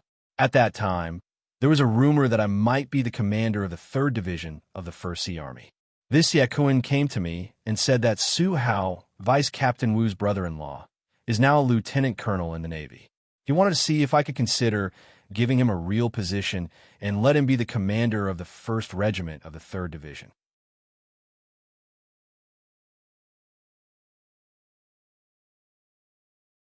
If he couldn't, he could choose one of the 3 regiments of the 1st Division to be the commander. I knew that Su Hao had some ability, but he wasn't qualified to be the commander of a regiment, so I refused. Soon after, someone began to investigate me and said that I made a mistake in the inspection work in the coastal defense. Long Yintian was still speaking slowly, and Yang Qindong could be considered to have a preliminary understanding of the matter. How a high-ranking officer used his authority, especially how to prevent his family from using his authority to do things that went against the law and morals, had once been a headache for Yang Qindong. The law was nothing more than human feelings. The law was the bottom line of morality, and morality was human feelings. The existence of a law was to protect the existence of human feelings, especially for the Han people, who were originally a race that valued human feelings. It was impossible to completely eliminate such things. Thus, there was the saying of pillow talk, and there was the saying of a 7th-rank official in front of the Prime Minister. It was just that he didn't expect everything to happen so quickly. Qixing City had only developed for a few years, and such a problem had already appeared, and it had become so serious that it directly involved the appointment of a division commander.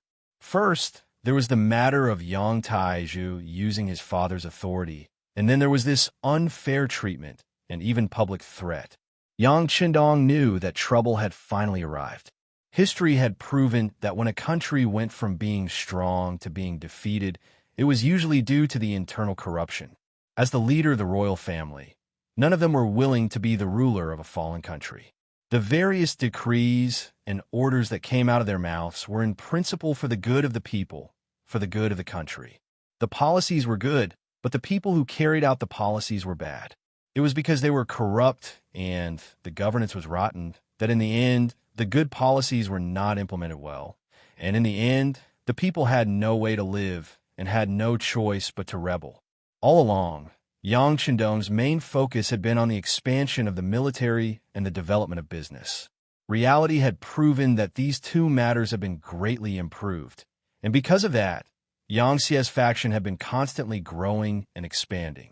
However, when it came to internal governance, especially local governance, he had never thought of a better solution.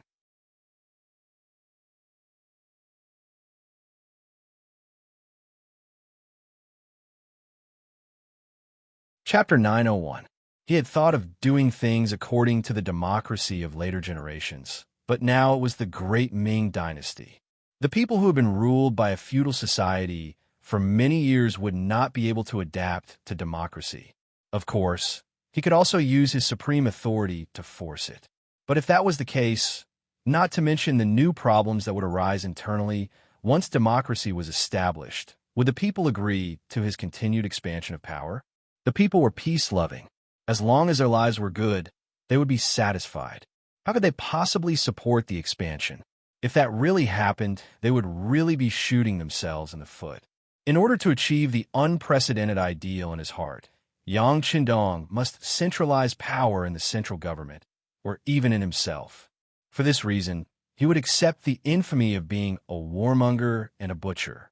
But in this way, how to manage his own internal affairs and make them invulnerable became the most important thing at the moment. It was even a problem that must be solved. 6th young master, the company commander who was fired, was also blackmailed. I heard that the company commander has a very beautiful wife who is fancied by Xie Kuin's assistant. Xie Kuin wanted to persuade them to divorce first and then marry her himself, but the company commander refused no matter what. So this happened. Long Yintian was still talking when Yang Qindong shook his head. Well, the young master already knows what happened. I will send someone to investigate. If it is really as you said, I will definitely clear your name. But before the matter is settled, we can't act rashly and alert the enemy. Do you understand? It was just a one-sided story. Yang Shandong could not completely believe it. He just took it as a reference. But to be able to say this, it meant that he already had doubts about this matter. Long Yuntian, who was kneeling on the ground, was overjoyed. After kowtowing a few more times, he left under Beta Persei's gaze. Young master. There was no one else in the room, so Beta Persei carefully asked for instructions. Yes, we can't doubt Long Yuntian's words, but without investigation, we have no right to speak. How about this? When we reach Crimson City, you go investigate in private and see if what Long Yuntian said is true. Remember, don't make any noise. We can't let a bad person go, but we can't wrong a good person either. Yang Shandong still didn't have the intention to investigate openly. No matter what, Wu Qian was a candidate recommended by Luan Xiaoyu. Based on this, he couldn't make a decision without conclusive evidence. Okay. Beta Persei nodded, indicating that he had noted it down. Other than Beta Persei and a few core guards, no one knew about Long Yuntian's secret meeting with Yang Shandong. Another day passed as if nothing had happened.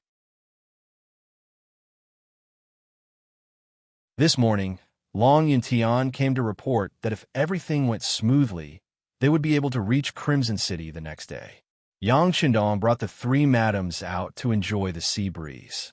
Coincidentally, just as they appeared, not far away, there were several merchant ships that were obviously larger in size. Suddenly, an unknown ship approached. Out of instinct, Yang Er ordered the guards to prepare for battle. At the same time, he reported to Yang Shandong and asked the young master and the madams to enter the cabin to rest. It's okay. Yang Shandong stood on the deck and shook his head. He had already seen the bright 5-star flag on those ships. Based on this, even if the other party was not on their side, they should be friends. And he had already asked, this was the outer sea area of Crimson City. It was only about 500 nautical miles away from the city. If this place was not safe, then the First Sea Army was really useless. Of course, there was another main reason why Yang Shandong made this judgment. That was, he did not see the panic on the soldiers of the 1st Regiment of the 1st Division. Presumably, they should know about this caravan, or perhaps they should know and be familiar with who they are. The facts confirmed Yang Shandong's thoughts. When the distance between the two sides was less than 10 nautical miles, the other side actually sent a small boat to approach them. It was at this time, with the help of binoculars, Yang Shandong saw that the small group of people were actually blonde Western foreigners. How the hell did they grow up to look like this? Beta Persei looked at the foreigners that appeared through the binoculars and was very curious. While cursing, he called the acting commander, Long Yuntian, and asked, "Who are they? What are they doing? Don't they know who is on the ship? Inform them and tell them not to come close." Yes. Long Yuntian nodded repeatedly, then went to the bow of the ship and personally commanded the flag bearers to signal the other ship not to come close. At the same time, after consulting Yang Shandong, he fired a shot. The shell landed right in front of the small boat, setting off a monstrous wave. After the shot was fired, the other party's small boat stopped. After seeing the contents of the flag signal sent by Long Yuntian, they replied that they have no malicious intentions. They just want to ask if Long Yuntian has anything to sell. They are willing to pay a high price for it. Tell them no. Tell them to stay away. Otherwise, sink them all and throw them into the sea to feed the fish. Beta Persei said angrily, then walked to Yang Shandong and reported the situation. Call Long Yuntian over. Yang Shandong was interested in this merchant ship that suddenly appeared. He believed that the other party did not know the importance of him and his group on the ship. The reason why they did this was probably not the first time.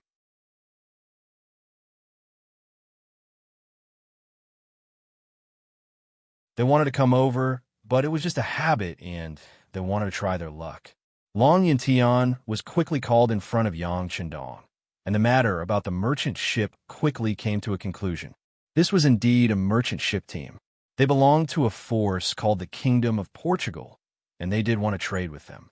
Countless facts had proven that mercenary fleets often had good things that could not be bought or seen outside. Merchants pursued profit, and they just wanted to complete a transaction. After receiving a serious warning from Long Yuntian, they had already retreated. Portugal. The corners of Yang Qindong's mouth curled into a smile. In this era, the Kingdom of Portugal was still very powerful. They were once glorious in this era, together with Spain. In history, after more than 20 years, the Portuguese finally occupied the northern Moroccan city of Tangier, which had been competing with Spain for a long time. They would develop even more powerful. In history, the Portuguese fleet should not have discovered the great Ming dynasty. It was through the efforts of generations of seafarers that they truly opened the world between the East and the West. Among them, there were people like Magellan and Galileo. However, in this life, because Gao Xiong and the others had obtained the map given by Yang Qindong, they had gone to the West first. As a result, they had accelerated their contact with the Western world, which was why they had appeared in this sea area so early. Do they usually do this? Will they also stop ships halfway to buy things? Yang Qindong looked at Long Yuntian and asked a key question. Yes, they often do this, but we will not trade with them. The Navy has Navy regulations. They can't stop ships without orders, so their actions have no meaning. However, even though they have not succeeded even once, they still continue to do so. I really don't know what to say about their perseverance. Long Yuntian quickly gave an answer to this question. Okay, I know. Yang Qindong nodded. He was still reassured by the Navy style. But letting them be so close to Kiosk City is not a good thing. It seems that it is necessary to arrange for Gao Xiong to talk to them. While he can sell them some things at a high price, he can also test their attitude and learn more about the situation in the West. This will play a very important role in the future expedition there. The appearance of the Portuguese merchant ships made Yang Qindong's idea of sending troops and conquering the West become hot. Some of the resources there are still good, and they could be occupied early. This is part of his future grand plan. Under the threat of gunfire, the Portuguese merchant ships gradually moved away. The next morning, the 1st Regiment successfully entered the coastal area of Kiosk City. In the morning, the fleet finally appeared in front of the new dock.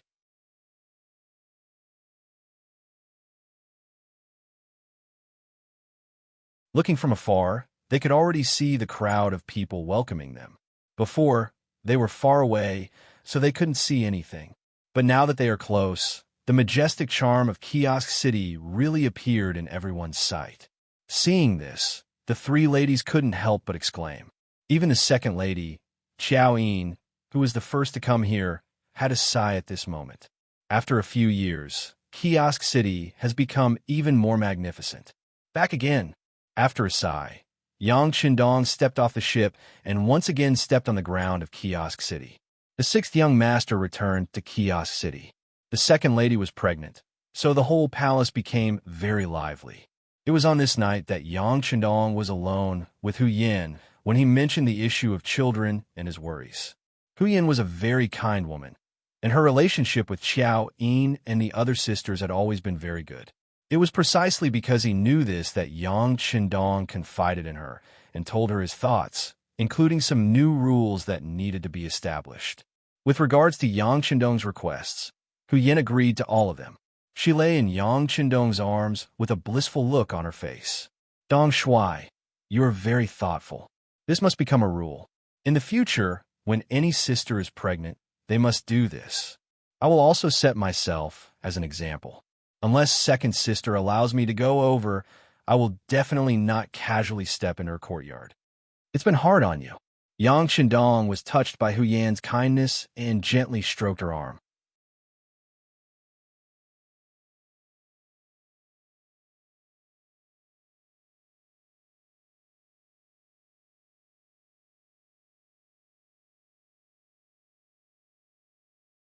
Chapter 902.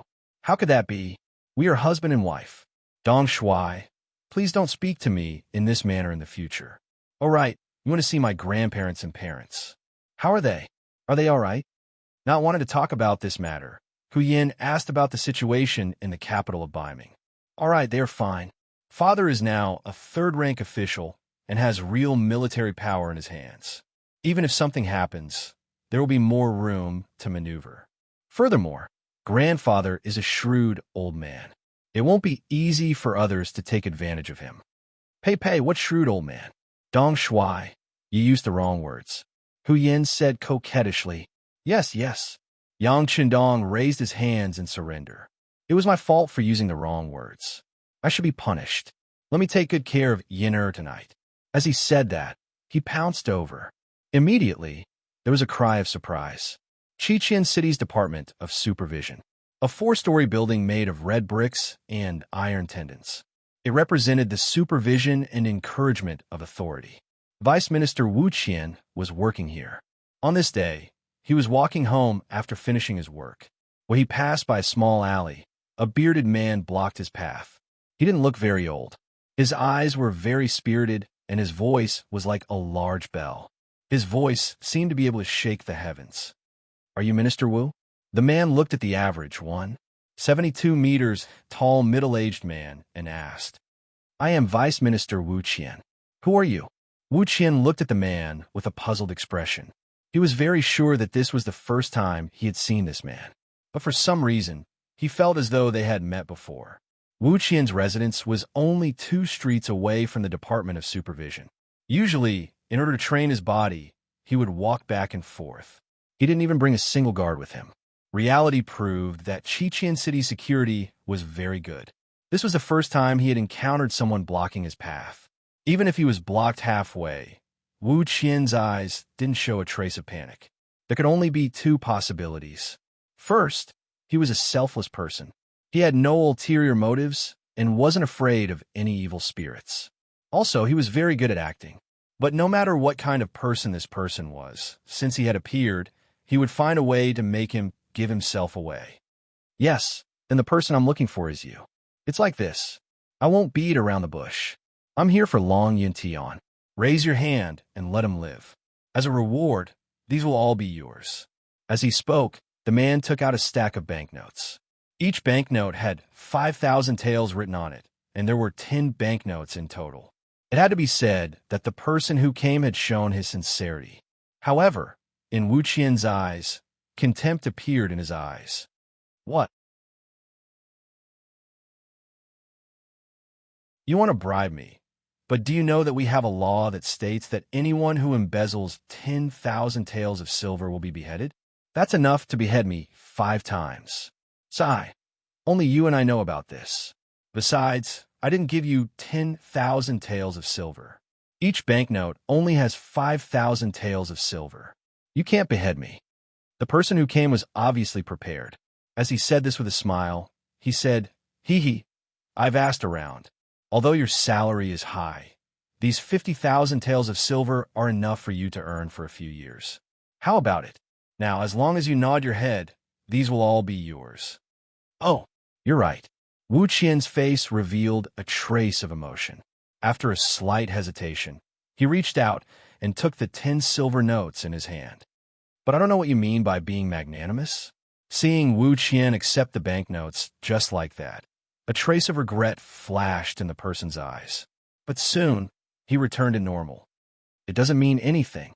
As long as you don't hold on to Long Yuntian's matter, we will naturally take care of the rest. Hee, your request is simple. But what kind of person do you think I, Wu Qian, am? Men, quickly come and catch him. There's a thief here. Just a moment ago, Wu Qian still had a smile on his face, but all of a sudden, he turned hostile and began to shout loudly. This shout frightened the person who came. Everything happened so suddenly that he was caught off guard. As soon as the shout came out, hurried footsteps could be heard from the nearby streets.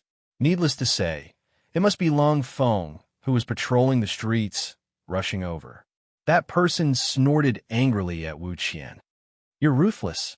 He turned and ran, causing Wu Qian to pounce forward to catch him. The person escaped, but the banknotes of 50,000 taels of silver were not returned. The person who came had a gloomy face. After entering another street, when he came out, he no longer had the beard under his face. He looked much cooler. Who else could it be other than Beta Persei? Just now, he went to test this Wu Qian. He began to investigate this matter after coming to Crimson City. He found his brother, Yang Wu, and the director of the Security Bureau, Che Chao. He even followed the 6th young master's instructions and found the 5th madam, Su Mon Er. Her CIA training had been completed, and she was spreading out her own network. Although it was not complete, a high official like Wu Qian still did some investigation. He checked everything that could be checked, and all the results showed that this Wu Qian was a serious, responsible, and impartial person. This result naturally did not satisfy Beta Persei. When Long Yuntian reported to him, he was watching from the side. This person was the kind of person who had nowhere to go and would not lie. Therefore, he still did not approve of this result and decided to give it a try. So he borrowed 50,000 taels of silver from Yang Shindong for that test. The result naturally did not satisfy him. After all, Wu Qian still took the money, but in the end, he called for help. What was the meaning of that? With a heart full of confusion, Beta Persei returned to the palace and saw Yang Shindong. The sixth young master couldn't help but laugh when he saw his dejected expression. What's wrong? Is it because he didn't accept your money? Young master, he took it. Beta Persei looked up and said something that surprised Yang Shindong. While Beta Persei was learning about Wu Qian, Yang Shindong was not idle either. He was also investigating this person's situation. He also found Luan Xiaoyu to hear her opinion. Unexpectedly, Luan Xiaoyu held Wu Qian in high esteem. Her evaluation of him was far higher than that of the Minister of Supervision, Shen Yu. According to her, if one of these cadres was the Iron Mask that Yang Shindong spoke of, then Wu Qian was such a person. All kinds of information also showed that Wu Qian was an upright person. Even when he went to and from work, he did not ride a horse or sit in a sedan chair like the other cadres. Instead, he walked on foot and did not even bring a guard with him. It seemed unreasonable to say that there was something wrong with such a person. Therefore, when Beta Persei came to borrow the money, he thought it was unnecessary. But since he had to try, he might as well try. Unexpectedly, Wu Qian really took the money. Didn't this mean that he was really a greedy person and very good at disguising himself? Had everyone been deceived by him? While Yang Shindong was still thinking about which part of the problem had gone wrong, Beta Persei spoke again. He did take the money, but then he shouted and attracted the patrolling soldiers. I was worried that it would look bad if I was caught, so I could only run back first. Oh, ha! Hearing this, Yang Shindong could not help but laugh. He really thought that the other party had taken the money. Now it seemed that the money was just evidence. Young master, what are you laughing at? The money is gone. I did not test whether he was a greedy person. It was my dereliction of duty. Beta Persei did not understand the meaning of this laughter, but since the money was given to him, he had to give an explanation. Well, the money will not be lost. If you don't believe me, you can send someone to the Ministry of Supervision in the afternoon and see if he handed it in. Well, it seems that the problem should not be with this Wu Qian, but with his family. In this case, you go and do one more thing. Calling Beta Persei to his ear, Yang Shindong instructed. That afternoon, as soon as he went to work, Wu Qian handed over the 50,000 taels of silver. At the same time, he showed an attitude of wanting to investigate Long Zaiqian.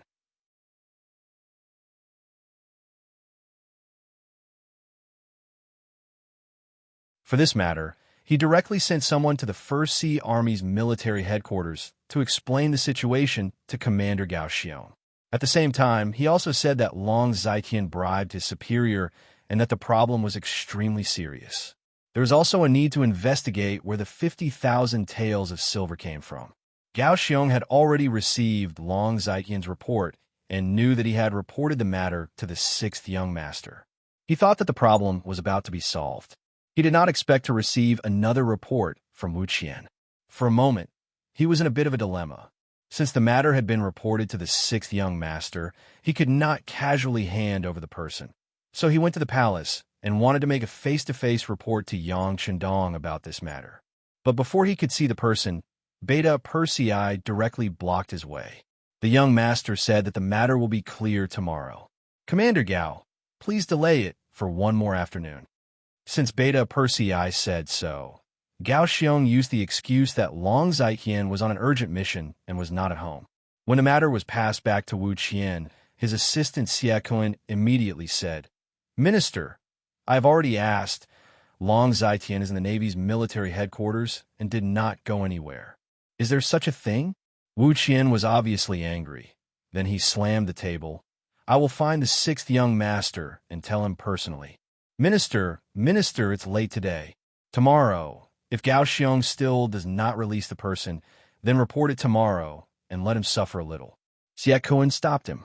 Now that it was almost time to get off work, it was not wise to disturb the sixth young master. Well, then wait until tomorrow. If you don't hand over the person, I will go to the palace and see the sixth young master. Wu Qian said angrily.